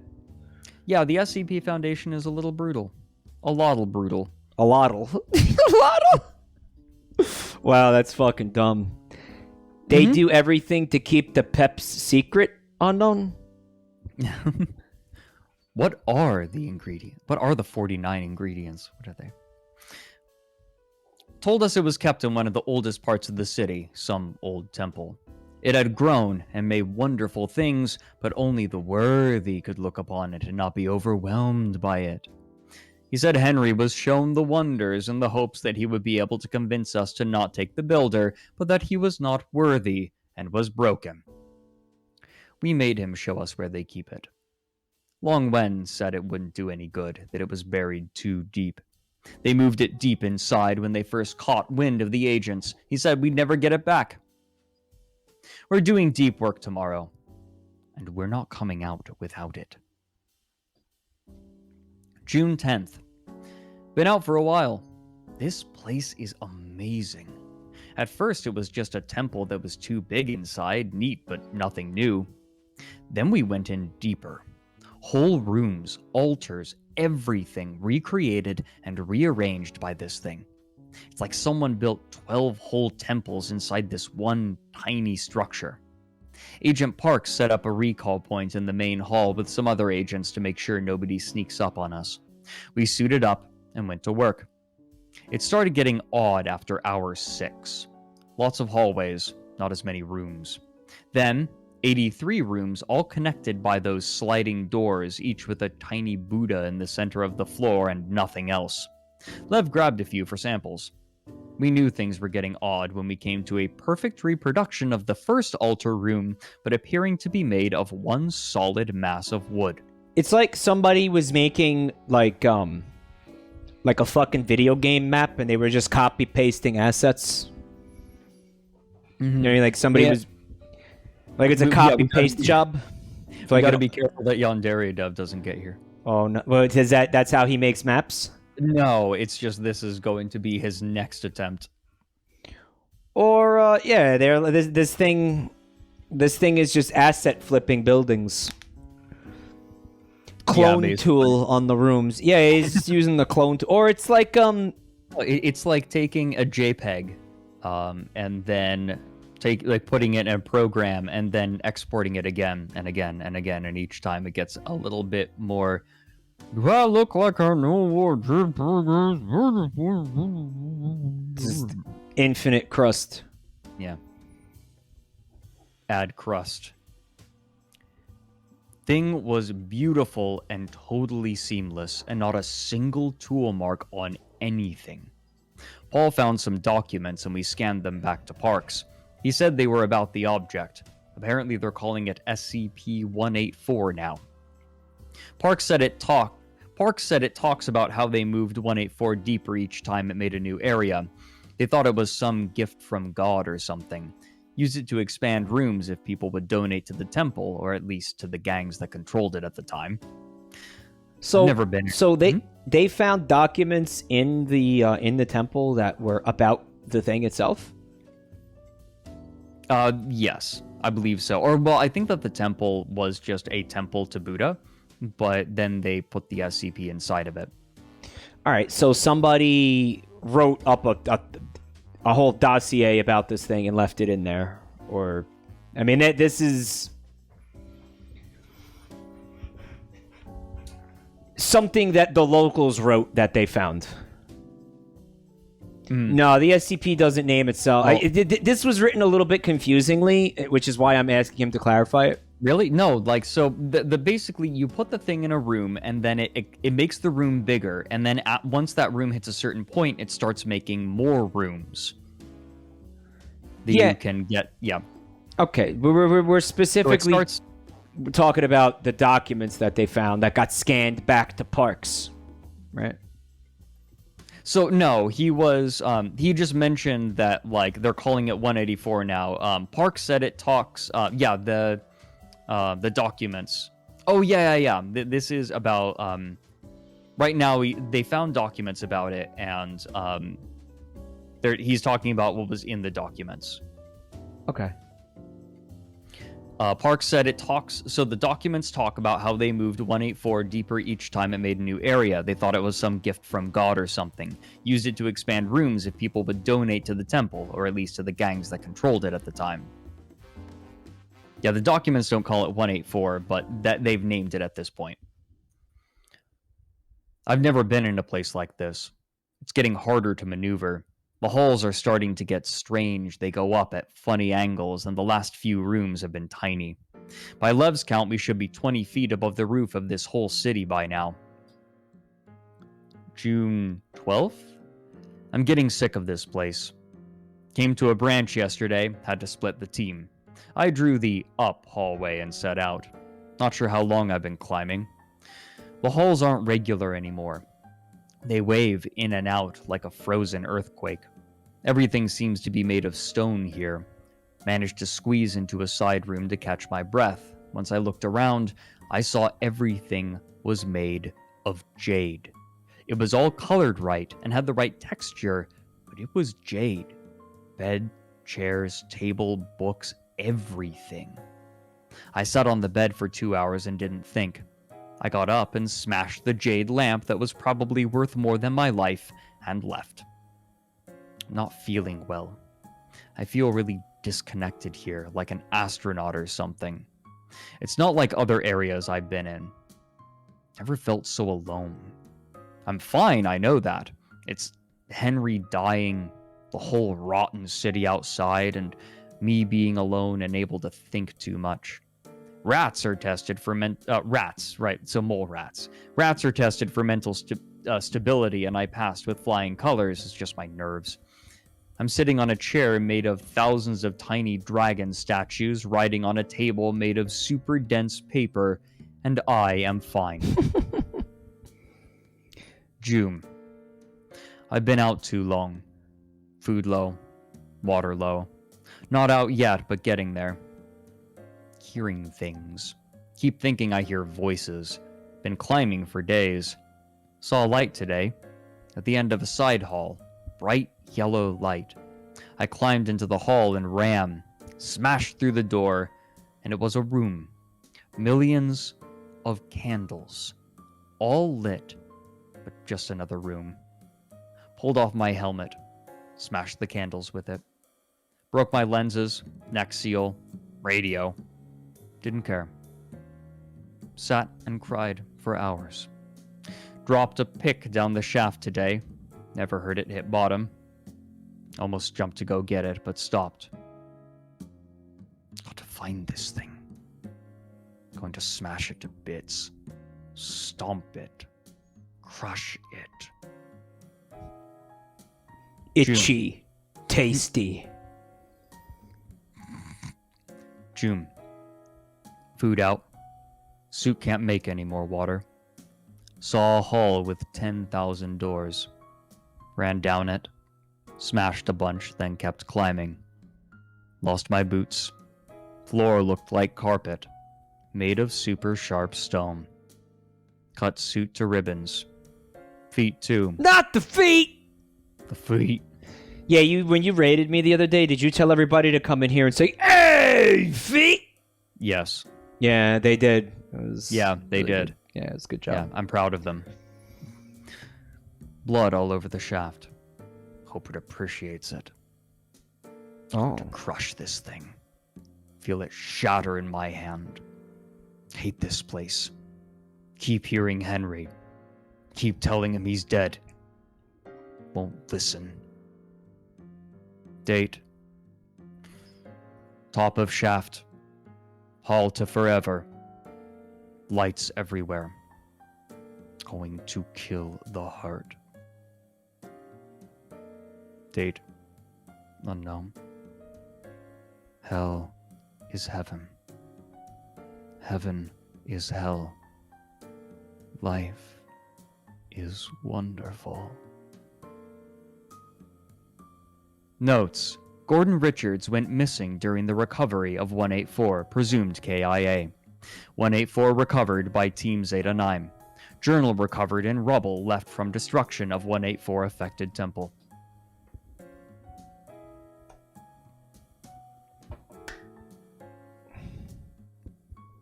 Someone in chat says this reads a lot like Annihilation. Yeah, it does.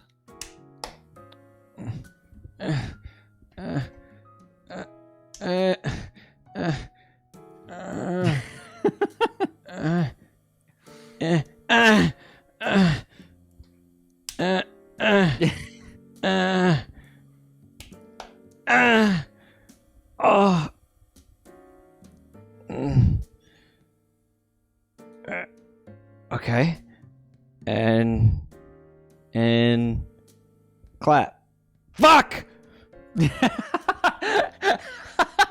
Come on. It starts reading both hands as one hand. That's what it is. It's shit. It's fucking shit, Fred. Yay! Yay! I did it! I'm doing it. Look. Yes. Yes. Oh my god. Point was, that was a great SCP, and you read it so well. Oh, thank you. Now I have to. I mostly am a narration boy. I accept that, but thank you. I'm gonna give myself a round of applause for giving myself a round of applause. Hold on. Okay, fuck it. Fuck it. You want to read another one? Yeah, you ready for another? Yeah, I loved that one, man. I thought, like, I picked these out partially because I like them, but also because I thought you would appreciate them. This place is really, I don't know, it's really cool. I loved finding out about the walled city of Kowloon. It was really interesting stuff. And, yeah, it's fascinating. Yeah, I think the implication is, like, that city is, like, thematically related to this object. Right? Mm-hmm. Yeah, it sounds cool. I would love to have one of these things. Yeah, great. Yeah, no, I mean, dude, you know, I like space. I like having a lot of space, you know. Yeah, if you read especially when it's fucked up. The SCP-001 version, because it expands on this a bit. I'm gonna leave that up to Fred. I haven't read that, so I can't vouch for it. Yeah, he's not vouching. Okay. Did you have another one that you wanted to look at tonight? Oh, of course. We've got plenty. I'll put it this way. If we don't end the stream with the flesh that hates, then we've got sarcasm. Sarcasm, Fred? Sarcasm.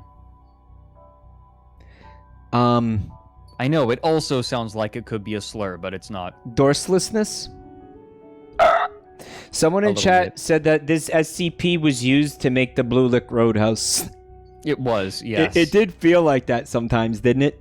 Right, like this person was in that temple for days, and it took him until he was out of food and water to crack. We were in there for like 6 hours. I was broken by hour 2. He wanted to die. All right. You go watch that video and like click like just click to like 5 hours in and listen to the sound of his voice. Like he was just done. He had been done for hours by that point. Like you could hear him dissociating and like breaking down mentally. Completely unironically, I was dissociating so early on in that. And it's like that is exact. Like you look at this guy and his description of what it was like, his slow descent into madness, and it is pretty much precisely what me and Fred went through that day when we looked at that house. We're talking about Blue Lick Road for the people who I guess are I don't know, only intermittently paying attention because I don't know. I mean, Zoomers just don't have attention spans, right? These days. Obviously. Yeah. But Twitch is also a Zoomer thing too. It is. Yeah. And those streams go on forever. I mean, look how long we've been going on. We're 3.5 hours in. We're only like halfway through. I feel like we just started the stream. Right? Okay. I think we should do this again before Halloween happens. Oh yeah, you wanna do it again? Yeah, it might be fun. Could be cool to. I know I'm at least going to do it on my own stream. Okay. I would love to use this rig again. I feel like Tita worked really hard on it, and it'd be cool to, Right. I would hate to just only use it once, like that's kind of lame. Let me read one of the. Let me read one. Yeah. Let's see. Would you like one that isn't fleshy, and one that is maybe like I chose some heavy ones. This one is heavy, but not in the way that we have been reading so far. Does that make sense? As heavy as your nuts? Sure. No. It's not. Nothing is quite there.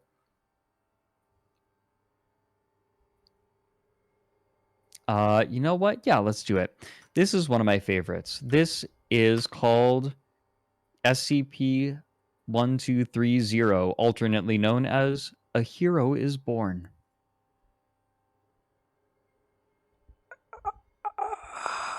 You don't know how hard this is, guys, to do. A Hero is Born. Yes. This is a very good one. Okay, hold on. Is another classic? I don't know if this is a classic one, but I know a lot of people really like this one. All right, so we got a image of a little. Is it a Death Note? A book. SCP-1230. It's your grandma's death note. Object class safe. All right, so this is funny because we got a whole couple of sentences here and there align through everything. SCP-1230 is to be kept in a secure storage locker at Site-12. Access requires minimum Clearance 2, with authorization and supervision by Clearance 3 research and security staff, respectively. Supervising personnel are not to view the SCP's contents. Personnel accessing SCP-1230 are required to submit written accounts of dreams experienced within 48 hours of access. See Addendum 1230A. Now, all of that's been crossed out. So now there are new special containment procedures. SCP-1230 has been relocated to a secure storage locker behind the desk of Site-12's main library. But the fucking SCP Foundation doesn't have, like, keyboards with backspaces on them? I think they keep it there for records. Okay, that's fine. But yeah, but half their records are just, like, big chunky black lines where you can't fucking read the thing anyway, so whatever. SCP-1230 has been relocated to a secure storage locker behind the desk of Site-12's main library. Access is available to Clearance 2 personnel deemed to be in... I didn't do that! I didn't. You My know- my arms are completely stationary. What is this Mike, thing? Mike, you know what that means, right? What? It means that there's something behind you reaching over your shoulder. It's the spaghetti monster, the sticky spaghetti fella. Mm-hmm. He's here for you. The sticky spaghetti. I love, by the way, that fucking first image in that file. It's good, right? Like whatever artist made that creature. I love that fucking thing. Oh yeah, it's fantastic. Lobe. Access is available to clearance to personnel deemed to be in satisfactory psychological condition by psychiatric staff. Personnel accessing SCP-1230 must submit written accounts of their dreams within 48 hours of access and submit to follow-up psychological examination. So not really like that different, huh? Oh, it's pretty simple. It's not too different from what's been crossed out, right? Not too different, but you'll understand the nuance of it soon. SCP-1230 is an unlabeled green hardcover book with no apparent exceptional qualities. Well, that's not nice. That's the next time And somebody... that's the end of the SCP. Thanks, everyone. I like that one. The next time... I like book. The next time somebody redeems an insult, tell them that they're an unlabeled green hardcover book with no apparent exceptional qualities, okay? Give me another person to insult. When SCP-1230 is opened, it displays the phrase, "A hero is born," on the first page viewed, while all other pages will be blank, resetting once the book is closed. It has no obvious effects at first, but upon falling asleep, the reader will dream of a fantasy world where they are the protagonist of a troubled land. Dreamers are completely aware, and all senses work just as well as when awake. Results vary depending on the imagination of the reader, and are mostly attuned to fantasies of adventure that the reader would enjoy. In the mind of the reader, these dreams have been documented to last anywhere from 45 seconds to 200 years. But in reality, the reader will usually never be asleep longer than they would normally. It's an isekai book. Upon awakening, the reader is able to remember every aspect of their dream in detail. In SCP-1230 Induced Dreams, there is always a character called the Bookkeeper, appearing as a bearded man in a green cloak who claims to be the personification of SCP-1230 himself. SCP-1231, the guy, has been reported to be very amicable and helpful towards dreamers. It has stated that it enjoys creating these fantasy-scapes and always tries to shape them in such a way that the dreamer garners the most entertainment out of it. He's a fucking D&D, like, GM. Yeah, he's a GM. That's literally what it is, isn't it? Yeah. It has expressed sorrow when the dream comes to an end and asks the dreamer to please visit again soon. Alright, somebody in chat said, "Mike, you gay," and it's like the third time I saw somebody in chat say that to me tonight. What's going on? Mike isn't just gay. He's the gayest man alive. You know what? That means that I perspire endorphins, basically. I make people feel good. I also kill people, though. So, there's Mike, that. What? Mike, you truly are the person that makes people feel better about themselves at parties. And not in, like, a negative way. Yeah. You do it with heroin. You never meant it as an insult. You were just insinuating that I'm a heroin dealer. Exactly. No, I'm insinuating that you secrete aerosolized heroin from your pores. You're the type of person who makes people feel better about themselves at parties by making them incredibly high off their asses. In a small bookstore located in... The shopkeeper had no recollection of owning the unlabeled book, but attempted to sell a story to local newspapers about a magical dream book. What? The Foundation was able to dispel the story as a hoax, and the SCP was confiscated. He had no memory of owning the book, but attempted to... Oh. Wait, what? Wait, hold on. He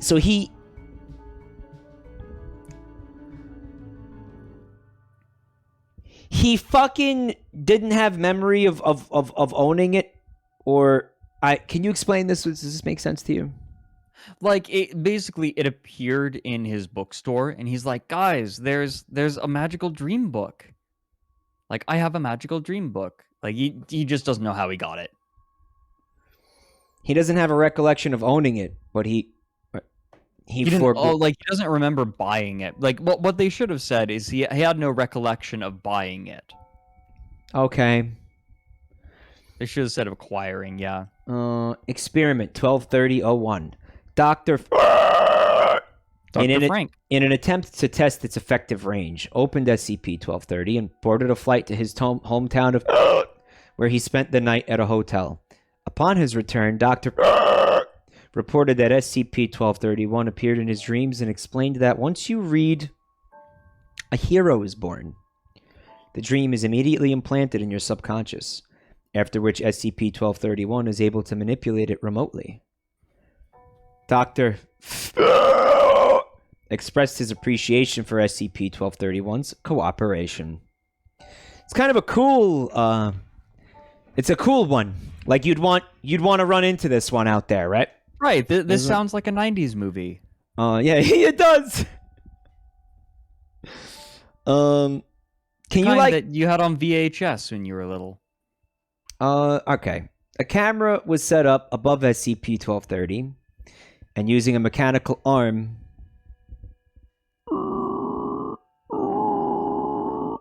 Mike, are you trying to use that?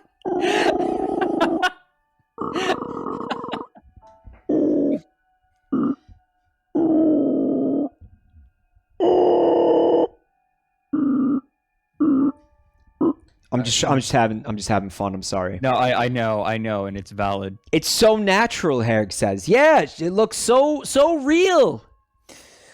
I feel like you've managed to avoid the uncanny valley by not even entering it in the first place. Yeah. We don't even fucking pretend to be uncanny out here. Yeah, it's got like Jumanji vibes, or like even like Never Ending Story, right? Mm-hmm. A camera was set up above the book using a mechanical arm. The book was opened. All pages were revealed to be blank. It seems the SCP is only effective when opened by beings that are able to have dreams. The guy, he explained to a subsequent dreamer that it is actually only able to affect beings with an imagination, and that most creatures, such as animals, would not be affected. All right. So, who doesn't have an imagination? Animals. Like, I wouldn't be able to have dreams if I opened this book. You. Like, Jesus Christ, Mike. Mike, only I'm allowed to denigrate you. This is a way to insult something here. J.K. Rowling can't use the book. Yeah, I was looking for something like that. I will never get over the fact that book 4 was massive because J.K. Rowling had to fill in so many plot holes. Like, you read these books? Only the first couple. I kind of lost interest. But they like that is what I heard anyway. I'm sure someone in chat will either aggressively rebuke me or confirm what I'm saying is real. But it's kind of like, there's an example that I can think. Come back to me later. But it's like they had to spend so much time like fixing things. You could just kind of like insert anybody you don't like in like for X. X wouldn't be able to use the book, right? All right, so here's another experiment. 1D class was instructed to open the book, and after much reassurance that his experiences would only be dreams. These guys are so like battered by this shit. Like they're just ordered to immediately find a way to kill himself in the dream. The subject was asleep for merely 45 seconds before he awoke with a start in a nervous sweat. He reported being at the summit of a volcano called the Ashen Spire in a quest for Caladius, the Blessed Blade. When asked how the subject knew the names, he stated, "It's like I knew them all along." He apparently leapt into the volcano and felt an intense heat before awakening. D-Class requested permission to give it another go. Request was denied. Oh. Sad he didn't really get a fair shake. Experiment 1230-04. One D-Class was instructed to open the book and attempt to non-fatally injure himself in his dream. After 6 hours, the D-Class awoke and reported that he was able to feel a numbed sort of pain where it was never so intense as to be unbearable. He also reported meeting an elderly, cloaked man who asked him why he was harming himself, but thanked him for not immediately killing himself like that other rude fellow. So the thing is like pissed. It's like pissed off that people aren't like participating, and it's fucking like the dude's like, here, I'm here to give you an epic, awesome dream, and the dude just fucking threw himself in a volcano. Into a volcano. That was kind of douchey. Also, people are saying, oh, he wanted to kill himself. It's like, no, I think he just wanted the chance to have an actual cool dream. Yeah, because, dude, his life is being an SCP test subject. Right, he's like, okay, well, I did it, but it's clear that, like, I could have had a really cool dream if I didn't immediately kill myself. Could I give it another go? They're like, no. This is like if you spent hours upon hours coming up with an awesome D&D campaign, and then, like, your party just immediately chucked themselves into a volcano. Mike, is that a statement of intention? You come up with like an awesome story and you're really excited about it, and the guy's like, I'm going to step in front of a truck. No, I don't want you to do that. I'm doing it anyway. Yeah, but all the cool stuff is over here, not under that truck. Don't care, stepping in front of the truck. Mike. Foreshadowing. It's foreshadowing. Yeah, it is. You're just a boring old man Henderson. Is there going to be wee lads, little like meaty wee lads in Fleshscape? Wee men? Now there might be. Wee lads. Fucking Henderson.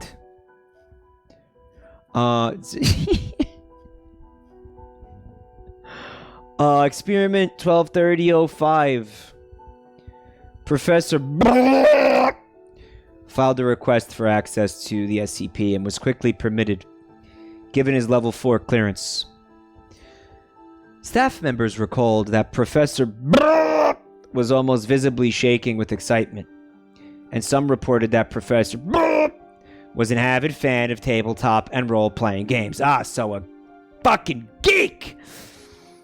Surveillance shows that Professor opened the book, read the phrase, and sat down beside the desk, and promptly fell asleep.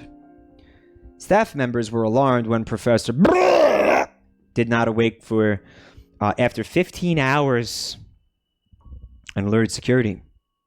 The on-site medical staff were able to confirm that Professor was still alive and in good health. After approximately 24 hours since falling asleep, Professor began to move, reported to have slowly raised his head and looked around the room, appearing deeply confused. Security entered the room to ensure he was all right, to which he replied, "Where am I?" He was sent to medical, where staff explained where and who he was. Several minutes later, Professor appeared to have regained his memory and excused himself to the restroom. So I guess, like, yeah, he probably would have, like, shit himself and all that during that time. He had to go change his, like, his tabletop diapers. When 15 minutes passed and Professor had not exited, a nurse entered to find he had hanged himself with his belt. A scribbled message on the wall revealed his last words. "I can't go back to this." Dr. went to ask SCP-1231 what had happened, but upon opening SCP-1230, All of its pages were soaking wet with the same message on every page. I'm so sorry. I never intended for this to happen. I just wanted to make people happy. Repeated over and over. That's me whenever I stream. Are you like self-deprecating here? Is that what that is? For once, I like all of the ire I throw at you is just ire that I'm redirecting from myself to you. I'm sure your streams are lovely. In fact, I know they're lovely because I've been to them and they're so lovely. Oh my. That's why you guys should follow Fred. It's a good time.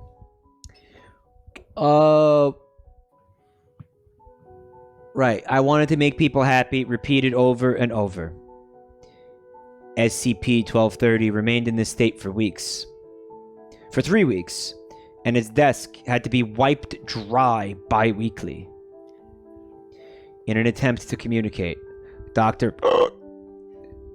placed a sticky note inside SCP-1230 with the statement, "I'd like to talk to you, if that's all right." The next morning, Dr. filed a report about a dream he had concerning SCP-1231. The book was crying. Right. Report 1230-14. Shortly after the report was filed, surveillance showed Dr. slipping another small paper into SCP-1230. Oh, I think I found there's it. a report. There's a report you need to click on to open. Is it this? Yeah, he just like scribbled a picture of dick butt and like put it inside the book. There's like- a report that you need to click on to open. It's not a link. It just it's I HTML. understand. Yeah. Upon falling asleep last night, I dreamt I was in a dark void. There was a street lamp, and underneath it was SCP-1231 sitting in a puddle. His cloak was visibly soaked, and he was sobbing profusely. I remember our conversation. Do you want to be the bookkeeper? Sure. Okay. Bookkeeper, is that you? My God, man, where are we? I couldn't think of anything to make for a landscape. Bookkeeper, what happened that day? Why did Professor kill himself? We have to know your side of the story. He had such an active imagination. I was able to create a vast and beautiful universe for him. It was obvious that he had wanted a life like that for so long. He conquered foul beasts and rescued princesses. He built kingdoms and even raised a family. But he never wanted to leave. He delved so far into his fantasy world that I soon realized he preferred his dream over the real world. I reminded him that this was all merely an illusion, but he wouldn't listen to me. He stated that if he was ever forced to leave, he would immediately end his life. I tried to keep him happy for as long as I could. Bookkeeper, how long was the dream from his point of view? 200 years, Doctor. I did my best, but I could only hold on to him for 200 years. As sweet as dreams may be, eventually, we all have to wake up.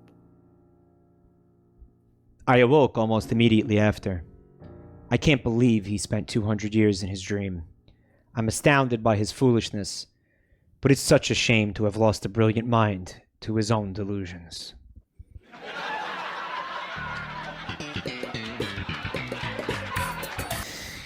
Got too sad. It was too sad.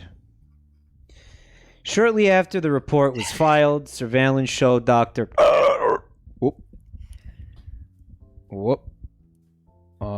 Dr. slipping another small paper into SCP-1230. A few days later, this was Dick Butt. A few days later, SCP-1230 began showing its usual "A hero is born" greeting once again. When asked what the note said, Doctor declined to give detailed comment, simply stating that he just gave it some friendly advice. I want to know how... Oh, you know what? I'm fucking dumb. Never mind. Don't listen to me. I answered my own questions. Don't worry about it. Bike. Addendum 1230A. During initial testing, SCP-1231 asked dreaming personnel if it could be relocated to an area with many books, preferably fiction, so that it could think of even better ways to construct its fantasyscapes. After numerous experiments were performed to ensure that SCP-1230 posed no threat, the request was accepted, and it was relocated to Site 12's library. Yeah. And that's why it was crossed out in the... Mm-hmm. This was excellent. I loved this one. This was incredible. It was sad, but it was fucking... This was just awesome. This was really... This one I feel like really shows you what, you know, the SCP thing is all about. Like, it shows you what's possible, you know? Yeah. This is kind of what I wanted to showcase with my SCP selections tonight, is what is possible with the format. Mm-hmm. Mm-hmm. It's a fantastic format. It is, yeah. This one was great. Like, it had, you know, roller coaster of emotions. I want to know if I can have well, canonically we know that the bookkeeper can set it up so like you can fuck. So like, could you just make it like? Could you just have like 200 years of just fucking if you wanted? Because it said like he had a family and all that. So like that means that he fucked in the dream? Do you think that this old man can give you a penis that is immune to the chafing that would result from 200 years of continuous fucking? I do, and I also think he could make it like a much bigger dick. No one has that power, Mike. Yeah, he could give me a big penis. And you could just have a fuck fantasy. He could do that. He seems like you can negotiate with him too. Like he's open to it. So you could like, you know, talk him into making a fuck fantasy. I don't like the idea of trying to talk this kind old man into letting you fuck. 200 years of soaking, someone said. All right, so I'll just soak for 200 years. Zito, what's up, dude? Doing good, man. Yeah, I loved this one. Wow, it's really cool. No, yeah, I thought that you would like it. I really tried to pick ones that you would enjoy, and I'm glad that you enjoy them as much as I do. I feel like we have very similar taste in a lot of ways. We do with some things, yeah. SCP ruined. Mike ruined it. He ruined it. And I mean, there are a lot of good ones, and there have been a few. After that one, how about a doofy one? Yeah, I would love a doofy one. How about a doofy one? This is a good doofy one, and I saw a couple of requests for this one too. So we'll take a quick sidetrack. It's short. This is SCP-426, and I will let you just discover what it is right away. You want me to read it, or do you want to read it? I would like you to read it. SCP-426. Euclid class. Special containment procedures. I am to be sealed in a chamber with no windows through which I may be viewed. The door to my chamber must have a label completely unrelated to my designation or identity. In order to prevent unintended spread of my primary effect, only level 3 and above personnel are to know of my presence and particularly of my properties. Assigned personnel are to be rotated out on a monthly basis to prevent contamination by my secondary effect. Psychiatric evaluation is mandatory at the end of the month. If personnel are deemed unaffected, they may be reassigned to me no less than 4 months after their last rotation with me. Any affected personnel are to be given a Class C amnestic and transferred to a different site. This is literally me. Literally me. An amnestic is just something that causes amnesia. Amnesia, and, yeah. Higher classes provide greater amounts of memory destruction. Hello.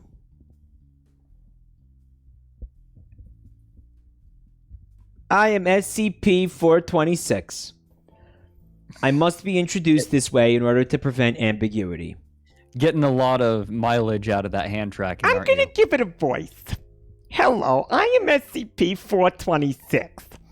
I must be introduced this way in order to prevent ambiguity. I am an ordinary toaster, unable to toast bread when supplied with electricity. I'm sorry, I am able to toast bread when supplied with electricity. However, when any human being mentions me, they inadvertently refer to me in the first person. Despite all attempts, there is yet to be a way to speak or write about me in the third person. So it's actually not, it wouldn't be the, I understand. Okay. Yeah, it's the brave little toaster. Man, that movie, Yeah, I'm the brave little toaster. do you know how hard that movie made me cry when I was a kid? Oh man, I remember the scrapyard particularly messing with me. I cried so fucking hard. Why is everybody saying Leno toaster? Omega Leno? What? What? I don't know what's going on with this. Jay Leno. SCP Leno? How is it Leno? Oh, because the voice? But this is not what Jay Leno sounds like, guys.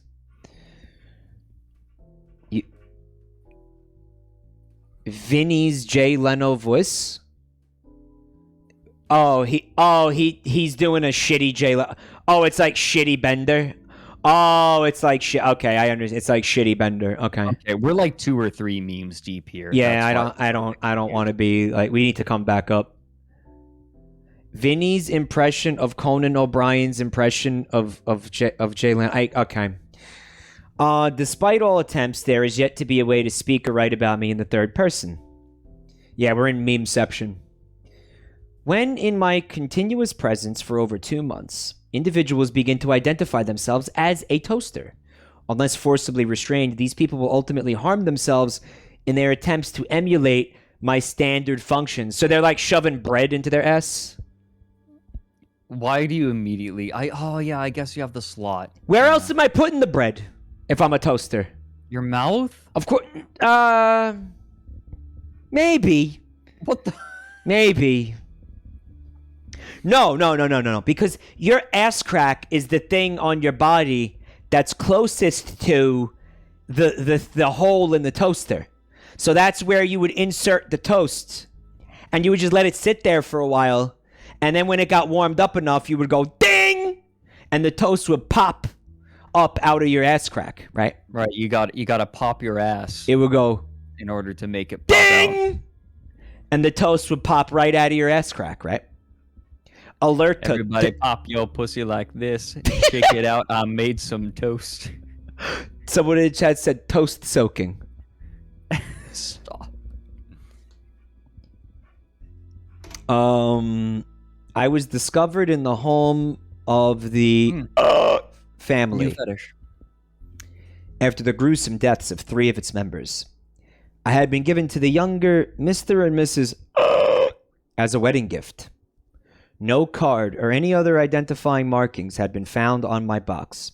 Approximately 2 months after the family received me, fire crews were dispatched to the home due to an electrical fire. The younger Mrs. died from the electrical discharge that she had caused when attempting to devour an electric socket. The other 2 victims had died shortly before the fire occurred. The elder Mrs. had gorged herself with nearly 10 kilograms of bread before her stomach burst, and she died of internal bleeding. The mouth. I told you. The mouth. She didn't shove it in between her legs. She didn't shove it up her ass. She ate it, Mike. She ate it. Okay. Let me ask you a question, though. Like, you're a toaster, okay? Just pretend you're a toaster first. Pretend you're her. Okay. You don't- Dangerous, obviously, but I will do so for your sake. Here's how toasters work. You put the bread into the toaster. Right. It toasts the bread, and then it ejects it. Toasted. Okay? Right. So if you were going to be like, I'm a toaster. All right, toasters don't, like, consume bread and then you never see it again. Well, maybe she was planning on regurgitating it. Well, she should have. Why didn't she? Yeah. Yeah, you put it inside you, it gets toasted, and then you eject it. You don't just fucking consume it, Mike, if you don't keep reading, I'm gonna eject you. They're bad at being toasters. Yeah, they obviously were having trouble. Imagine trying to be a toaster without being a toaster.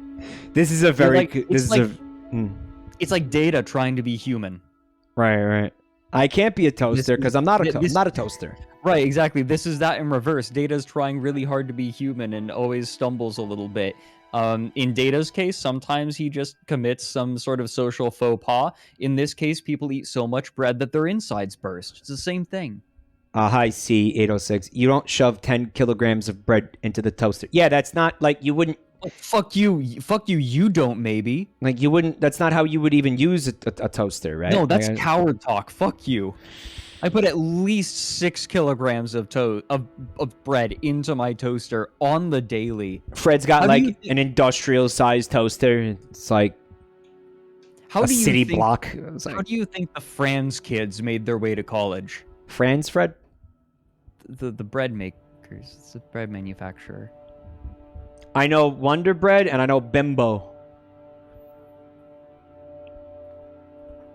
I don't know Franz. Franz. Franz. Never mind.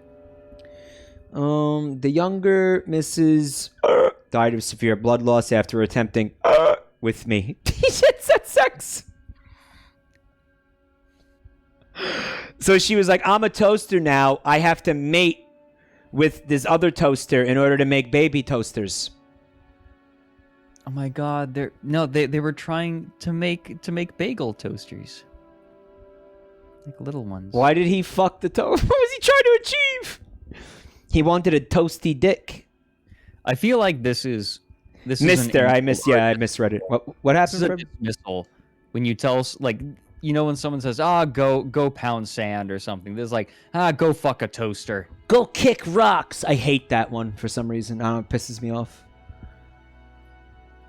Yeah, go fuck a toaster. I like it. Submissive and breadable, somebody said.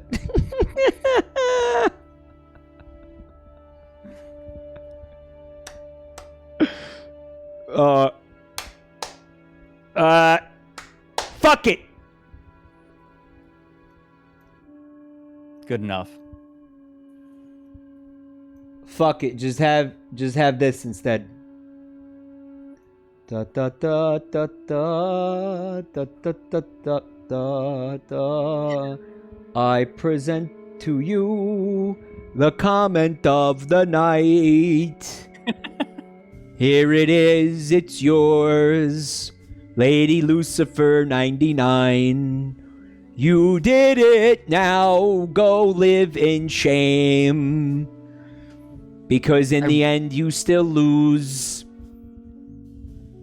I appreciate that you didn't even bother to finish cutting out the background. Yeah, you like that? Yeah, that's a good touch. Comment of the night. And the song is terrible and doesn't rhyme and is dog shit.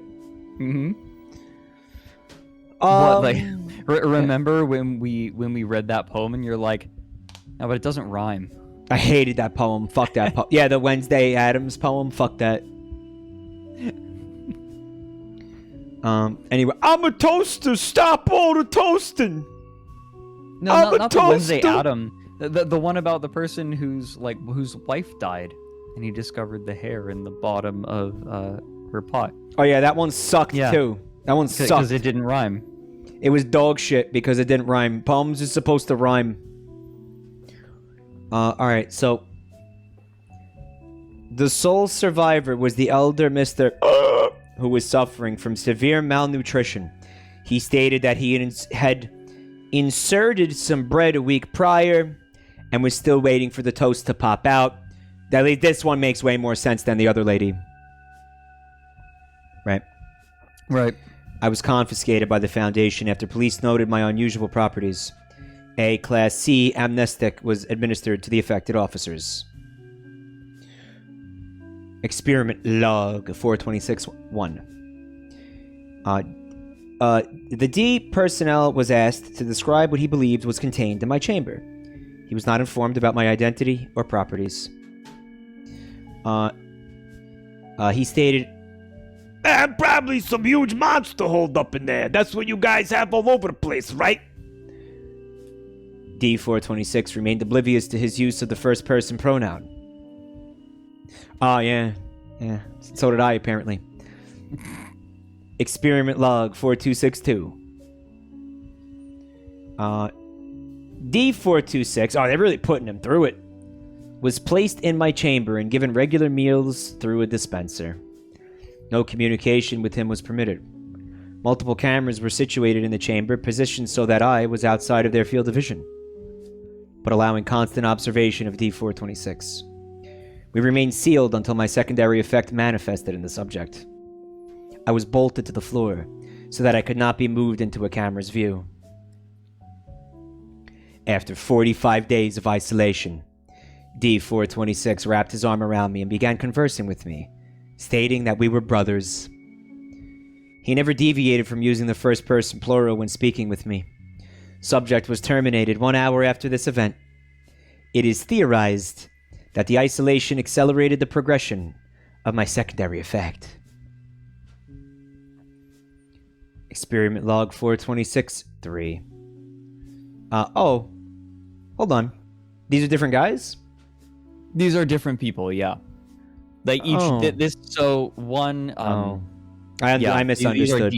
These are D class that are being used. Okay. Yeah, it's just 426 is the toaster. And then I understand now. Okay. Here's the third experiment. A screw was removed from me and shown to D26-3, who was asked to describe it. He was not informed about my identity or properties. He referred to it as my screw. Consistent with experiment 426-1, the subject was oblivious of his use of the first person in his description. This suggests that, even if I were destroyed, my effects would still be inherent in my remains. So the implication here being, if you were to grind this thing up and then release it over like a populated area, or even an unpopulated area, humanity would just end. Because everybody would believe they were a toaster. Mm-hmm. Or, I mean, like, yeah, he didn't say like I'm a screw. He said that's my screw. So he's gonna start believing that he's a toaster soon, right? Right. All right. So here's experiment number 4. He was placed in isolation in a cell adjacent to my chamber to be observed. Hold on. Joko says, Fred would be a great villain. And Joko, you would be a fantastic lackey. Continue, Mike. Fred's evil? Oh, yeah, Durf. Right, I forgot about Durf. You're Durf. Yeah, my evil plan right now is to grind down everyone's self-esteem. It's working really well. All right. D4 was placed in isolation in a cell adjacent to my chamber to be observed until my secondary effect manifests. No effects appeared. He was exterminated 90 days after the start of the experiment. Thank God there's some limits to my effects. A lot of us were really starting to get worried about me. Doctor... My arm is not doing that. Hold on. I feel like I'm missing something here because I'm stupid.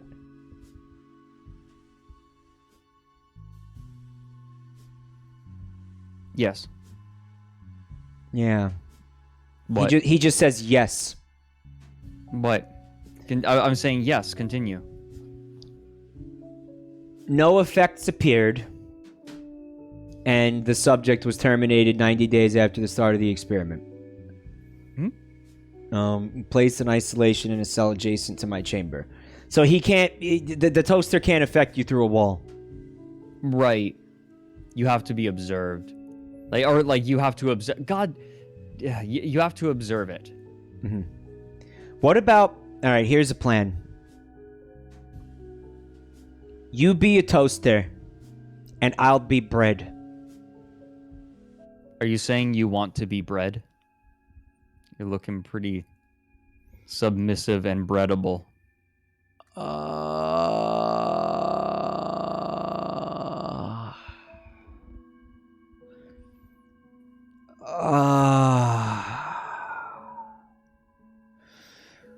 Garbage. Okay, you got another one for us? I like that one. I really, really enjoy that one. And that's a classic. I'm pretty sure I seen that one before, or somebody told me about it before. There is a whole corner of the website. Based and bread pilled. Here's a really short one, because there are lots of little corners to the SCP canon, and one of them Metroid is... bread. Samus, you are now bread. What's going on? What? There's a corner... There's a corner of the SCP canon known as Dr. Wondertainment. What? Dr. Wondertainment actually was a part of the campaign I put together. Who's Dr. Wondertainment? It's dangerous toys that just appear in stores sometimes. This is one of them that kind of is a little squickier. SCP-1097. All right, so we saw that word used in one of the SCPs before, and now you're using it again, and I've never heard the word before in my life. What the fuck is it? What? Squicky. Like, what? Oh, just something that makes you cringe because it's disgusting. Oh, it's like one of my streams. Yeah. Cool. All right. You've got it. I think we got enough cringe going on here tonight. Probably more than enough. Mm-hmm. This is a very short one. This is called Dr. Wondertainment's Bubble Bath Bonbons. Okay, you want to read it? Yeah, sure. SCP-1079. Class Safe. Special Containment Procedures. All instances of SCP-1079 are currently stored within Containment Locker 1079 at Site-19. Furthermore, watch list databases are to be updated with SCP-1079's information in order to intercept any new shipments which may appear in the future. So this is like Dr. Wondertainment occasionally ships out these like toys or odd things, odds and ends to stores. Oh, he's like a scumbag. Not really. It's just these are weird and not safe toys. But he makes them. This guy makes them. Yeah. In the tabletop campaign I ran, Dr. Wondertainment was a reality bender, which is its own thing in the SCP canon. But yeah, that was the idea. A reality vendor. Reality bender.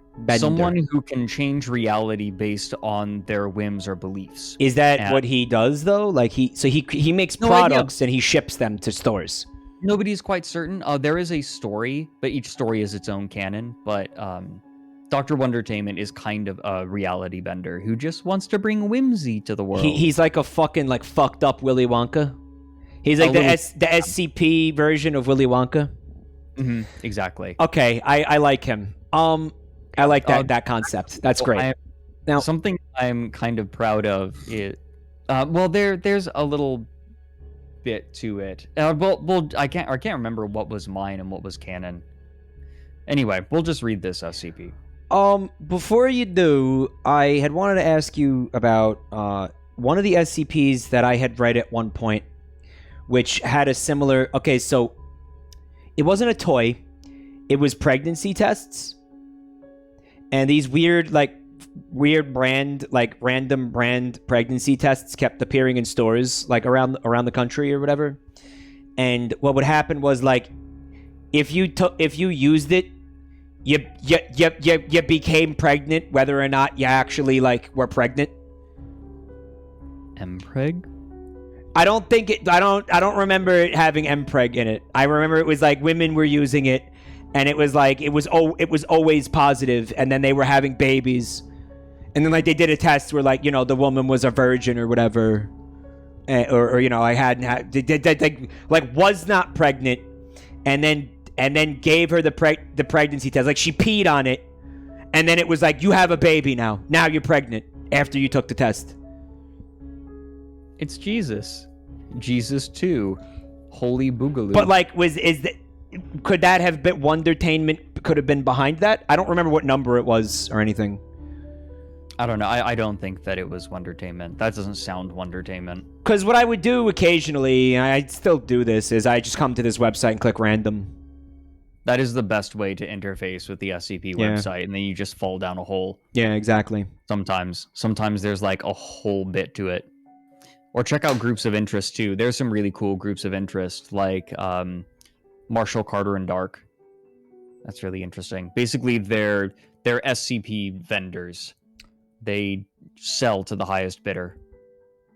That's fucking great. There's a lot of lore there. There's a lot of so much lore. like world building there. That's awesome. There also is another competing organization to the SCP Foundation called the Global Occult Coalition, or the GOC. And that exists in the canon of the SCP? In the canon, it does? yeah. Okay. It shows up in some of the SCPs. And they want to harness it for like world domination or some shit? They work alongside the SCP Foundation a lot. The SCP Foundation is often they don't want to destroy. They want to contain more. Yeah. They're much more interested in containment. The GOC is just looking at keeping the peace, and so their MO is a little bit different.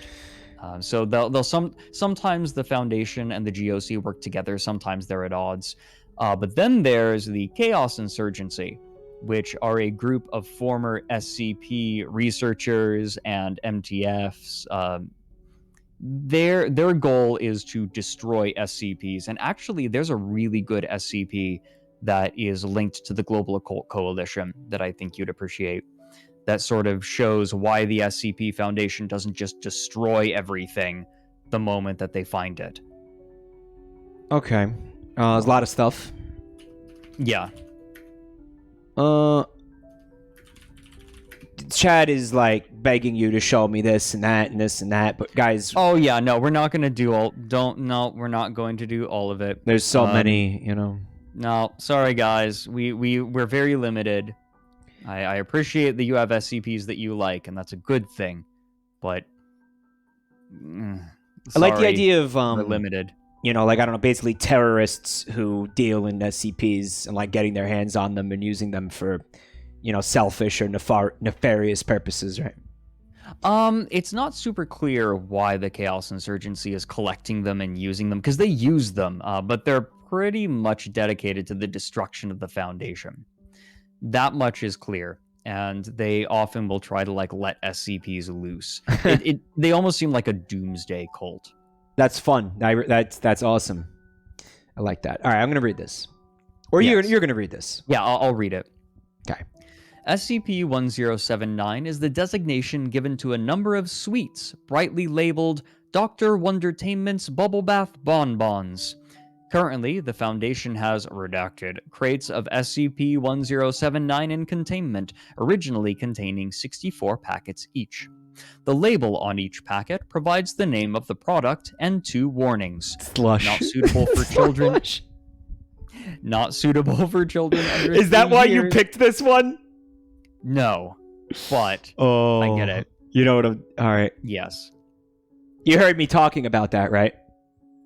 Oh no, I don't think so. I mean, you've talked about Lush before, but like you want to eat all of the bath bombs. Yes. Right, Why do they yeah. make it delicious?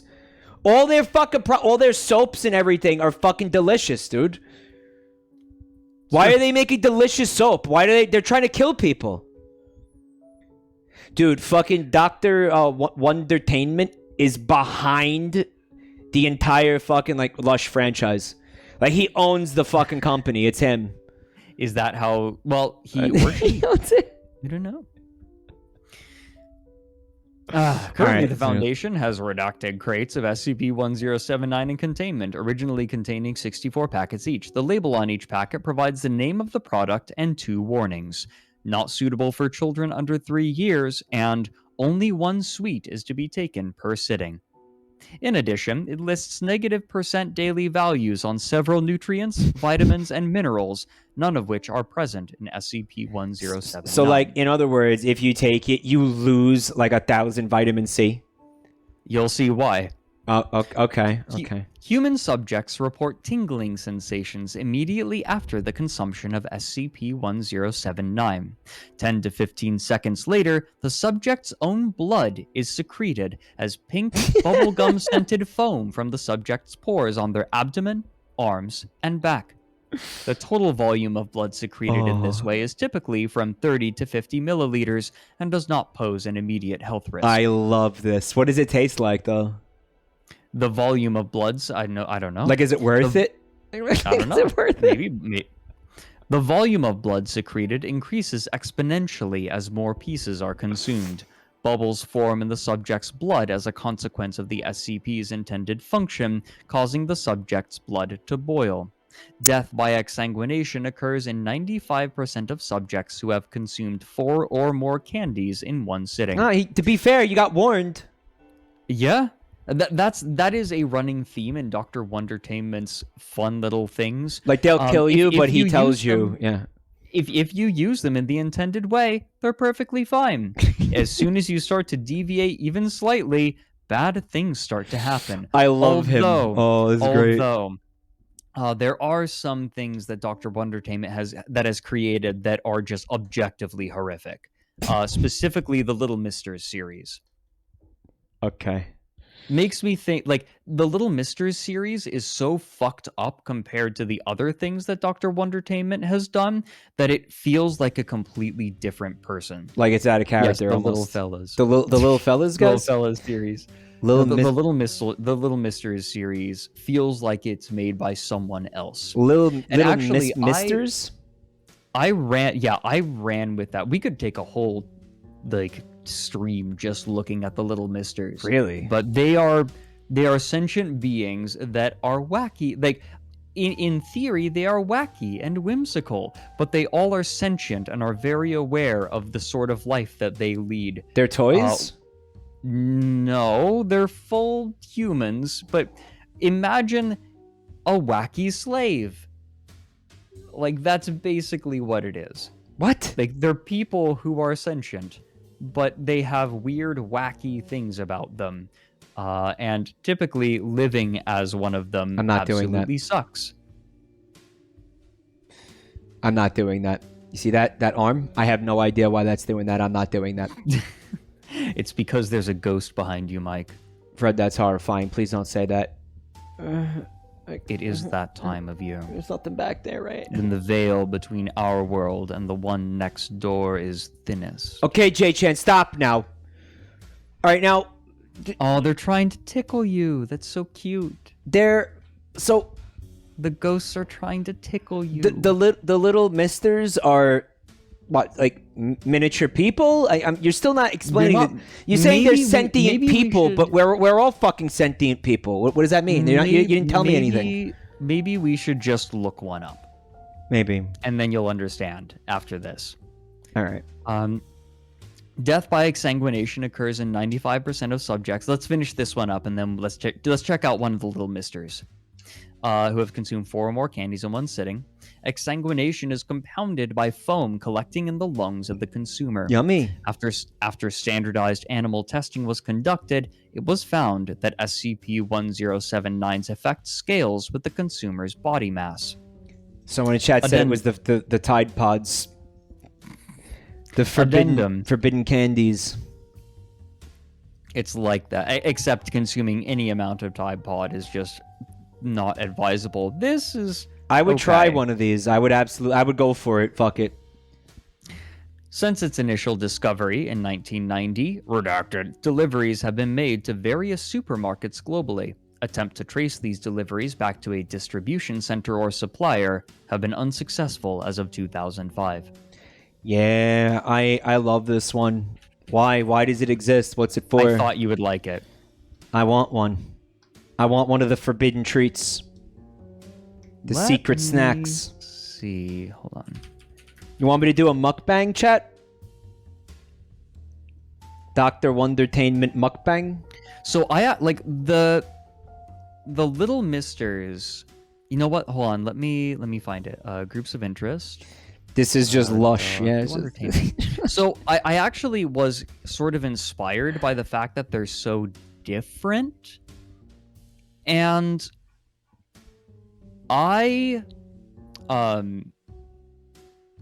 theorized that there was an original Dr. Wondertainment who was fun. He was a reality bender who's fun and whimsical.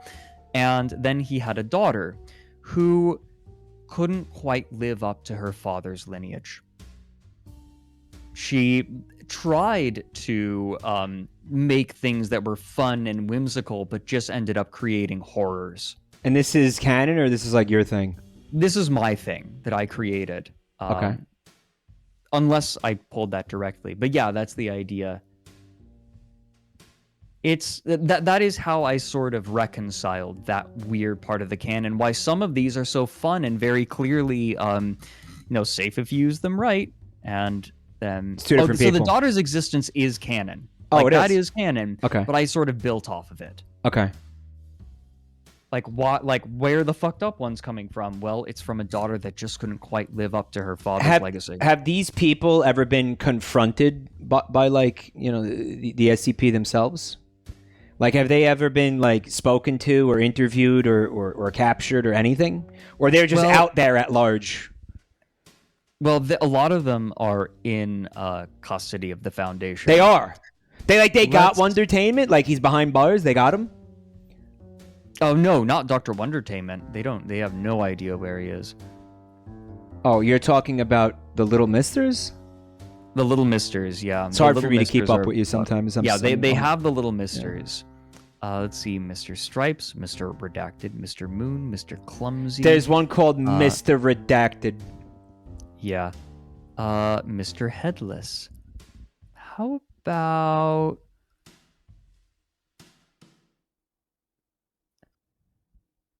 Let's see. Hold on. I'm looking for the actual SCPs. Chad is spamming the word fish, dude. People are saying Mr. Fish. I don't remember which one that is. Does someone have the number? People are spamming fish.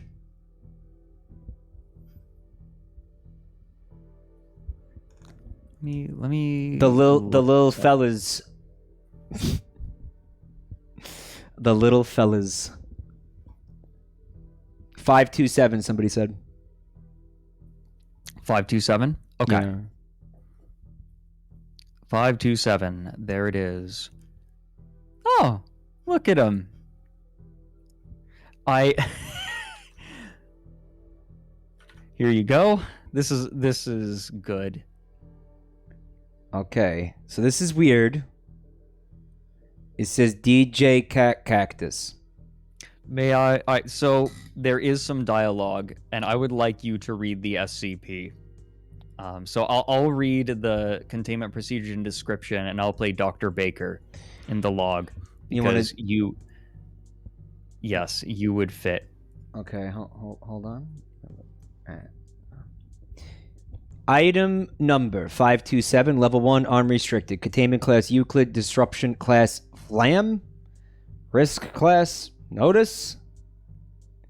Is this new? Alright, SCP-527 is to be contained within a standard humanoid domicile at Site-19.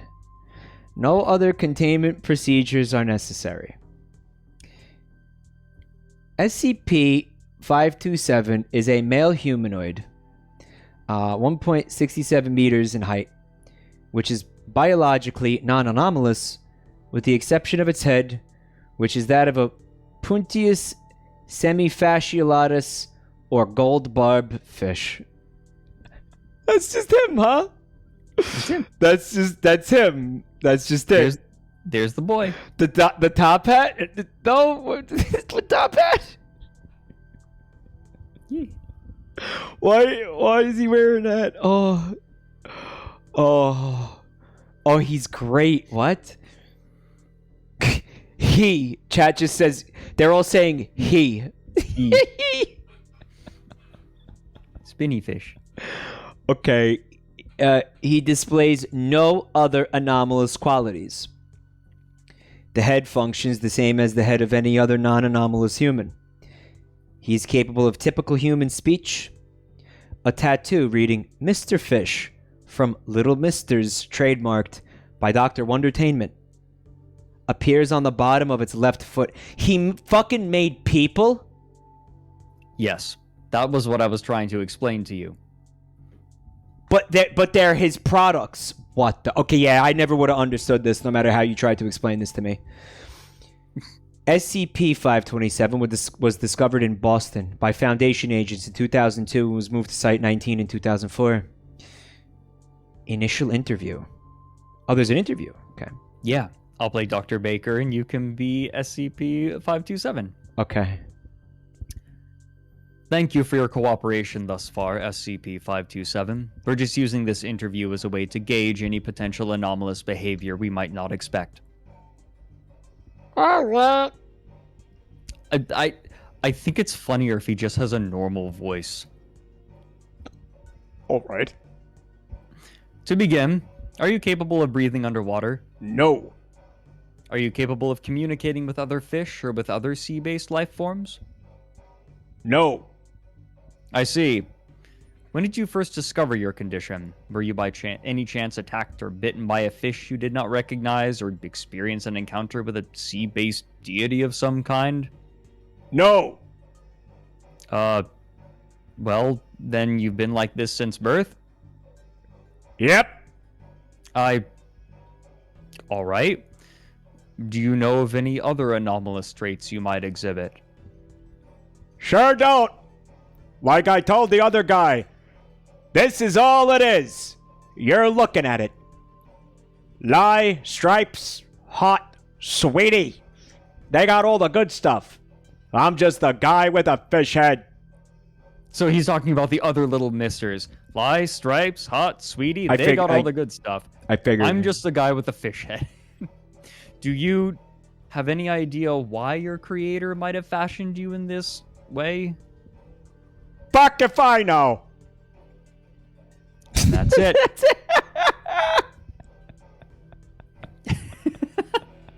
That's it. That's it, huh? Yep. That's it. Wait, he's got a document though. Look. Yes. May I read it? Uh-huh. Wow! You've just found yourself your very own Little Mister, a limited edition collection from Dr. Wondertainment. Find them all and become Mr. Collector. It's friend Fred. Yeah. Oh, look at these. One of them is there are just a lot of them. redacted. This is why, like, we could spend a stream just looking at the little misters, but Yeah, I get it now. That I want I to get get to it first. now. Mr. Soap. Mr. Soap is actually maybe the saddest one. They're fucking Funko Pops, guys. Is he the is he? Mr. Soap is probably the saddest one. Mrs. Sweetie. Mr. Stripes is just Mr. Mint, somebody said. You want to hear something crazy? You see how J-Chan is like looking off to the on an angle again? I'm facing directly forward. I think she somehow just drifts, like during the course of a stream. Like her fucking face will just drift and she just tilts. It's a metaphor. She's I don't- adrift in a sea of VTubers, I don't know. none of which equal her. She is. Yeah, I have J-Chan drift. She just starts looking. She just starts looking in like an off to the side direction. Like it's The J stands for Joy-Con. I can fix it by resetting the app on the Wadayo app.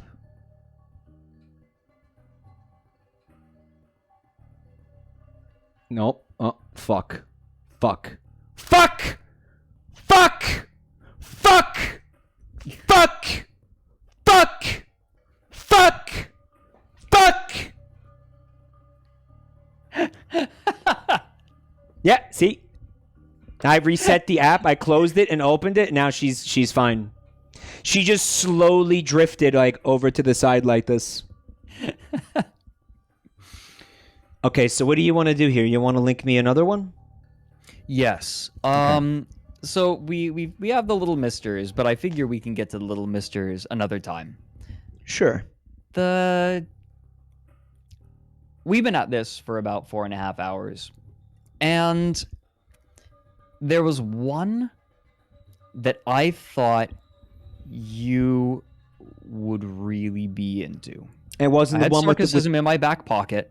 And all of these I thought you would really be into, obviously. But this was one, it is long, Okay. and I wanted to save it for last. Okay, so you want to wrap up soon then? No. This isn't about wrapping up soon. This is a big one. That's okay. I understand. All right. Yeah. We are going to do The Flesh That Hates. The Flesh That Hates. Yes. All right. This is a chonker. Okay, hit me with it. SCP-610. Okay, do you want to take it, or we could swap off intermittently if you want? We could. That might be a good way to go about it, because the field logs go back and forth. There are a bunch of field logs. There are 5 of them. So if you would like, one of us could start, and then every log we trade. All right, yeah. All right. I will be right back, but if you would like, you could get started for us. Yeah. Here's what I'm gonna play an advertisement while we wait for you to come back.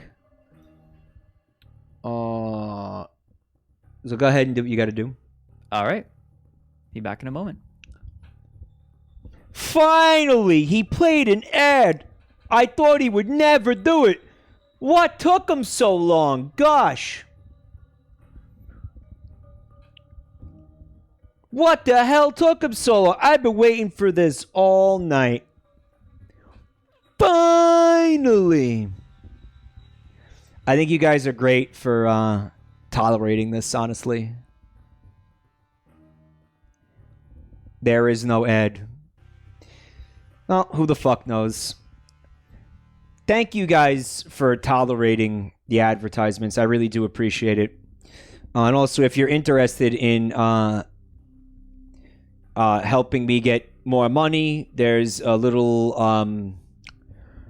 a poll that you could just click on one of these fucking things, and I'll get money if you click on those things. So a lot of people are saying this is a classic SCP. Mass Immune calls it one of their top 10. Top 10. And I'm looking forward to it. It sounds like it's gonna be right up my alley hole. Hey, Lady Lucifer. Oh right, we did you and I. Yeah, we right. We played Barotrauma that one time. You are the artist who draws things, right? That's what you do. You're a drawer. Yeah, Barotrauma was fun. I got to get back into that. Hold on.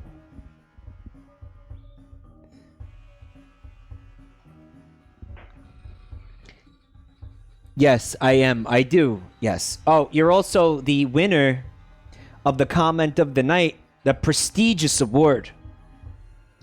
Very prestigious. Do you remember welding the door shut? Yeah, it wasn't intentional. They teased the new update for Barotrauma. It could be a good time to hop back in if there's a new update.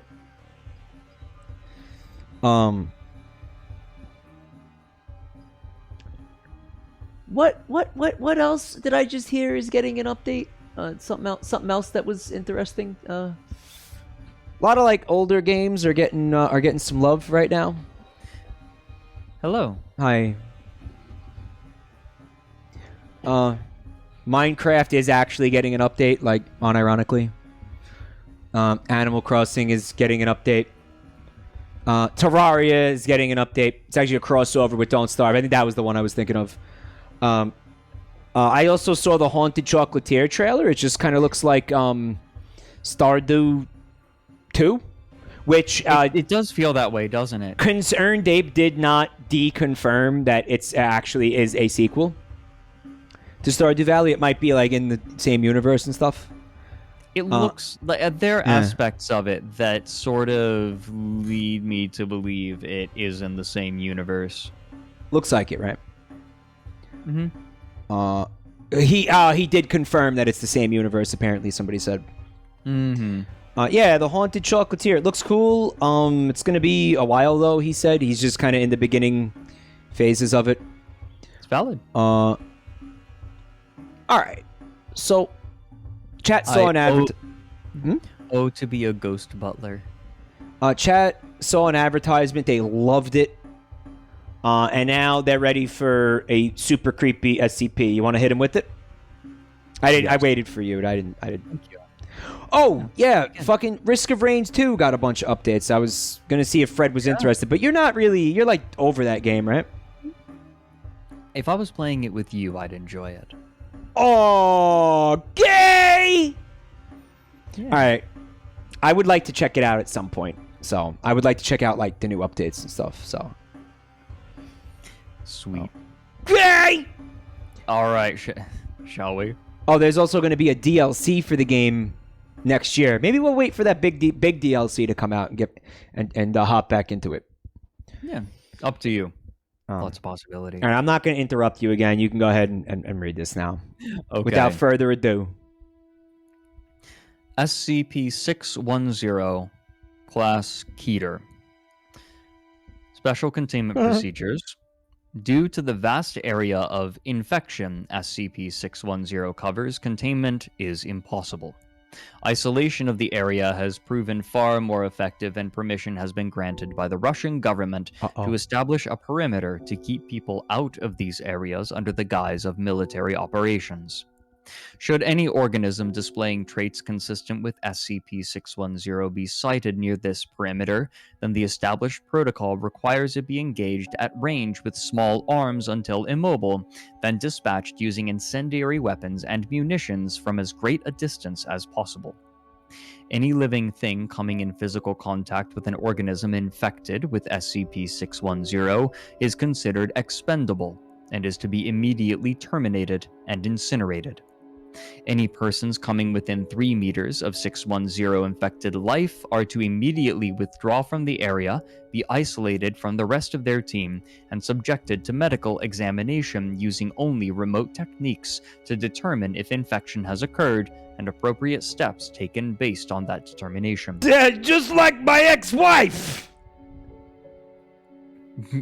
I feel bad about abandoning it. This is literally just the plot of Firewatch. Really? I haven't played that game. Some people in chat Spoilers. are gonna understand. Spoilerino. It's not that. Well, much now of I know that there's a fucking spoiler. flesh monster in Firewatch now. No, not the flesh monster. The thing that you were saying, just like my ex-wife. The main character, like this is told to you immediately at the beginning, but Wife you bed? play a character whose wife is suffering from early onset dementia. Wife bed. Oh. No, wife good, just wife dementia. Just like my ex-wife! Hey, gabagool! I'm gonna let you read this now. I'm sorry. It's very fun, man. You got to try it. One day. You gotta try it. We go. Oh fuck. What, Firewatch? No, this VTubing thing. Figure it out. At present, the known infection vectors for 610's spread seem to be focused on physical contact. Drone movements within... Yes, I love Firewatch. Drone movements within heavily infected areas have returned air samples containing minute particulate, which when exposed to organic compounds will result in the spread of 610. The results of these particular tests have revealed that most require several days to manifest, if at all, with the exception of direct contact with exposed lung and liver tissue. These particular tests show a rapid rate of growth which requires incineration of the testing environment no more than 24 hours after initial exposure, with even a 2-hour mishap risking a compromised facility event. Given that this kind of rapid growth only occurs in organic material existing outside the human body, this form of infection is currently considered a minor concern. These peculiarities have given rise to a series of questions regarding the possible origin of the infection in conjunction with the failed data expunged. Containment protocol remains at a scorched earth policy at this time, and no concern for transmission via water or air at infection parameters exists, barring situational changes in the field. All right, so can you do a short recap of what it is? Because Well, I don't mean, know. we don't know what it is yet, because those are the containment procedures. Well, there's a fucking disease related to this, right? It's saying that there are infected areas, and anyone coming into physical contact with any infected biological organism has to be incinerated, and there is danger of contamination through particulates in the air. Okay. That's what it's saying. All right. Yeah, it's real ADHD hours right now. Sorry. It's okay. That will shut down very quickly once we get to what this is. Okay. Description. Initial reports of 610. I just mean that, like, all of that is very hard to understand because you don't even know what it is. But it will become much more directed. Initial reports of SCP-610 came direct from the Russian government through undisclosable channels. These reports consisted primarily of disappearances of farmers in the region and were not considered until the local police, followed by the regional police, and finally a government-dispatched agent, all failed to report in within a 72-hour period. A small military contingent was dispatched to the area and quickly withdrew, at which point the Foundation was contacted to investigate. The area SCP-610 affects is close to Lake Baikal in southern Siberia. Areas of known infection are marked on a map provided to us here. If you, let's see, let me click through. Yeah, you can click through, and you can just see a map of the area. Irkutsk Oblast. Irkutsk. All right. So, what the fuck am I looking at? Where is the actual place in question? This is near a town. So this is rural, is my understanding. All right. So it's Russia. It's the deepest lake in the world. There are a lot of conspiracy theories about, and there are reports of UFOs coming in and out of the water. A lot of people don't know that about UFOs. Funny enough, Lake Baikal. They don't just fly. A lot of them go in and out of large bodies of water, but this is very, very deep.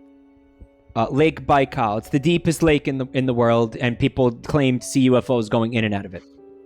I'm going to go into a lake deeper and faster than my mom can make the biggest sandwich in the world. Why? What's that a reference to? What is that? That's Rhapsody Street Kids. Oh yeah, that little fucker. What was his name? Smithy. It came up in our last stream. Yeah, remember? yeah, I do. Because Smithy is what was Fuck a manufacturer. you, They're the people that manufactured the World War II evacuee costume. Fuck you, Smithy. Fuck you. Oh dear. Okay. Containment perimeters are marked in blue surrounding these infection areas, and as of present, no further locations have been identified. Incursions into the perimeter must be reported prior to conducting, confirmed during exploration, and debriefed on immediately following return. SCP-610 appears to be a contagious skin disease at first, with symptoms including rash, itching, and increased skin sensitivity. Within 3 hours, the disease will cause blemishes resembling heavy scar tissue to form in the chest and arm areas, spreading to the legs and back within an additional hour, consuming the victim completely within 5 hours. Exposure to higher temperatures vastly decreases the time for the contagion to spread, and complete infections have been recorded occurring in as little as 5 minutes. Wow. After the completion of the infection occurs, the victim's life functions will cease for approximately 3 minutes, after which time they will restart at 2 to 3 times the activity rate of a normal human. Following this, the scar tissue on the victims will start to move of its own accord and grow at a rapid rate. Normal human features start to disappear at this point under the infection, and the path of mutation appears to be largely random. Subjects observed in this stage of infection have been recorded as growing 3 or more limbs of a type such as arms or legs. The head may become misshapen and elongate or widen out, and parts of the subject may split open, from which additional branches of flesh will grow. The duration of this stage of infection is unknown, and not all subjects appear to progress to the later stages. Yes. What? I think there's a hole in this hazmat suit. There's Mike, a hole in it. Don't start trying to hump me like a dog.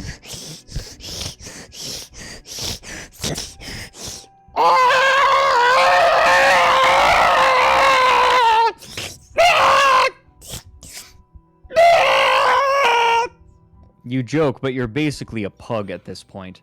You like it? Oh. There's so much. What have I done? What have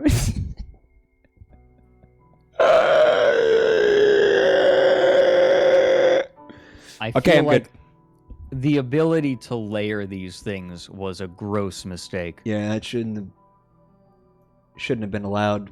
A breach of protocol. All right, so I'm sorry. Please continue. I was demonstrating what happens to somebody. Like, as you were reading those things, I was making changes and Good. Yeah. No, it's good. I saw. Okay. Oh dear. Under unknown conditions, an infected individual will cease moving and place itself in a location it deems suitable, where it roots itself. Roots. The fleshy growth on the victim will then begin to spread itself across all surrounding objects and consume them. Such objects do not spread the infection as living creatures do, however, and the effect of prolonged contact with these objects is recorded later in this document. It is assumed that this behavior is to create an area hospitable to continued growth of the other infected. Okay. Observation of life infected by SCP-610 by staff is impossible. Those infected with the disease immediately seek out aid as natural human impulse, resulting in unintended infections. Those infected past the scar tissue phase actively and aggressively attempt to infect anyone approaching them within an undefined area. It's kind of a zombie type thing. It's like, A zombie type thing, yes. yeah. It has been established that should an infected be capable of sight and observe an uninfected, it will proceed toward them. If the infected has lost the ability of sight, a range of approximately 30 meters is considered safe. Observation of SCP-610 infected settlements has been established using artificial methods such as remote robots. The data returned from these observations, coupled with the openly aggressive nature of the infected to attempt to spread 610, has resulted in the Keter classification. However, so long as nothing is allowed to enter or leave the affected areas, it is considered a neutralized threat. Of concern are the cavernous areas beneath the infected settlements that were discovered during the exploration, and attempts to get research personnel into these areas are underway. This is like Resident Evil shit, kind of. Like it's got like a little bit, yeah. Or It's yeah, definitely- cordyceps from Last of Us, sure. Mhm. It has some obvious inspiration. Misery porn, my favorite. So, would you mind reading for us the SCP-610-L1? This is gonna have Annihilation vibes. If anything is gonna have Annihilation vibes, right? It gets there. All right, you want me to take this first one? Yeah. And I figure we'll trade back and forth. After establishing the containment perimeter for SCP-610, the Russian government approved our requests to research and investigate the area. For the first such exploration, a small camera-mounted unit known as Herbie was dispatched at a safe distance and directed towards Site A. Number 5 alive. Herbie... Number 5, I need you to do something for me. Of course. I need you to go inside that flesh-infested area. Are you sure? Yes, we need the input. Input. More input. And then he just wanders over inside of it and gets mauled. Well, he's a robot, so... I mean, like, I feel like... He's not real. Fred mixed up, like 3 different movies just now. Right? Like... What is it? It's like Johnny 5 is the robot. Yeah. That's right? cool. And then Herbie was like the original Lightning McQueen, Kerchow. No, it's all Short Circuit. What? But yeah, I'm specifically referencing Short Circuit though. And then Herbie is like the car who's alive. Oh, do you remember there was a movie called Monster Trucks that like had monsters in trucks? And it was stupid. That's incredibly dumb. I hate it. I think that it was featured on Fuck You, It's January. Somebody said Lindsay Lohan is in that movie? I feel like those are the kinds of movies where they're like, they specifically look for women that are known by college-aged people to have boobies, and they put them in the movie. Like, they just grab them. It's like, all right, people know you have tits. You're in our movie now. It is known you have tits. Get in this movie. Was it a Nickelodeon movie? Monster Trucks. I think obviously this was a children's movie though, despite the breasticular marketing. Lindsay Lohan was in the reboot sequel of Herbie. All right, well we're pretty fucking far off the beaten path here, or the. Yeah, let's return to the flesh path. We're pretty fucking deep into the weeds here, man. You know? Mike, would you call the path that we're on the way of all flesh?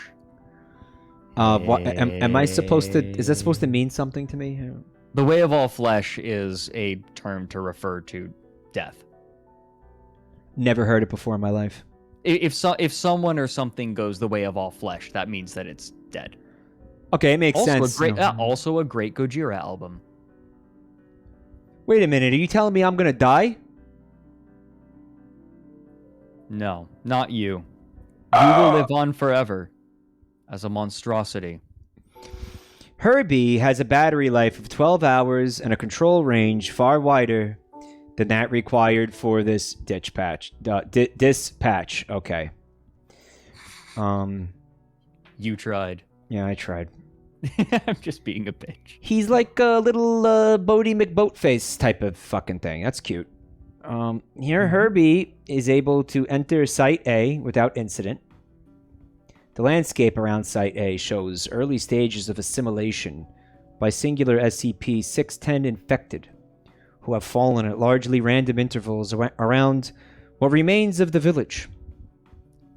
Many of the homes appear to have suffered fire damage long since put out. However, a fair amount remain intact. Aerial reconnaissance of Site A combined with thermal imaging has put it at an estimated population of 79 infected. If anything happens to Herbie, I'm gonna fucking lose it. Immobile infected are included in this number. Right, rooted people. However, it is difficult to ascertain an exact percentage of mobile versus immobile. Varying degrees of physical mutation due to SCP-610 are present in Site A, and it is assumed that all the inhabitants are in advanced stages of infection. Herbie observed the exterior of the village for 2 hours, during which time all infected behaved with what appeared to be a loose sense of social structure. Because Herbie remained stationary during this observation period, It is unknown precisely what each individual infected person was doing. However, the central plaza experienced occasional bursts of activity and downtime. Requiring more information, Herbie was directed to follow an infected as it entered a home.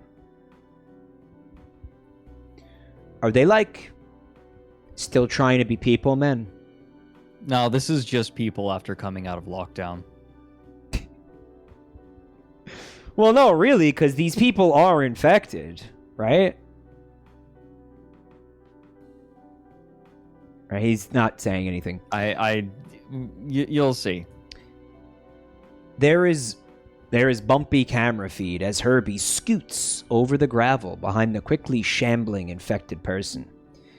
The interior of this home is the same as that attached to the primary file for SCP-610. The infected being tailed is the one sitting at the table. I don't remember seeing any pictures. I think they might have had to remove it due to copyright issues. After entering the home, Herbie's... let me find it, because I'm not seeing it either. Yeah, they removed them probably due to copyright. Hold on.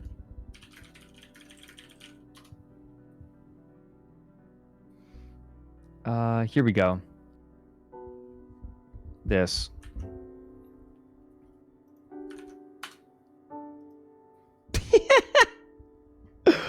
Oh, yeah. Same. Arby's, we have the meats. Oh, what the fuck? This image had to be removed for copyright purposes. I believe so, yeah. Okay. Why? Because it's an art installation. The person who wrote this SCP did not make this image, basically? Correct. That's pretty common for SCPs. That's true of the statue, the original 163. The person made a lot of statues. They're a Japanese sculpture artist. But they weren't the author of the SCP, were they? No, they were not. That's kind of unfortunate because it's possible that the author was inspired by looking at this, you know. Mm-hmm. So it's it's kind of shit that had to happen. Kind of sad, yeah. But you know, artists are weird sometimes. This is some good meat, dude. Oh my god, that is fucking outstanding. I feel like I fucking missed so much by not seeing this. Fuck. All right. Okay. The interior of the home is the same as the attached to the primary file. The infected being tailed is the one sitting at the table. So he's got a fucking... He's got a giant foreskin on his face. He's got a meat sock on his face. He's making the most of it. He's got a elephant trunk, a meat trunk, kind of. Right? Same though. I feel like it's imagine the possibilities, right? I'll let you fill in the blank. What could he possibly mean by that? His face is on the plate? Mm-hmm. See, let me enhance here. Oh, this is all coiled up, and there's supposed to be a face in this. Alright, this is probably making people fucking sick. I'm gonna... Alright, so after entering the home, Herbie's camera was raised slowly as to not draw attention.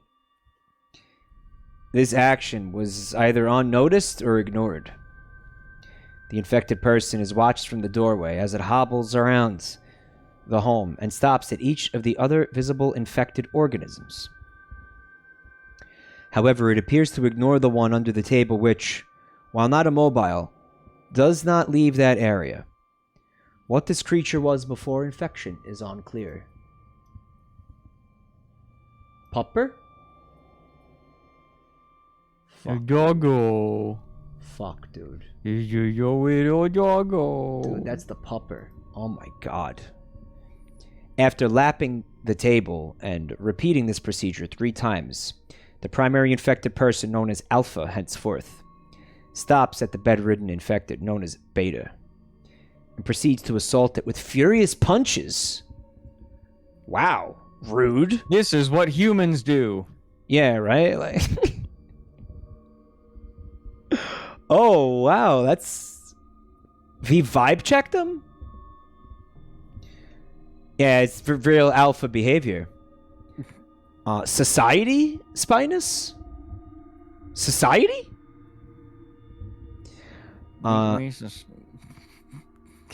Beta is unable to leave... This is what speedrunners want for our future, and in a Petersonian sense, No. they are simply... No. What was it, like sexual archetypes? Fastest Mario? What?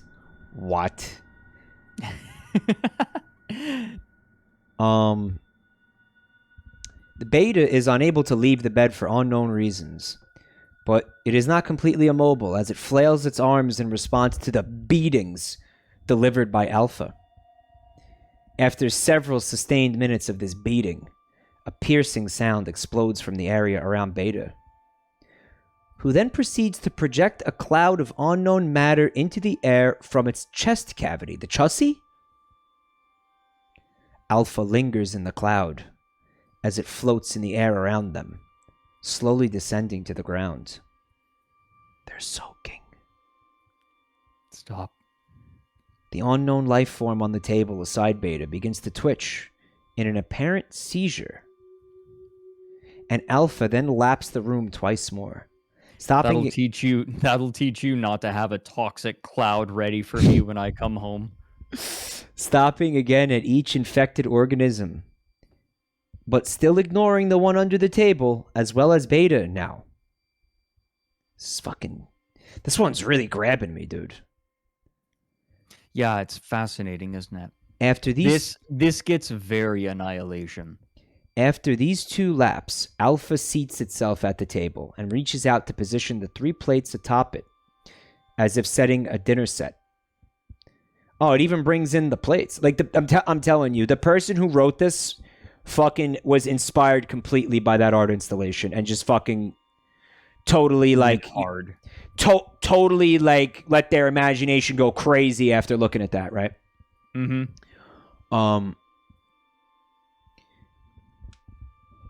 The 3 after the plates are positioned...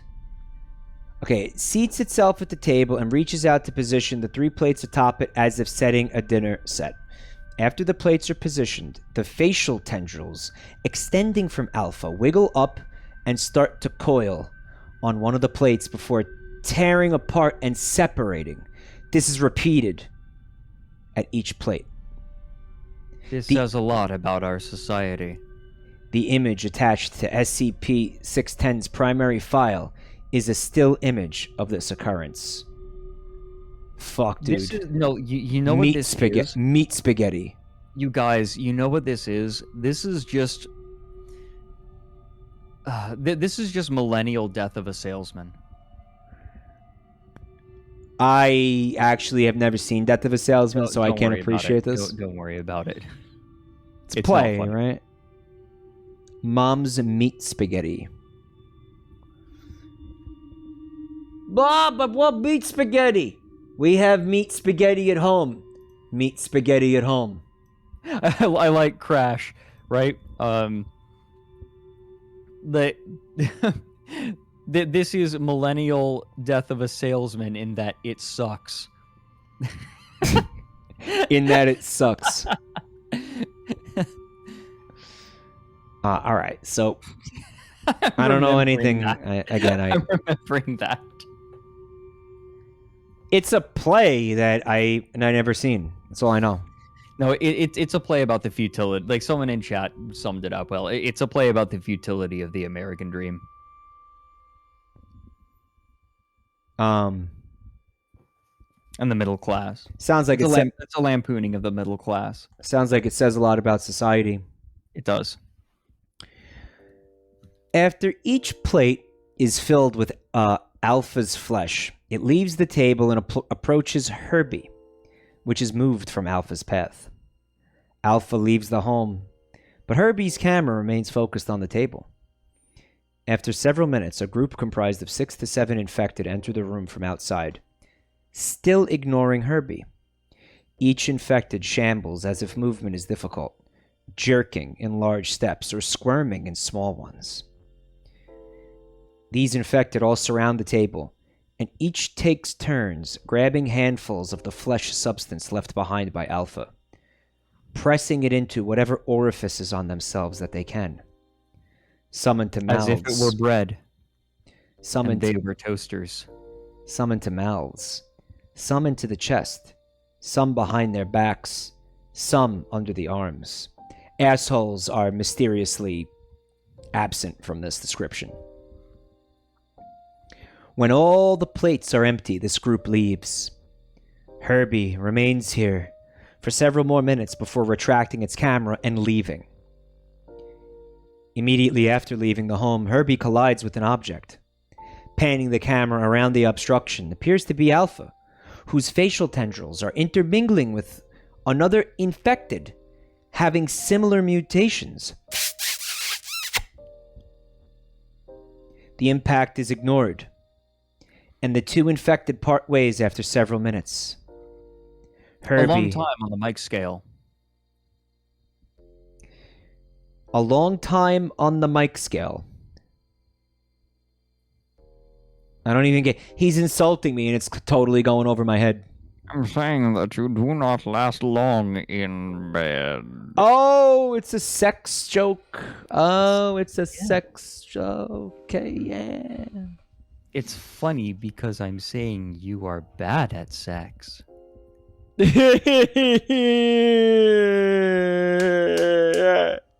A common human male roast, if you will. It's interesting to note, friend Fredrik, that I do not remember your maternal figure complaining about the sex which I have provided to her with mine penis. Ho ho ho ho! Ho ho ho ho ho! You child of a dog. I will return this insult twofold. It's like aliens like trying to mimic, like brohavior, right? Right. Okay, so these two mutants are making out basically, right? Herbie is then directed to explore more areas of the village. The remains of what appears to have been a store show signs of severe fire damage, as well as activity inside the building, which Herbie moves to investigate. The door is slightly ajar, and with firm movements of Herbie, it is pushed open. No notice is taken of this action, nor is it ignored. Inside the store are several infected persons, most of whom are standing around. However, there is a skeleton behind the counter, making jokes about eggs. Wait. I cannot believe that you didn't lose it at Egg's husband. Tita, did you delete the Sans under no, Egg's husband. You know what it was? I was very tired. That was like the end of that stream, and it was like fucking 3 a.m. I think. Okay, that's fair. So like, I didn't give Egg's husband like the proper deference that it deserved. Honestly, that's fair. Egg's husband. Yeah, fucking. Oh my god. I have in Deltarune, Asgore is a being of pure desperation and depression. He just fucking smells like despair, yeah, and like sadness. That was the word I was looking for. And just sweat. Despair. He just reeks of despair, you know. That's what really says a lot about our society. Was it you who said that Asgore is like the most divorced person you've ever seen? I think that was me. Yes. He's the most divorced. It might not have been me. I don't remember. Inside the store are several infected persons, most of whom are standing around. However, one is on the ground, rolling back and forth over the space of approximately 3 meters and is ignored by the others. Herbie rolls under the divider separating the cashier area from the customer area and pans around behind the counter. The upper half of a person is protruding from a cellar door behind the counter. This person does not appear to be suffering from advanced infection and wears the garb of a Russian soldier. Herbie zooms the camera in to confirm identification, and it is noticed the eyes of this person are in constant movement, often focusing on Herbie. The rest of the soldier does not move. What? Herbie is directed to leave this area and proceeds to the back room. In this storage area, a large pile of bodies are stacked together. Some pieces of clothing are visible and appear to contain both military garb and everyday clothing. No facial features are discernible on any of the bodies due to the way they are stacked. Atop the bodies, an infected sits, appearing to have its lower parts fused to the pile, and with its upper half in a wild state of flailing and seizure. He was just really excited to see the haunted chocolatier. Concerned ape.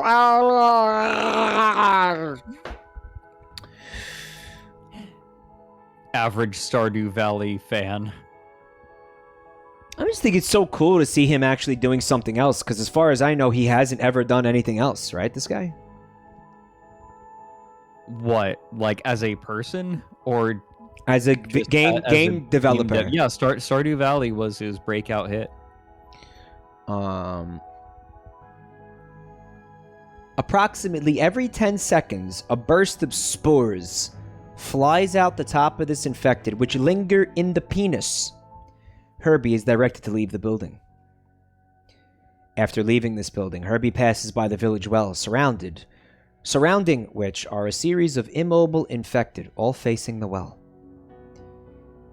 The arms of each of these infected persons are stretched out, one in contact with the next, forming a perfect chain, save for one whose arms are down at its sides. Herbie passes by this last infected to approach what appears to have been a town hall or mayor's building, when the infected becomes mobile and snatches the rover up. Nice, Herbie. I'll take it. Video feed from Herbie focuses on the face of the infected, which is strangely in perfect shape given the condition of the rest of its body, which is horribly bloated. This infected was once a young girl from appearance, age estimated 10 to 12. Herbie is rolled side to side in its grip as its face stares motionless at the rover. The infected's face suddenly balloons in size and explodes outwards into a series of fleshy flaps that grip Herbie and draw it inside. Herbie's video feed terminates there. Grab my foldy flaps. Grab my Fuck, foldy. dude. Grab my folds, you piece of shit. Alright. Who fucked with Herbie? Who fucked with Herbie? Who was it?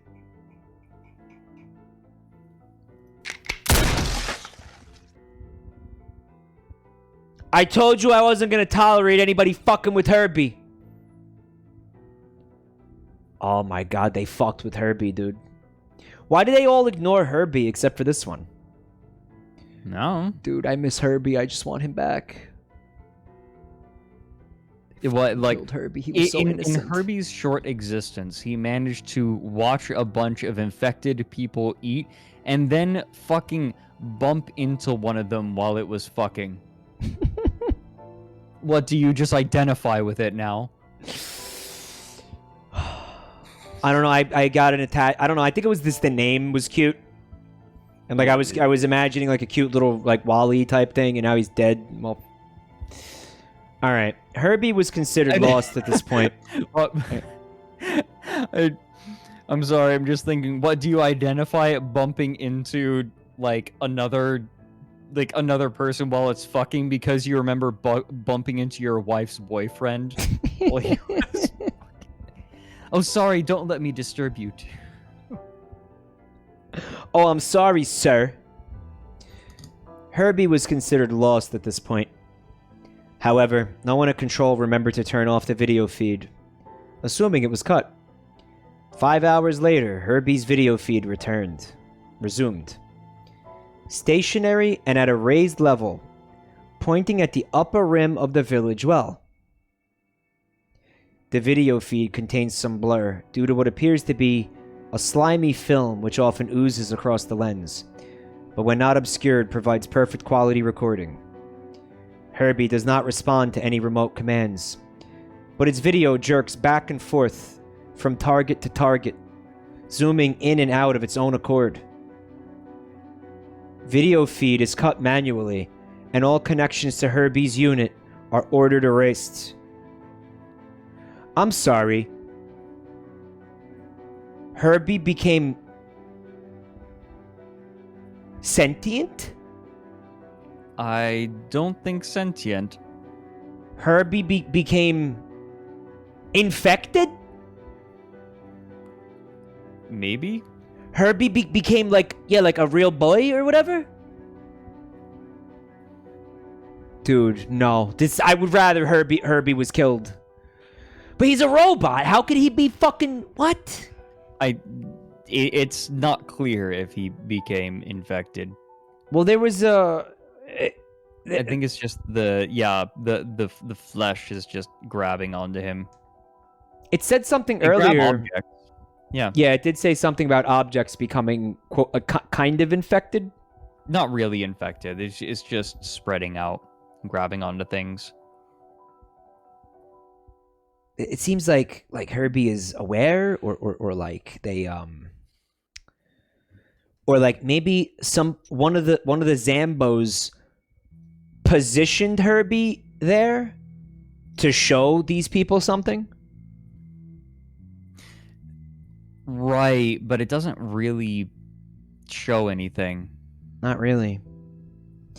I wonder what it means. Okay, so here's the next log, right? You want to read it?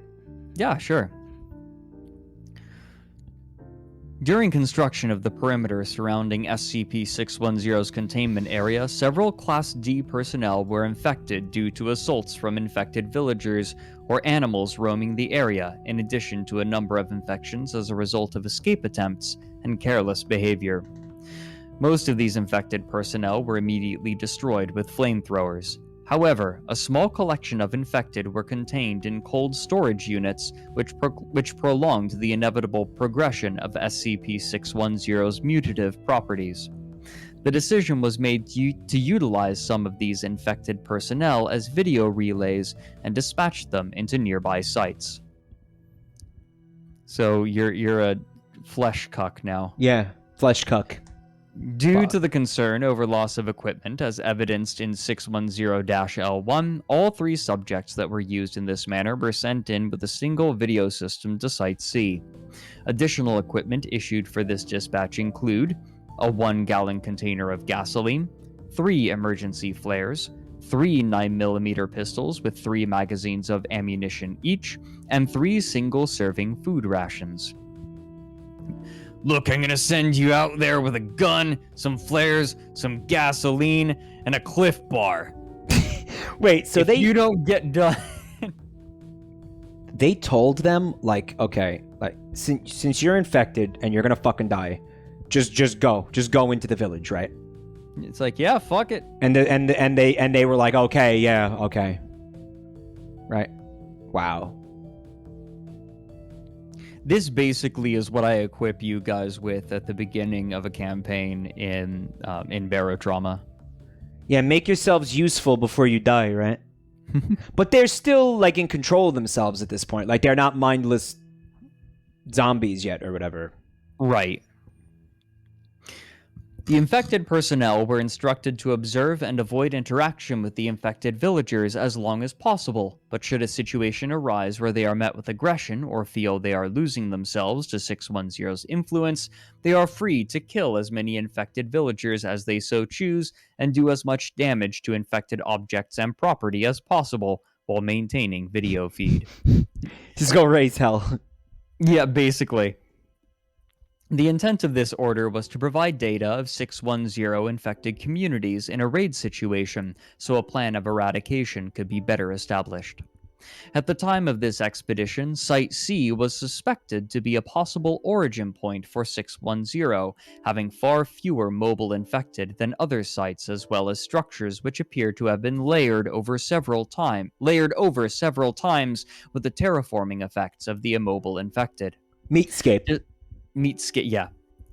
Dispatched Class D personnel, known henceforth as DI-1, DI-2, and DI-3, were directed to pay particular attention to anything that could be considered an origin point for SCP-610. The trek from our perimeter camp to Site C was uneventful. There is no evidence of any native animal life in the area.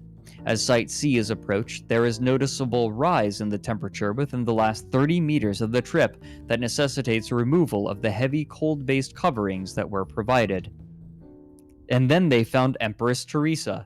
Oh no. The They found Herbie and he was covered in Coke bottles. The temperature rises again sharply at the entrance to Site C proper, which requires a further shedding of garments for fear of heat stroke. Site C is described as being heavily humid and around 32 degrees Celsius or 89 degrees Fahrenheit. One of the first immediately noticed traits about Site C is an array of immobile pylons which encircle what is believed to be the entirety of the site. Separated by an apparent distance of 5 to 6 meters, each pylon appears to be 2 to 4 infected persons fused together in one spot. Hey baby, what if, and I'm just throwing this out here, don't gotta if you don't want to, but I'm just throwing this out there as a possibility. What if we fused into a meat pylon? Hey? How could anybody say no to that? Yeah, baby, let me, I'll go get some brewskis, I'll get the boys, and we'll just make a meat pylon, Well, consider my panties dropped. What if we made out as a meat pylon? Haha, what if we fused as a meat pylon in Site C? Haha, just kidding. Unless.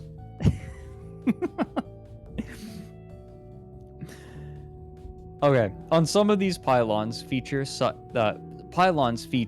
as faces or anuses are still visible in addition to several other holes. Yeah. Eat asshole! Eat asshole! Sorry, go ahead.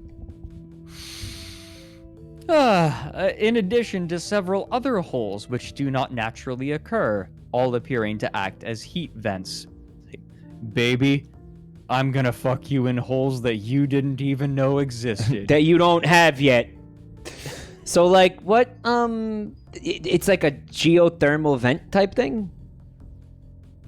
Like, they're heat, like, they're dispensing heat. So, the implication, I think, is that this flesh is terraforming the area to make it more hospitable. Right. Okay. For itself. Where the heat is generated is unknown. Current belief is that this is an advanced stage of 610 terraforming its environment to facilitate spread of itself. Okay, well, there's the answer. Yeah. DI-2, who was furthest along in progression of 610 of the three by a number of hours, begins to seize after only a few minutes in Site C during examination of the pylons. The progression to the scar tissue phase of 610 infection is observed in full course as DI-2 spasms on the ground, his entire body being overtaken by the sickly tan flesh almost entirely after 45 seconds. Then he springs up from the ground and exclaims, "It's just a prank, bro," and then immediately expires. DI-2 Doesn't is say that. terminated by a gunshot from DI-1, and his equipment left where it is. The spread of 610 over DI-2 continues even after death of the body until all movement ceases. As perimeter control is relaying new instructions to DI-1 and DI-3 regarding this situation, there is a shift in the ground covering in Site C where DI-2's body is located, and the writing here is kind of iffy. Video feed shows the flesh-like growth splitting open beneath his body and a series of ropey tendrils coming from within the gap to pull his corpse inside. Ooh. This opening closes up quickly. Total time elapsed 3 seconds. Ooh. He got schlorped. That's another fetish. He got snatched. Oh my god. He got cockboard. As DI-1 and DI-3 decide to act quickly, that is a thing. I know. That is also I a know. thing. Of course it is. As DI-1 and DI-3 decide to act quickly in these hotter temperatures, fearing the same fate, they proceed to the village center and encounter another previously unknown phenomenon. In the precise center of town, rising above what was the community well, is a sphere suspended by angled supports comprised of 610 flesh.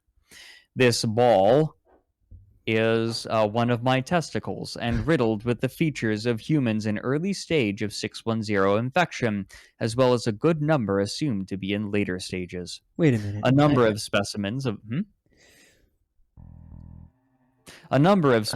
of non-human life forms, such as deer and bears, are also visible within the mass. What? Yeah. Well, there you go. They said There's your annihilation. Mm-hmm. Oh my god. Non-human. Oh fuck. Okay. The entire sphere of flesh pulses at roughly a 5-second interval, and with each pulse emits a ring of spore-like material from its equator. This material floats to the ground and appears to be absorbed into the converted environment. Hey guys, I found a ball that makes cocaine! This thing is fucked. Oh my god. DI-3 begins to douse the sphere with the provided gasoline, and when questioned Of course. by a pan, DI-1 explains this looks like as good a thing to burn as any. I love him. Yeah. Wow. Like, you can't argue with that No, logic. that was a real. Yeah, I'm with him. Yeah, I'm with him.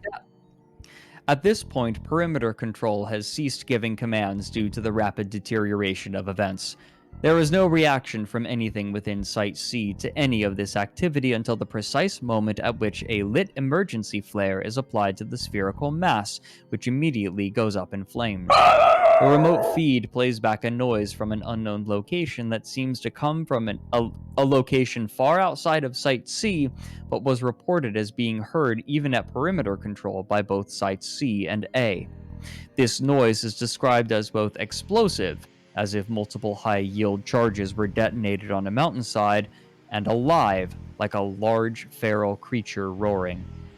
Within 15 seconds following this sound's dissipation, Site A reported that a series of explosions had occurred within the village.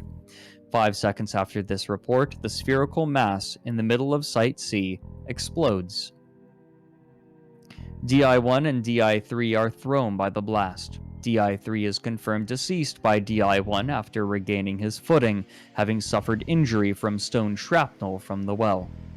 DI-1 is able to report he has bruises and ringing ears, but aside from the rapidly spreading 610 infection, he suffered no blast damage.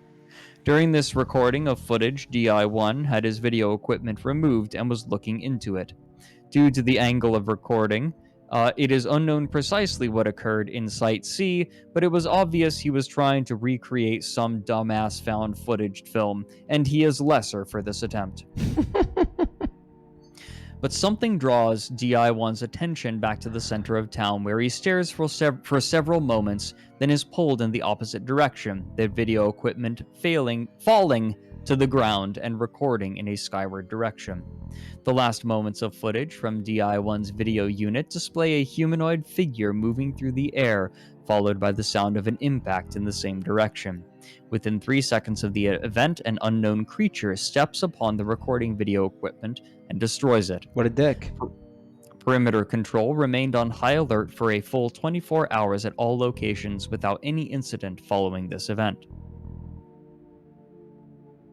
Fuck, that big ball of fuck, man. Yep.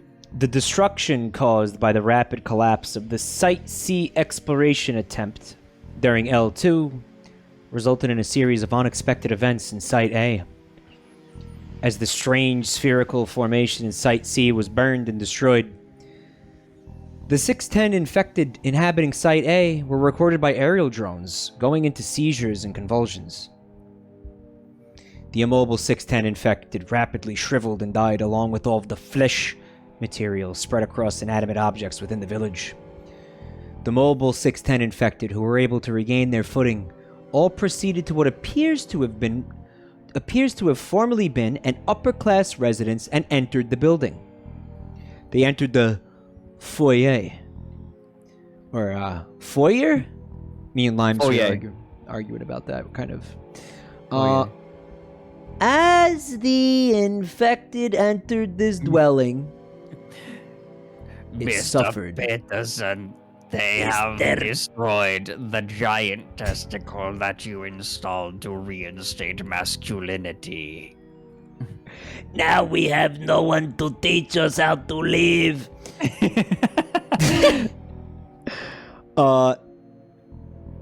As the infected entered this dwelling, it suffered a foundational collapse, revealing the presence of a sinkhole beneath it. The size of the hole in relation to the structure above it posed an impossibility for an entire building to collapse, suggesting something within the hole applied force directly to the structure with the intent to pull it inside and expose the hole. I'm gonna expose the hole. No, J-Chan, you can't expose the hole. Why not? Because I said so. TOS. You know, I'm realizing something. What? These streams feel like an escort quest. I have to like grab you and pull you back. Yeah, but sometimes sorry, I have was to. mean. Sometimes That I was have mean. to. That was really mean. I have to escort you sometimes. It's true. I often get off track. I feel like actually most of the streams, I'm the one who has to be escorted. It's like we take turns escorting each other, basically. Like, right. The worst streams are the ones where neither of us opts to try to retain control, and we go completely off the rails. I'm just gonna let him do whatever he wants. Go nuts. Go ahead.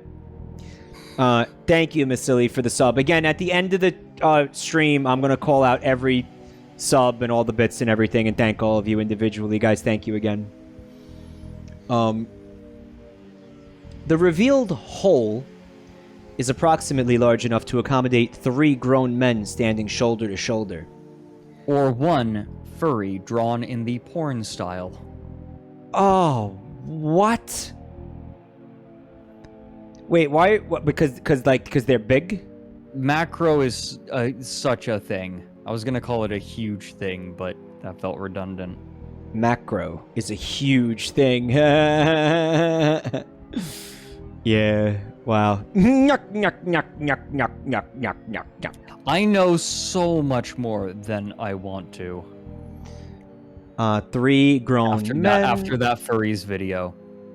Standing shoulder to shoulder. Light sources applied by remote drones fail to penetrate further than 4 meters depth into the hole. Objects dropped into the hole do not produce an impact sound, suggesting a bottom potentially more than 1,000 meters down. Yeah, but who's there to drop things into it? Like,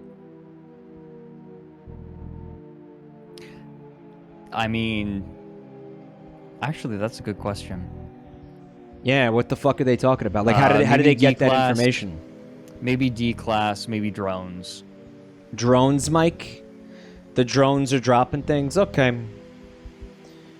Like, if you had access to like a quadcopter drone, Yeah. you would exclusively drop shit onto people's heads. I don't want to hurt anybody. Maybe, like, soft things. No, Maybe. like you would like dump a package of condoms onto someone. Like you'd find funny things to dump onto people. Yeah, just, like, dumping some used condoms on people. Oh, wait, no, that wouldn't be funny. That might not be great. No, it depends who it is, honestly. Depends who it is. He said condoms, and I was like, wait, used condoms? What?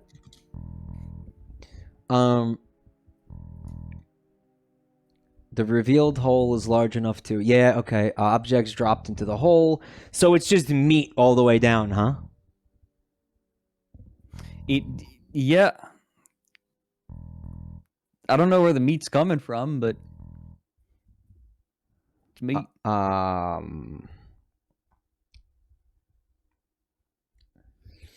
Reminds me of a game that I played. I don't want to spoil it for anybody, though. Some of you know what I'm talking about. Carrion? No. Oh. But, no. Research at the exterior of the Site A hole was only able to be carried out for 2 hours' time. I know what you're talking about now. Samples of the atmosphere in Site A indicated a complete death of SCP-610-related materials. All infectious life that did not evacuate into the hole died above ground and quickly became shriveled husks. So somehow that big ball of fuck was keeping all of them alive on the surface. Right? Basically. Mm-hmm.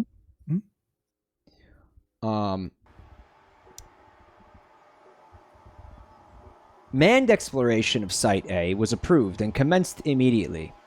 In the span of 30 minutes, a total of 3 research teams consisting of 2 to 3 research staff and 4 to 5 armed escort each were dispatched and setting up stations within the remains of the village.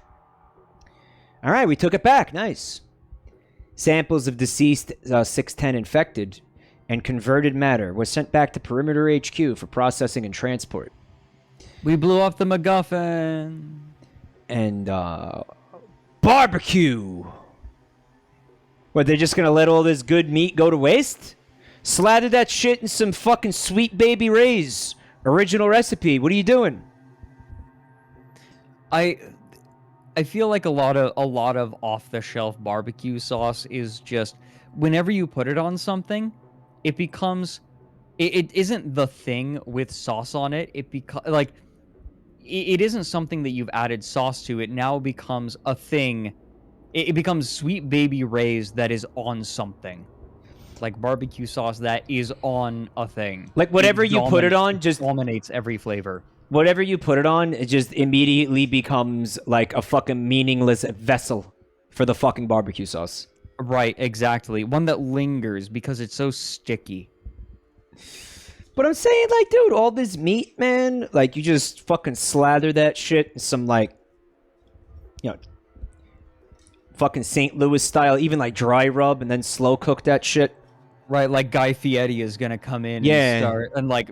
Yeah, get Guy Fieri. There's going to be a fucking diner that sets up here, and they're gonna be like, well, you know, we don't got much, but when we saw this meat hanging out here, well, we just had to take advantage of it. And This now time- we built ourselves up into an entire business. This Guy time, Fieri is just, like, Triple D.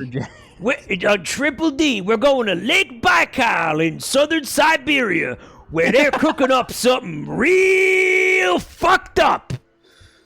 I can't wait to try it, brother. Flavortown, Siberia. They're cooking up something real fucked.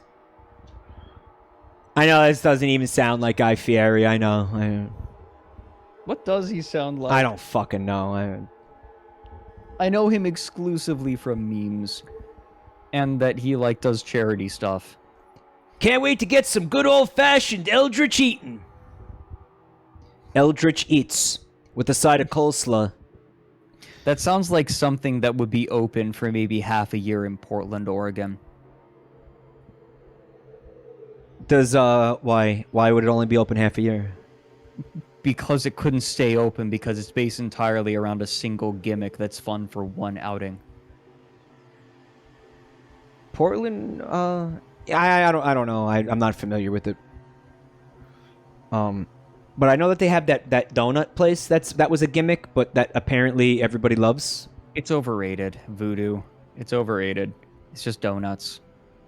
They're like, but what if we put Captain Crunch on a donut? Spoiler alert, it tastes like Captain Crunch on a donut. J-Chan drifted all the way back to the original. You saw it happen, right, guys? Like now she's facing an angle again. You know what though, man? Like I feel like you're being a killjoy because why would Captain Crunch on a donut be bad?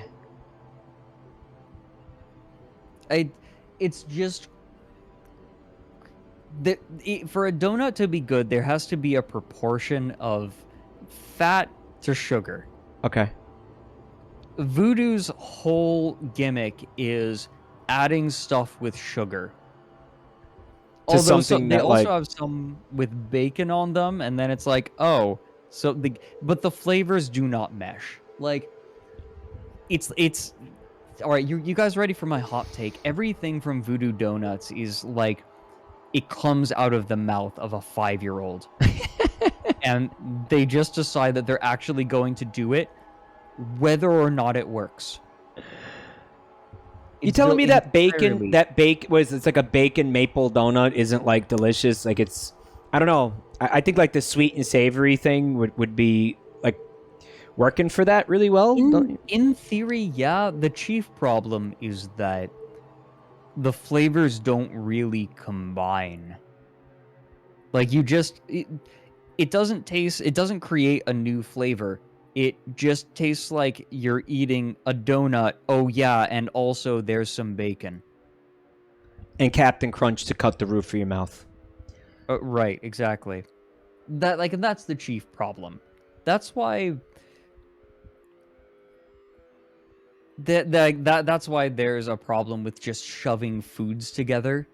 Let me put it this way. Voodoo Donuts is painted entirely pink because otherwise it would have no personality. Why do you fucking have it out for this place, dude?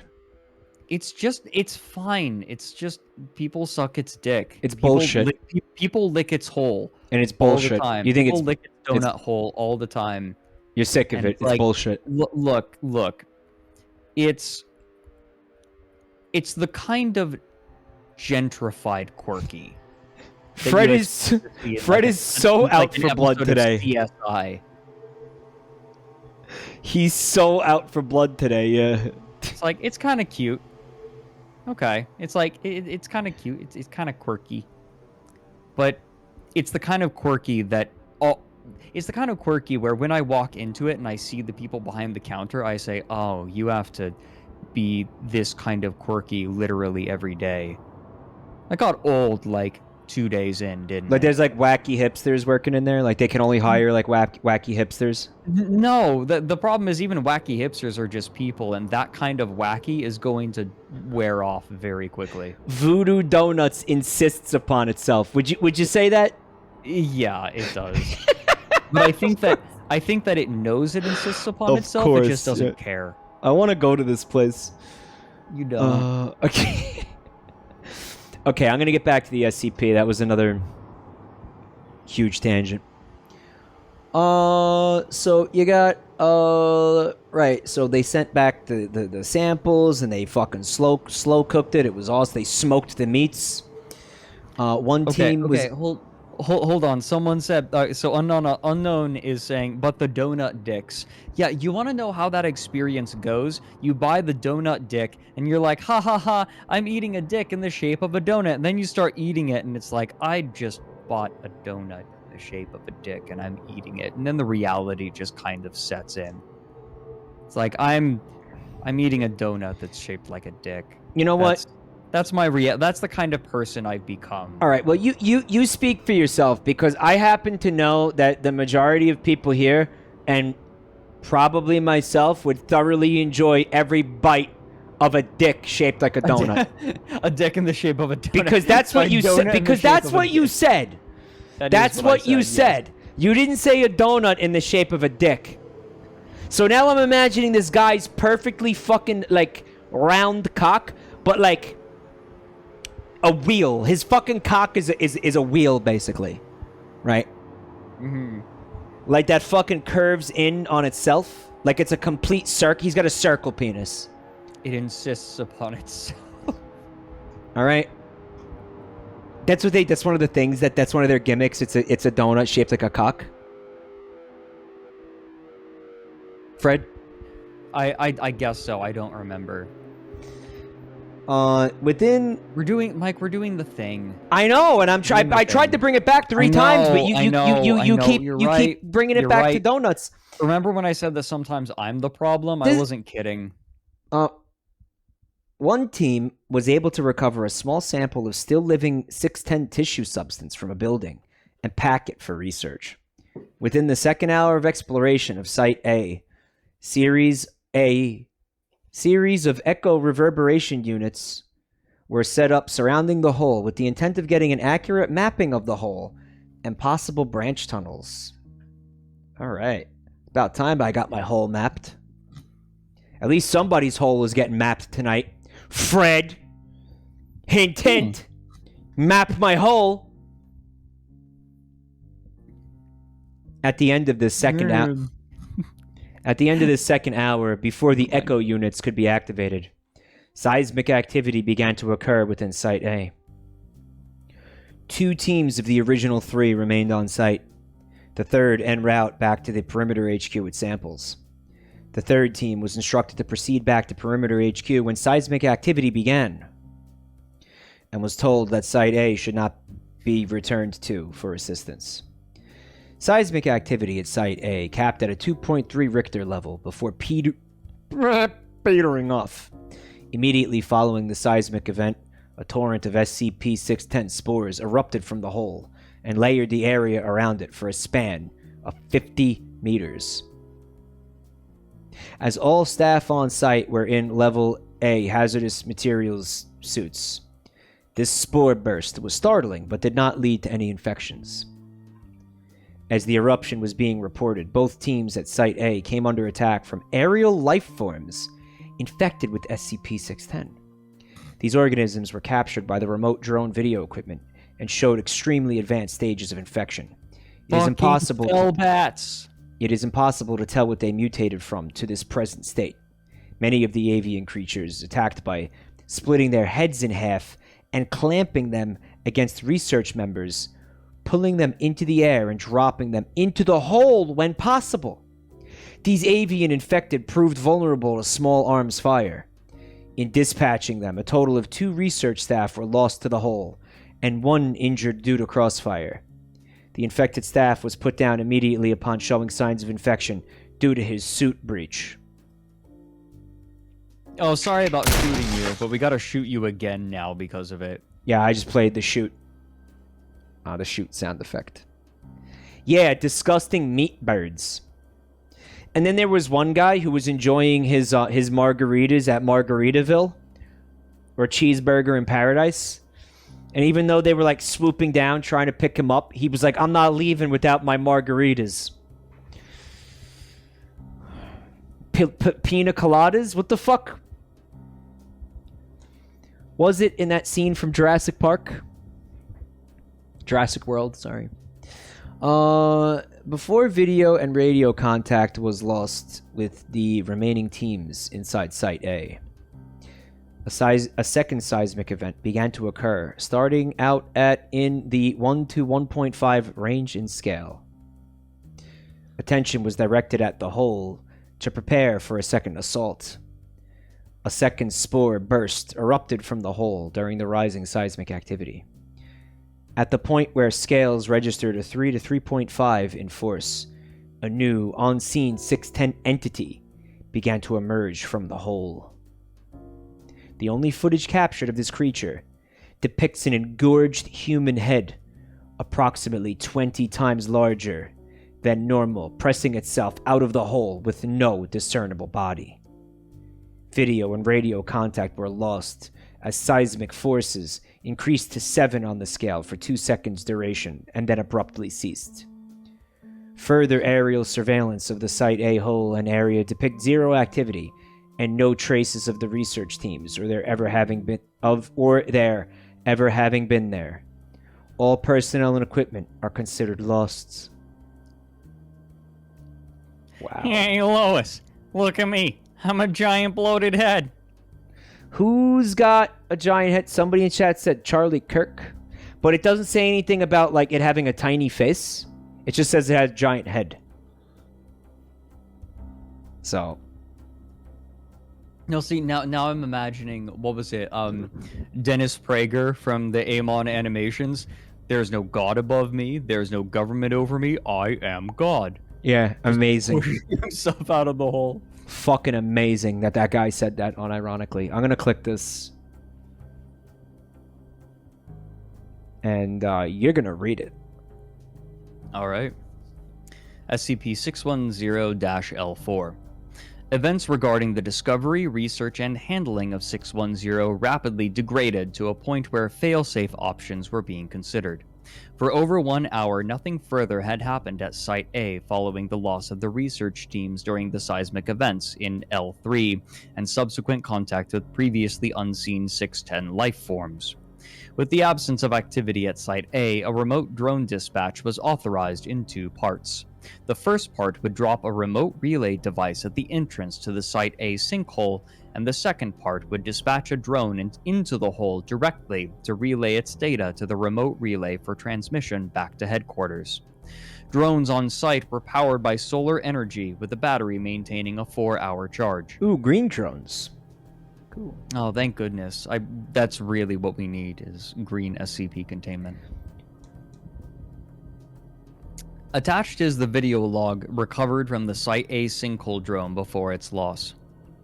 Video feed activates. Researcher's face is seen looking into camera, applying a polishing cloth to lens. This is explorative drone RSCP-610-1 coming online. Systems check out. Video confirmed. Feed is good to relay station. They're testing rotors now and deploying if successful. The sound of a helicopter blade starts up as video feed begins to lift in the air. Camera tilts left and right to test pan features, then direct itself towards the Site A sinkhole. Video feed is go, engines are go, links are green. Alright, sending drone down now. Audio from the outside world fades away as camera angles itself down and peers into the darkness within the sinkhole. After approximately 2 minutes of descent, lights on the drone activate and illuminate a roughly dug shaft. Initially, it is unclear what could have created the hole, but at a glance it would appear the shaft was created by a single event rather than dug over time. At 15 meters descent, there are traces of 610 material attached to the dirt and stuck to rocks. The material is dormant but retains its texture and appearance, unlike samples from above ground level which shrivel and die rapidly. This sounds like an infomercial. Unlike our competitors, our SCP-610 flesh retains its texture and appearance even after 5 hours. Yeah. It's moister down there, right? Right. I mean, they're gonna find an entire fucking, like, underground cave network that's just filled with this shit. I mean, that's what's down there, obviously, yeah. There is a possible connection with this material in the events last recorded during 610L3. Descent continues. At 100 meters in depth, branch tunnels become visible in the walls of the sinkhole. Panning of the camera reveals small tunnels branching out at apparently random intervals, but which are not restricted to any one size of the hole. These tunnels are considered too small for any useful exploration to occur. Descent continues. Increase in density of 610 materials on walls is noted as depth increases. At 250 meters, the bottom of the sinkhole becomes visible, and the tunnel slopes sharply, suggesting a natural formation, which was already suspected. Drone video shifts to illuminate this tunnel, and drone proceeds forward through the area. 610 coats entirety of the tunnel now, and care is taken to keep the drone from coming in contact with any surface. Movement is detected 5 meters ahead. Lights on the drone are dimmed and weapons come online. The RSCP-610 drone is equipped with a 5.56 millimeter machine gun containing 50 rounds of ammo. This is meant to be used to deter wildlife away from the drone and defend against aggression when possible, rather than to dispatch a target, although it is fully capable of handling human aggressors in small groups. Camera focus turns to the moving mass of flesh ahead at 3 meters. After focus clears, the movement appears to be coming from what appears to be a deer, uninfected, wriggling in the grips of tendrils comprised of 610 material. The deer is being suspended above the ground with unclear intent. Lol, try to walk, lol. What the The fuck? drone is moved. I'm sorry. Go ahead. Mm. I'm The just thinking drone out is- loud. Wait, what is it? Why is there a deer underground? Just in case. Contingency deer. Contingency deer. The drone is moved past the trapped deer while holding it in view of the camera until safely away. Nothing occurs with the deer, and the drone proceeds past undisturbed. The previously fairly level ground of the tunnel displays large humps in apparently random placement. 5 meters ahead of the drone, 30 meters past the encountered deer. And how is the deer not infected either? It probably is. It's probably just newly captured. All right. Upon approach, these lumps turn out to be similar to the infected villagers who escaped from Site A into the sinkhole excuse me, after the destruction of Site C. The sound of rushing water is now detected, and the drone is pushed forward. 100 meters further into the tunnel, the sound of running water is now deafening. Drone lights reveal a running stream of water, potentially from one of the adjacent rivers in the area. A sample vial is placed in the water, allowed to collect, and then released with an active tracking beacon. This is where they get Grandavasa. This is the source. It's the only thing that makes sense. They found it. Later recovery of this sample indicates no SCP-610 contamination of groundwater. The tunnel splits in two at this point. One tunnel leads around the river and then seems to slope downward, while the other is directly above a light source in the ceiling. This second one is selected to facilitate recovery of the drone. During adjustment of the drone's flight path, it comes in contact with a portion of the tunnel wall coated in 610, causing a deep gash from the propeller of the drone, which is already healing over when the camera focuses on the impact point. The drone proceeds upward. 300 meters of upward travel, taking approximately 45 minutes, results in the drone emerging into a windy section of mountain where it is directed to stay low. Oh, windy. It is windy. Camera panning of the area reveals what may have once been a village, long since abandoned. The precise location is unclear, but it is assumed to be in the vicinity of Site B, judging from estimates in travel by the drone. The buildings here are coated in deceased layers of 610, and unlike other buildings in Site A and Site C, which were coated in 610, these buildings appear to be constructed directly from the tissue substance. After a cursory scan of Site B, it is determined there is no life here, either natural or 610 related, so the drone is directed back into the tunnel, as the winds around the area make aerial recovery impossible.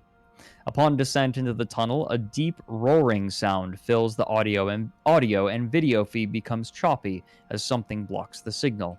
During the periods in which connection to the drone is clearest, its camera and weapon are angled downward and propellers slow in speed to allow a faster drop. Video feed becomes entirely clear for the final 2 minutes before feed is lost. Rushing up toward the drone from the area below is what appears to be a large human face stretched to 20 times its proportions, with no features save for those created by the 610 material. There are eye sockets but no eyes, a mouth but no teeth. The drone fires upon this rushing mass of 610, but the bullets do not deter it, impact points remaining visible for several seconds before closing over themselves. There is no room in the tunnel for the drone to take evasive action, and it is swallowed by the mass. RSCP-610 is considered lost until 3 hours later when feed inexplicably returns. Video feed from the drone appears to show a series of structures illuminated by one of the 2 lights on the drone. The camera pans around without instructions from the remote relays or HQ, capturing a vast number of shambling entities within the area. 610 material moves over the lens of the drone, and video feed is permanently severed. Manned exploration was approved. Results are in document L5. I want to know more about the meat houses. Right? Like, why are there houses? So this fucking thing is trying to replicate society. It seems like it, yeah. Right. It's a laughable comparison, though. I don't know. I think it's pretty rad. Approval from Central HQ was granted for a manned assault excursion into the tunnels beneath Site A to try to ascertain the extent of the 610 infection. The destruction of Site A and Site C have established 610 can be contained and destroyed, making the source of the infection top priority. The initial descent into the tunnels consists of 5 teams, 2 research and 3 assault, along with enough equipment to establish an underground base of operations. Descent into the tunnels was established using pulley systems and a lift to move equipment. Assault teams were the first to descend, armed with flame units to clean 610 out of the area. Right here on Triple D. But what if we were meat? All teams were able to descend without incident, and flame units took point, providing an undisturbed journey toward the water sauce. The water sauce, which is just water. The water source where the drone was lost. It's revitalized water. Reinvigorated and revitalized. J-Chan's really making me angry. Like, again, she slowly drifted off to the side. Base camp for underground 610 operations resides at the bottom of a 3-way junction. 4 if the water flow is included. The first pathway is that which led from Site A to Cavern HQ. The second is the pathway to the ruined village, residing in the mountains above where the drone was destroyed by a large unknown 610 entity. The third pathway heads west and seems to follow the flow of water for an unknown distance.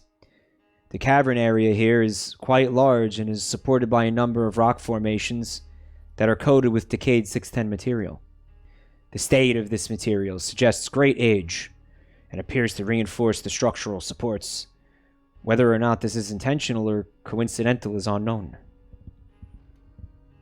So this shit's been down there for a very long time, right?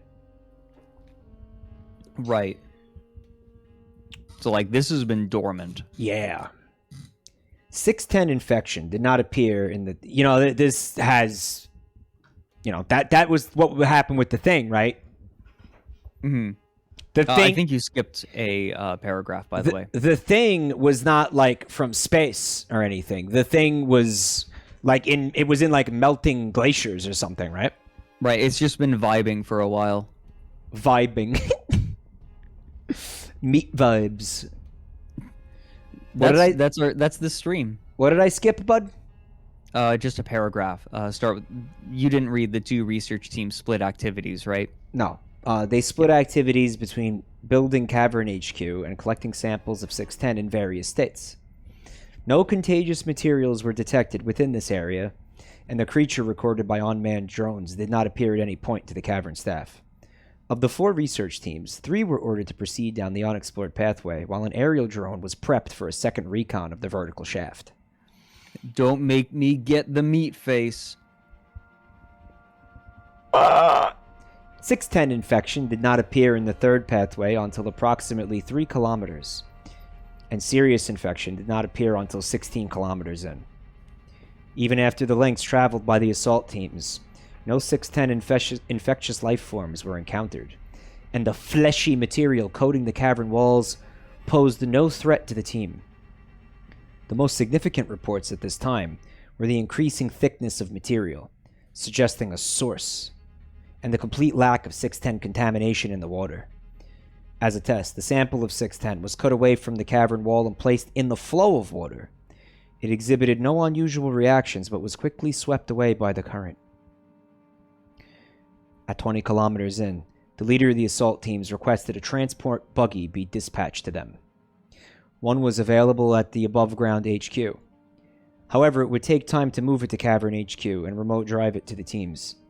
Rations provided to the assault teams were sufficient, so a camp was established while the buggy was moved and readied. Why need rations? Just snap into a Slim Jim off the cavern wall, no? During this time... I'd like to imagine that, like, most of the team is, like, prepping everything, and then there's just, like, stupid Joe, who's, like, at the cavern wall, grabbing chunks of meat and stuffing it in his mouth, and he's like, hey, guys, you really should try this. It's really good. Somehow he has an immunity. No, he doesn't. He's just a moron. And then he died. Because this behavior, I like, needs to be repeated, you know? Right, it's... like, he's been around a while, and he just does dumb shit. And what's his name, Joe? Episode, Stupid Joe. I couldn't come up with anything funny, so it's like Joe just became Stupid Joe. What was it? Oily Jim? Oily Jim and Stupid Joe are related? Right. Stupid Joe was told multiple times that not to eat the meat, but in the end, he could not resist. He could not resist the temptation. He could not resist the meaty allure. You think that Stupid Joe was the disappointing brother? Well, I mean, Oily Jim was extremely disappointing. The reason he... Stupid Joe. Stupid Joe. Did I say Stupid Jim? No, Oily Jim is from the, I think, Christmas Hell House stream. It is. Yes, it is. Yeah. During this time, an aerial drone was sent to explore the vertical shaft. The results of this exploration were placed on hold with the arrival of the buggy at Cavern HQ and ultimately concluded in document data expunged. The buggy was navigated to the assault team encampment with no events en route. However, upon arrival and preparation to continue exploration, the assault teams came under attack by a large number of 610 infected life forms that emerged from the area ahead of them. Video recovered from the assault team cameras show them caught off guard as the 610 infected made no sound and were undetectable. On one film, for 1 to 2 seconds, it appears that some of the creatures are coming out of the 610 materials on the wall, not emerging from them so much as being created by the material and then breaking away to act independently. During this assault, in an attempt to protect the buggy, members were lost to the water currents, and contact with them was lost. Contact was regained, however, and is recorded in L6. The remainder of the assault team now consisted of 3 members, armed with a single flame unit. Use of this unit to repel the assault proved vital, as standard firearms did minimal damage to the infected creatures. Alright, this is going kind of like an XCOM mission right now. These infected creatures show minimal traits to associate them with any known form of life in the region, giving rise to the belief that they may have been spawned by the 610 infection itself as a form of defense. No further casualties were suffered during the raid, and the remaining members managed to eliminate all attacking infected, allowing them to continue with exploration, with added orders to attempt to locate the lost team members. A further 20 kilometers into the tunnel, the river separated from the tunnel pathway, and the team was instructed to abandon the recovery order, given the inability to navigate the waters safely. A total time of passed before the remaining assault team reached an end in the tunnel. At the perimeter of the area now known as Site B, the team came under assault again from a smaller number of 610 that were much larger in size. These infected appeared in the tunnel as if they were lying in wait for the approaching team. These creatures were dispatched using the flame unit. Although all fuel for the unit was expended in this act, the assault team was now limited to standard weapons and short-range personal flame units.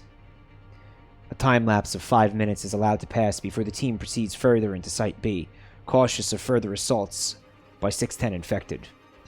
The tunnel widens out into what appears to have once been a village of indeterminate age underground. Yes. The construction of the buildings in this area are primitive compared to the settlements at Site A and C, and are of clearly human construction. Many buildings rest at angles or slants, suggesting they were disturbed by a cave-in. Of interest is a building that appears to be a church with a working clock tower. This building is atop the remains of 2 older buildings that have fallen completely and has a visibly stable foundation.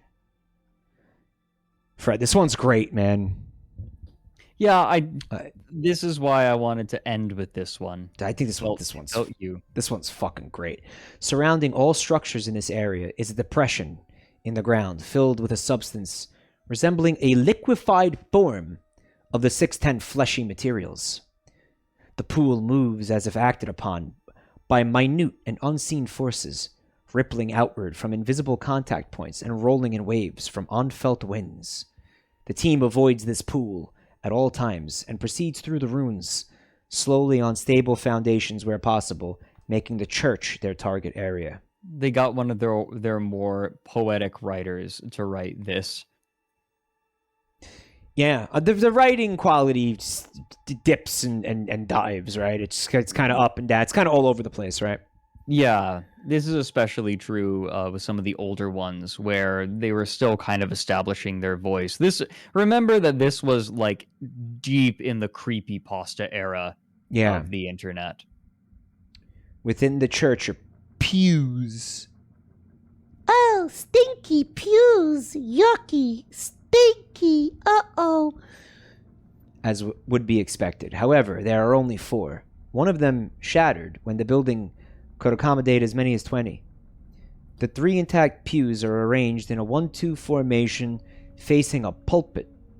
There is no trace of dust on any surface, the entire area appearing to be immaculately clean, given the location and believed age. Behind the pulpit is a hole in the floor, exposing an area of the 610 pool beneath the building. The church and ruins appear to be uninhabited. An exploration of the church proper is uneventful until the clock tower bell tolls. This tolling triggers a shudder in the building, followed by human screams from the ceiling. Lights shown upon the ceiling reveal a large mass of 610, from which descended a series of 6 wooden circles. Strapped to each circle is a living human, coated entirely in neck to toe in 610, but having an exposed head which appears uninfected. These human captives scream as the bell continues to toll, and the circles move to the ground. The Golden Path. The team... the Golden Path, Fred? Dune. I don't remember that bit. Dune. Oh, it's where... spoilers. Leto covers himself in the little the little Sam Grub boys. It makes the living glove. Yeah, I don't remember that. Okay, never mind. I don't. It's Children of Dune. Don't remember that. Don't remember that. I like Dune. Dune, your mom. Got him. Okay. Doing your mom. I'm having a hard time, figuring out where I was. The circles move to the ground. The team begins to move toward one to investigate, when an unknown creature cries from outside the building, prompting them to take cover in shadows near the pulpit. Light sources are extinguished, pitching the entire area into darkness. Night vision is left off to avoid revealing the team's location. Sounds continue to emit from the outside of the church, drawing closer but lower than the frantic screams of the captive humans. At least one noticed the team as the captive humans often call out to be saved. You liked it, Plorf? Hi, Plorf. I'm probably gonna see it next week or something. I want to kind of like, I want to let everybody else see it first. Like, let everybody go see it. And then, like, you know, I'll go in on like a, you know, I'll go on like a weekday, and then like I'll have like a mostly empty like movie theater to myself. You know what I mean?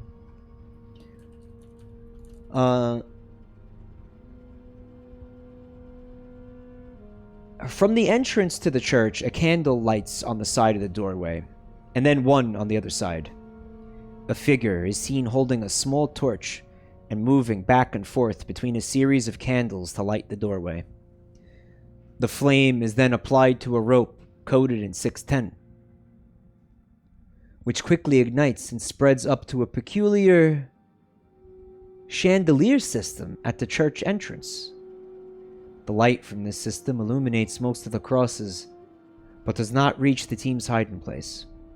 Those captives who appear in the light do not show standard signs of the beige-colored 610 infection, but instead are wrapped in a red variant of it, which shows signs of constant motion, rippling across itself in waves. So, massage flesh.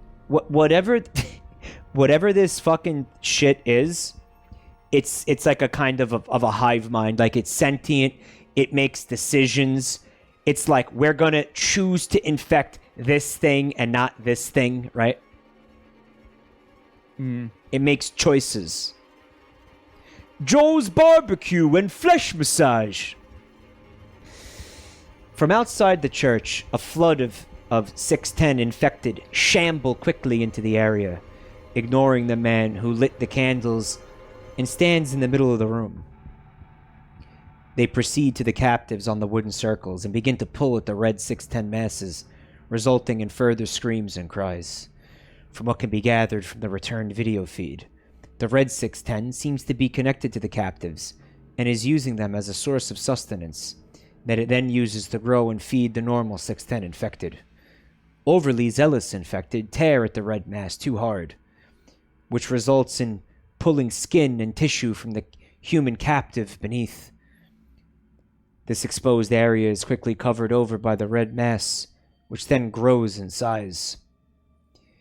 Feeding like this continues for approximately 6 minutes, at which time the candle-bearing figure sounds a gong, and all infected entities move to the pews. There are several more creatures than seats, but none move past the frontmost pews. The figure who sounded the gong does not move, spontaneously collapsing as if made from hollow clay. From the pulpit area, activity is noticed as a pillar of 610 flesh rises through the hole and extends, directing itself toward the gathered creatures. No sound is heard, and no motion is recorded once the pillar stops moving. This silent period persists for 10 minutes, without even the human captives making a sound, having fallen silent at an unknown point. The pillar of 610 retracts back into the hole it emerged from without any warning, prompting the departure of the infected from the building. During the silence, they can hear quietly in the distance,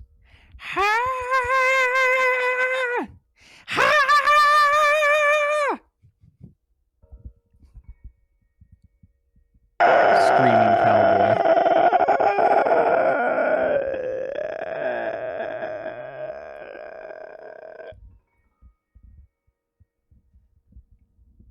I lost my spot. The candles remain lit, and the team emerges after all infected appear to leave the area. The descended captives remain at ground level as well, all screaming, seeming to have ceased, but still showing signs of life with heavy breathing and movement. Upon departure from the church camera, feeds from all 3 members become erratic. Camera 1 ceases transmitting completely. Camera 2 shoots straight up into the air for several meters, and Camera 3 captures the member with Camera 2 being flung by a tendril that emerges out of the ground itself. swinging them out of sight onto the other side of the ruins. Camera 1's feed is restored and displays Camera 3's owner running briefly in the direction of the lost team member, only to turn and run back as 610 infected pour from between buildings. Combat ensues between the two members and the onrushing infected, using assault rifles and personal flame units, successfully driving back enough of the horde to make an escape toward the buggy. Passing by a building, Camera 1's owner is ambushed by a figure resembling the figure who was in the church lighting candles, wielding a large crop scythe. Camera 3's owner continues to without pause, toward the buggy location. However, the buggy is found half absorbed by the 610 mass covering the floor. Oops. While turning to find another way of escape, Camera 3's owner turns to find the same figure with the scythe approaching, weapon raised. Maybe this is the origin of, like, the Cars universe?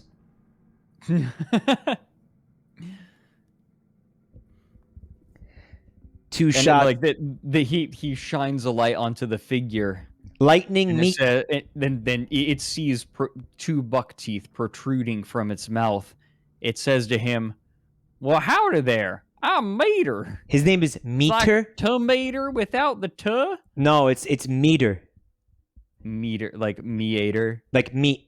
Like me, like, oh, I was thinking like meatus. And Lightning Meat Queen. You know, because the meat made it to the car and infected the car. Yeah, yes. Okay. Jay Chan, why are you doing that? What is that? I'm not doing that. We're gonna wait. There's a ghost that's trying to tickle you. Well, look at the fingers too. What the fuck is this thing? Tickle. My arm is in my lap right now. Both of my hands are in my lap. Does anybody here speak sign language? It's saying, "Shut the stream down, you has been." You have to have been something before you can be a has-been, Fred. Cell phone. 2 shots are fired and camera feed ends. 5 hours later, while final decisions were underway to decide how to contain or eradicate the 610 threat. Time-delayed video feed from the lost team members who fell into the underground river currents was established and has been filed in L6. We don't get L6. That's it. Oh, it's done? That's it. Son of a bitch. Well, where the fuck is L6? They just never wrote it. Nope. Man, I wanted answers. That's it? Really? Mm-hmm. No. No. Really? That's it? Yep, that's it.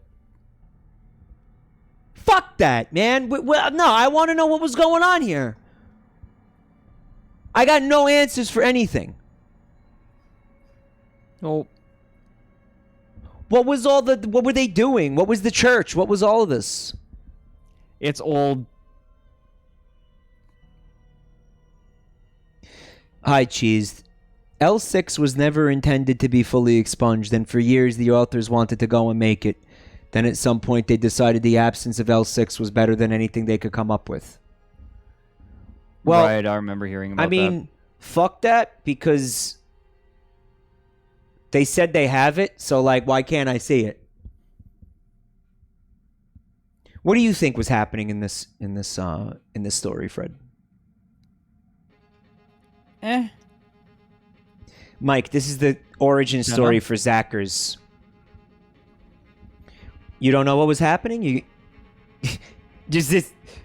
That's it? Nothing? You got nothing? I got nothing. Why was there a church underground? Why was there meat buildings? What is any of this? Was it so that was it some kind of mole people and then they became meat?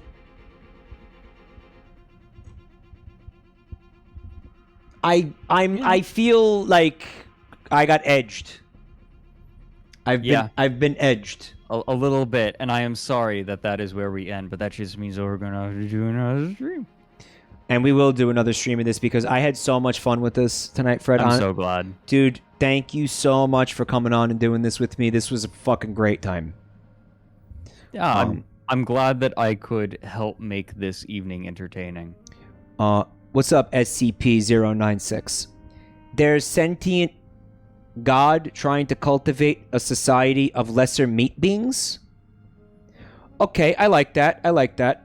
See, I figured that this was like a Sarkic thing that What's that? got out of hand. What's the Sark? What's Sark? Like, I was thinking that maybe it was a proto-Sarkic thing. That is something that we should look into. Basically, think meat cult.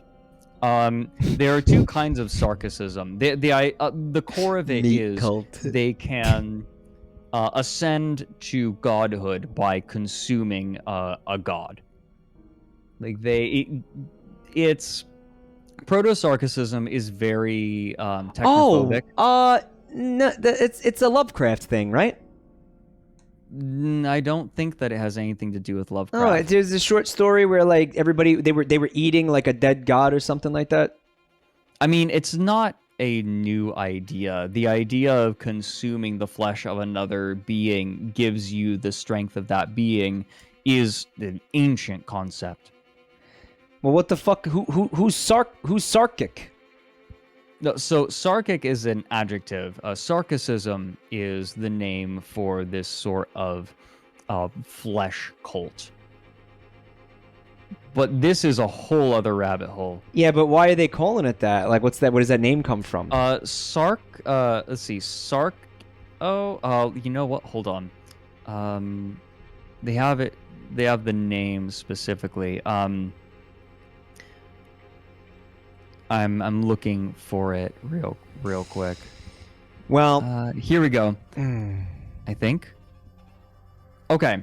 Practitioners of Sarkicism do not actually refer to themselves as Sarkic, the term a pejorative employed by the ancient Mechanites for their enemies. It's simply the idea that if you eat something, you get its power. Well, that's an ancient idea. Sarkicism builds out of that. You know what? I'm just going to read a little bit of the page. Sarkicism, derived from the Greek I don't know how you pronounce that. It's in Greek, but it means flesh. Like from the Greek word for flesh. Sarkicism is a religious philosophical system that encompasses a variety of traditions, beliefs, and spiritual practices, largely based on teachings attributed to Grand Karcist Ion, its deified founder. Adherents practice ritual cannibalism, human sacrifice, corporeal augmentation, thaumaturgy, dimensional manipulation, and the formation of pacts with otherworldly entities. Organic manipulation has allowed certain Sarkites to achieve anomalous states of being, transcending the physical limitations of baseline humans. Cute. Yeah, we can explore that next time. I actually had this in my back pocket in case we didn't need, or in case we needed a little bit more. In case, well, that wasn't a problem, but I think next time I want to see more of those little fellas. Yeah, no, we can have a stream where we just look at the little fellas. What are they called again? The little mysteries. All right. Well, we are gonna end. So let me say thank you to everybody who came to watch, guys. I hope you had fun. It was a spooky, creepy time tonight. I really enjoyed all these stories, all these SCPs. Fred, thank you, bud. I'm glad I could. So thank you guys for watching and listening, what have you. If anybody is new to the channel, you can find me on Twitter and you can find me on YouTube. There's going to be links in the chat. I see them right there. Also, check out Fred on YouTube and Twitch and all that. There's links to his shit in the channel as well. Please give it a look-see if you can. I'm also gonna look at art in a minute. So if you made art, you should put it on the Buru for sure. We're gonna look at that in just a minute. I also am gonna read out all the subs afterwards and thank all you guys individually. I also want to do a very special thank you for Tita. Hi, Tita. Thank you for making me good. Thank you. Thank you. Okay, good night, everybody. Fuck you. Eat shit. Fuck. Bye. Okay, she's gone. Again, Tita, thanks for doing all the stuff with the rig. It was a lot of fun to use this tonight. Fuck you, everybody. Fuck you. Ah! Ah! Ah! All right, she needs a Snickers. She's not herself when she's hungry. Okay, I'm gonna close this program. We're gonna look at art. You guys want to see an advertisement real quick? I think you do. I know you do. Check it out.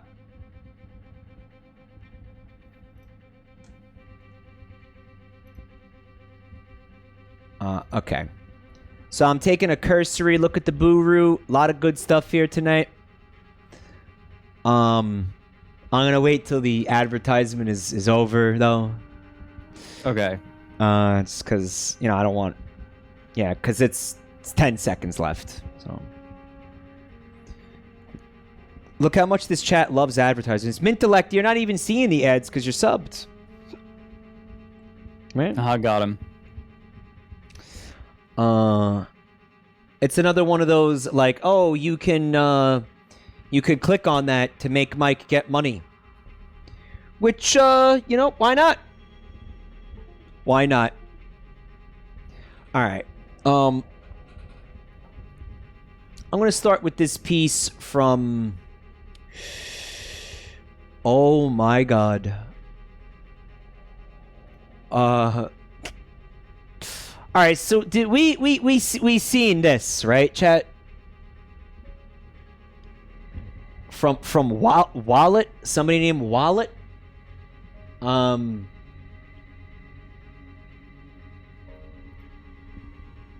We looked at this, right? This swole mask boy. Mask boy. Christ, that is so cursed. Oh, that's fucking awesome though. Thank you. Thank you so much, Wild. This is what I look like in real life. It's a Jabroni Titan. Yeah, it is. It's very muscly and sinewy. We've also got... Oh, so Fred, you... Yeah, Fred! I think that's supposed to be me. Killy uploaded this art. This is art from... remember when you showed us that clip from that movie? Yes, I do. What was the movie Horror? Yeah. I want to fuck you up the ass. Wait, hold on. That's me. Don't I get to voice it? Sure, go ahead. I want to fuck you up the ass. You could stick it up your own asshole. I would if I could. Bitch. It's apparently supposed to be Cash Pope from Cash Pope, okay. Tamagotchi, which I'm going to get back to next week. Yeah, it's tagged Cash Pope. The hair and the eyebrows, those two together made me think. The swoop, right? The swoop? Yeah, it's the swoop and the big ol' eyebrows. I'm so glad we got to look at this art while you were here. Thank you so much, Killy. There's more? Cash Pope. Oh, dear fucking lord. All right, so Cybernetic Cuttlefish took a crack at one of those Yoshi NFTs, and as you could imagine, it's unbelievably, indescribably cursed. I mean, it's like a xenomorph, but it's moisty. And I love the touch of, like, the tongue being a hand holding a little gun. So great. I think that's my favorite bit. Cybernetic, you really outdid yourself this one, Cybernetic. Thank you. Thank you so much. This is fucking awesome. That's fucking great. And it still has the Yoshi tumor nose, too. Got to get it in there somehow. We've also got from Spoobs Ghostly. This NFT only costs 99 Ethereum. I mean, Crotherium. 99 Crotherium. I love how his Yoshi egg is a peepus. Really nice touch, Spoobs. Thank you. We've also got another Yoshi from Brobold. Really cute. He's lamenting over the, just the girth of his nose. Really cool, man. Does he know you can use arrow keys? I do this in case, like, somebody put a fucking fat horsecock on the Buru, so I don't violate Twitch TOS. It's a little important. Bobold, I love the art. Thank you, bud. Yeah, this is to prevent, like, TOS violations, yeah. Oh my, this is another Yoshi NFT. This time from Gamer Wizard 69. It looks like Limes' avatar, Limu, VTube avatar, Limu, but she's been merged with a Yoshi. Another laboratory experiment gone awry. Has Lime seen this, guys, or what's going on here? Oh my god, she's wonderful, Gamer Wizard. I cannot wait for Limes to see it. She looks so sick of this shit. She is Jets Fantasy. How could she not be? Yeah. No, she's so done. Like, I say, please help. Like, Mike won't stop farting in his suit, and she just messages me, eat asshole. She's done. She has checked the fuck out. Gamer Wizard, thank you so much. It's excellent, dude. Here's some SCP art. Right. Which one is this, Fred? This is from Spade Arts. I've seen this before. Do you know which SCP this is? This is the original. This is 163. This is the statue. If you stop looking at it, then it moves really fast and breakneck. I don't think I ever read this one, actually. I don't think I ever read this one. This is the first SCP, dude? Yes. The original one posted to 4chan. Wouldn't it be 001, Fred? Well, so the idea was, hey, what if I give this a number, and what if that number is, like, in the hundreds? That means that there are more like it. Makes sense. That's part of what drew people in. It's like, what? So this is 173. Where are the others, and what are the others? And that's right, it was part of their world building. Yeah. Then lots of people started writing stuff on 4chan in a similar style, and then it all got aggregated onto one website. God, do not let Mike find SCP-001. Also, all of you saying Doctor Who ripoff. No, you want to know why? Because the statue was posted to 4chan 2 months before that episode came out. Confirmed? Confirmed, yes. So no, not a Doctor Who ripoff. It's the How episode about you go rip off your balls. It's the episode with the angel statues, right? Right. That episode came 2 months. That episode aired 2 months after this SCP was posted. Who was that? That was David Tennant, right? That one? Yeah. That was the Tennant episode. The Weeping Angels, it was called. Yeah. So this is the same shit. Why is it meaty looking, and what's up with its face? I think it's been run through a filter. All right, so she's giving the peace sign. She's running over. She's got Winding a up. do not resuscitate shirt on. She's going to kick it. Oh, she's fucking slapping its ass. Buenos dias, Mandy. Oh, that's awesome. She would totally do that. Yeah. Yeah. Mintellect likes it too. The art again. This is I thought Mintellect was the artist because I saw their name there really big, but again, it's not. It's Spade Arts. And yeah, Spade Arts. This is fucking incredible. Thank you so much for this. And what do we got? We got our own little SCP. It says SCP-001. And it's Micwad? The art is from Ika Pika A3. It says click the magic link, Fred. Click the magic link, Fred. Okay.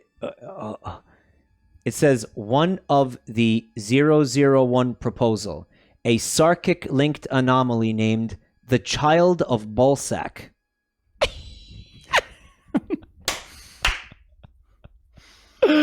I don't know, Fred. You gonna click the link or what?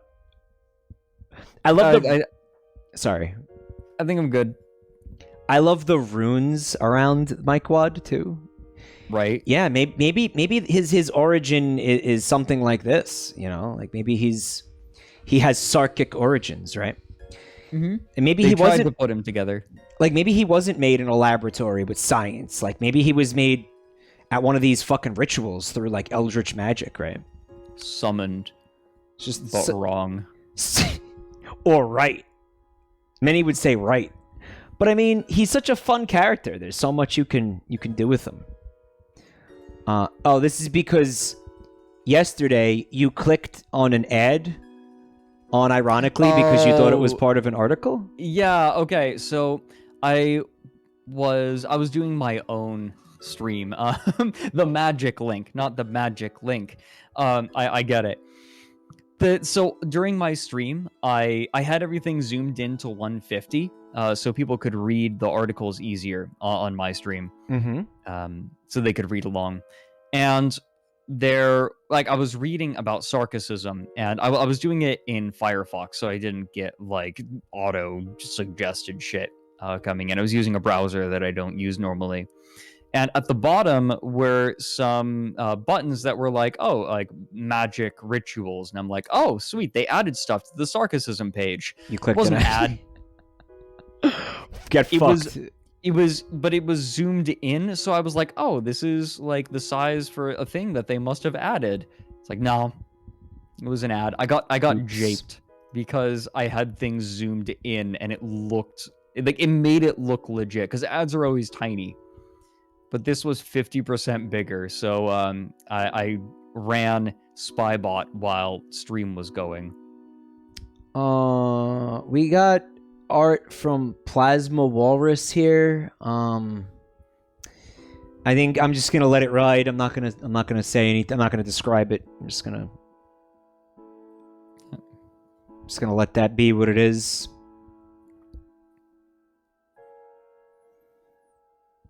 Okay. It says a lot about society, right? Mm-hmm.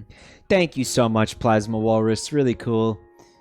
Bottom text. We got something from Waddle, and it's really cool. It's J-Chan experiencing dorslessness in the hazmat suit. This is awesome. Waddle, thank you. Really cool. What else? Oh, it's from Leozito Ito. Little J-Chan SCP dick butt. Fish butt. You recognize that fish coming out of her butt? Yeah, with Mr. Fish. Mr. Fish. I love how like they all got the cool powers. I'm just a guy with a fish for a head. I'm just the guy with a fish coming out of his ass. Secure, come, And better. Better. Leozito, fucking awesome. Thank you again so much. This one is from also Leozito. And it's me and you, and we're We're minions. we're minions, or maybe we're D class fellas. No, we're definitely working on site. You got bunny ears, and I got the mask things. Really cool, Leo Zito. Yeah, Thank you. The icon underneath each of our faces is different. Too. I can't. Thank you, Leo Zito. Very cute. Very cute. Yeah, there's a. I have an icon of a Metroid missile on my shirt for some reason. Really weird. And what's this from Mintellect? It says, oh, they wanted to draw. It says they wanted to draw J-Chans themed after pride flags, and I think that's pansexual. Pan? I don't think so. I think that's lesbian. Am I crazy? I don't know. No, it's people are saying it's pansexual. You're correct. Yeah, it's really cute. Mintellect. The colors are actually amazing. Thank you so much. And look at her bag. It's made with real Fred skin. That's authentic Fred skin. Really nice, Mintellect. Thank you. And I want to see. No, I'm just staring at Jay Chan's thighs, being like, "Are you gonna be okay with that squeeze?" Oh yeah, that looks a little little you gonna tight. be alright? She's fine. We got also something from Juvenile Senior, an oxymoronic name. But what do I know? I'm just an oxymoron. But fucking, how awesome does that look? It has, you know what it has?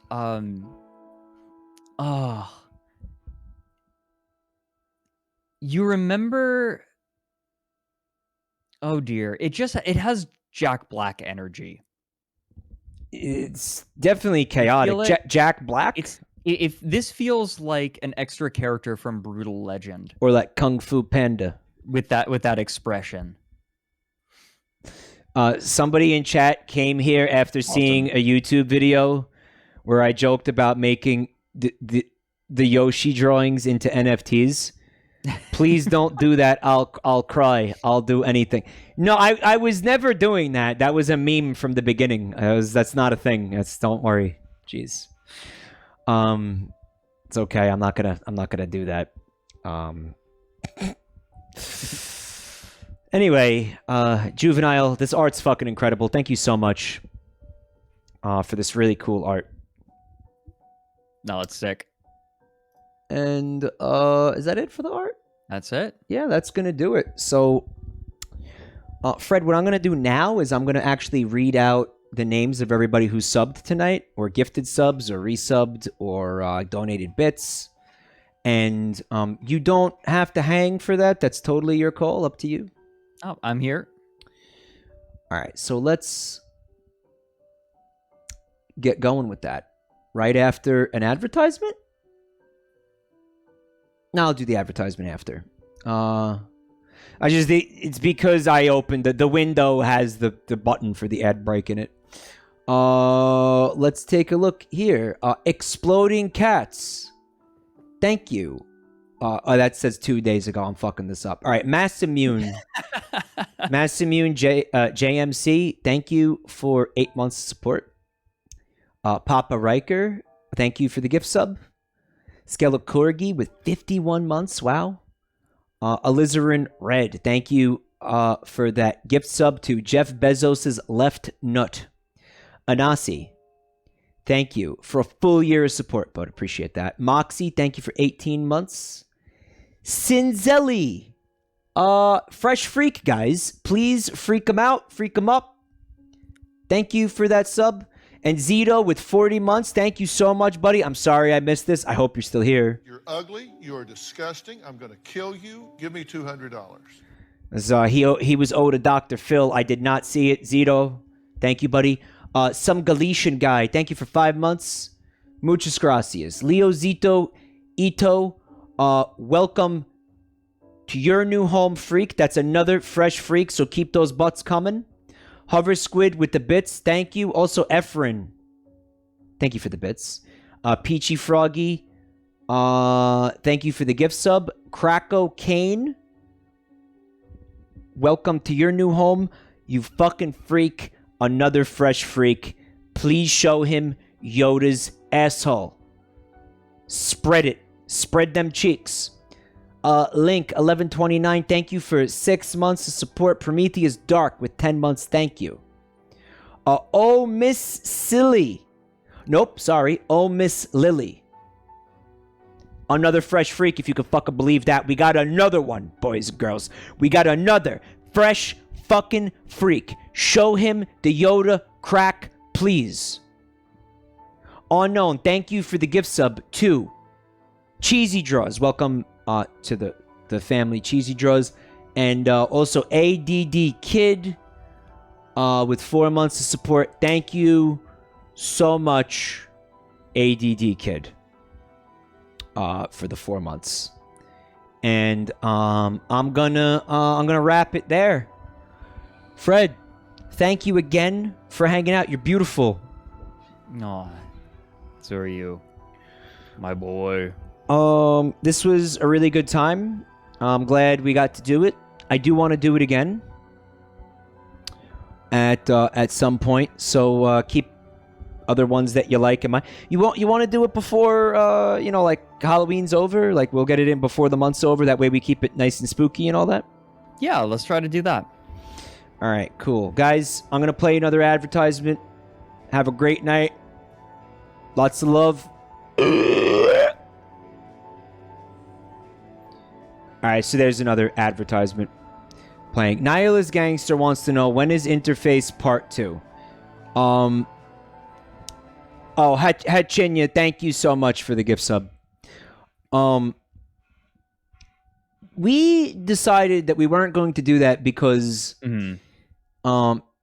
pretty much like when it came time to upload that VOD to YouTube, we figured that it was like bad form because that person is, making these YouTube videos and making these animations. And I mean, we knew that it was transformative. Basically, we felt like it wasn't the right thing to do. So I don't know. I don't think we're going to do that again just because. And it's not like we're watching something that was made a long time ago. I don't know. We should have like at least asked the person first. It was weird, Mm-hmm. It was a little weird. There's lots of other stuff for us to do, so it's one of those things where like there's such a variety of things that we can do that it's like this one there are enough little weird things with it where it's like not worth it. It's easy to stay out of a gray area, like that when there's other things that we know we could do, like what we did tonight, for example. Yeah. People are asking if I'm going to stream tomorrow. I actually think I'm gonna the next 2 days I'm gonna be not streaming.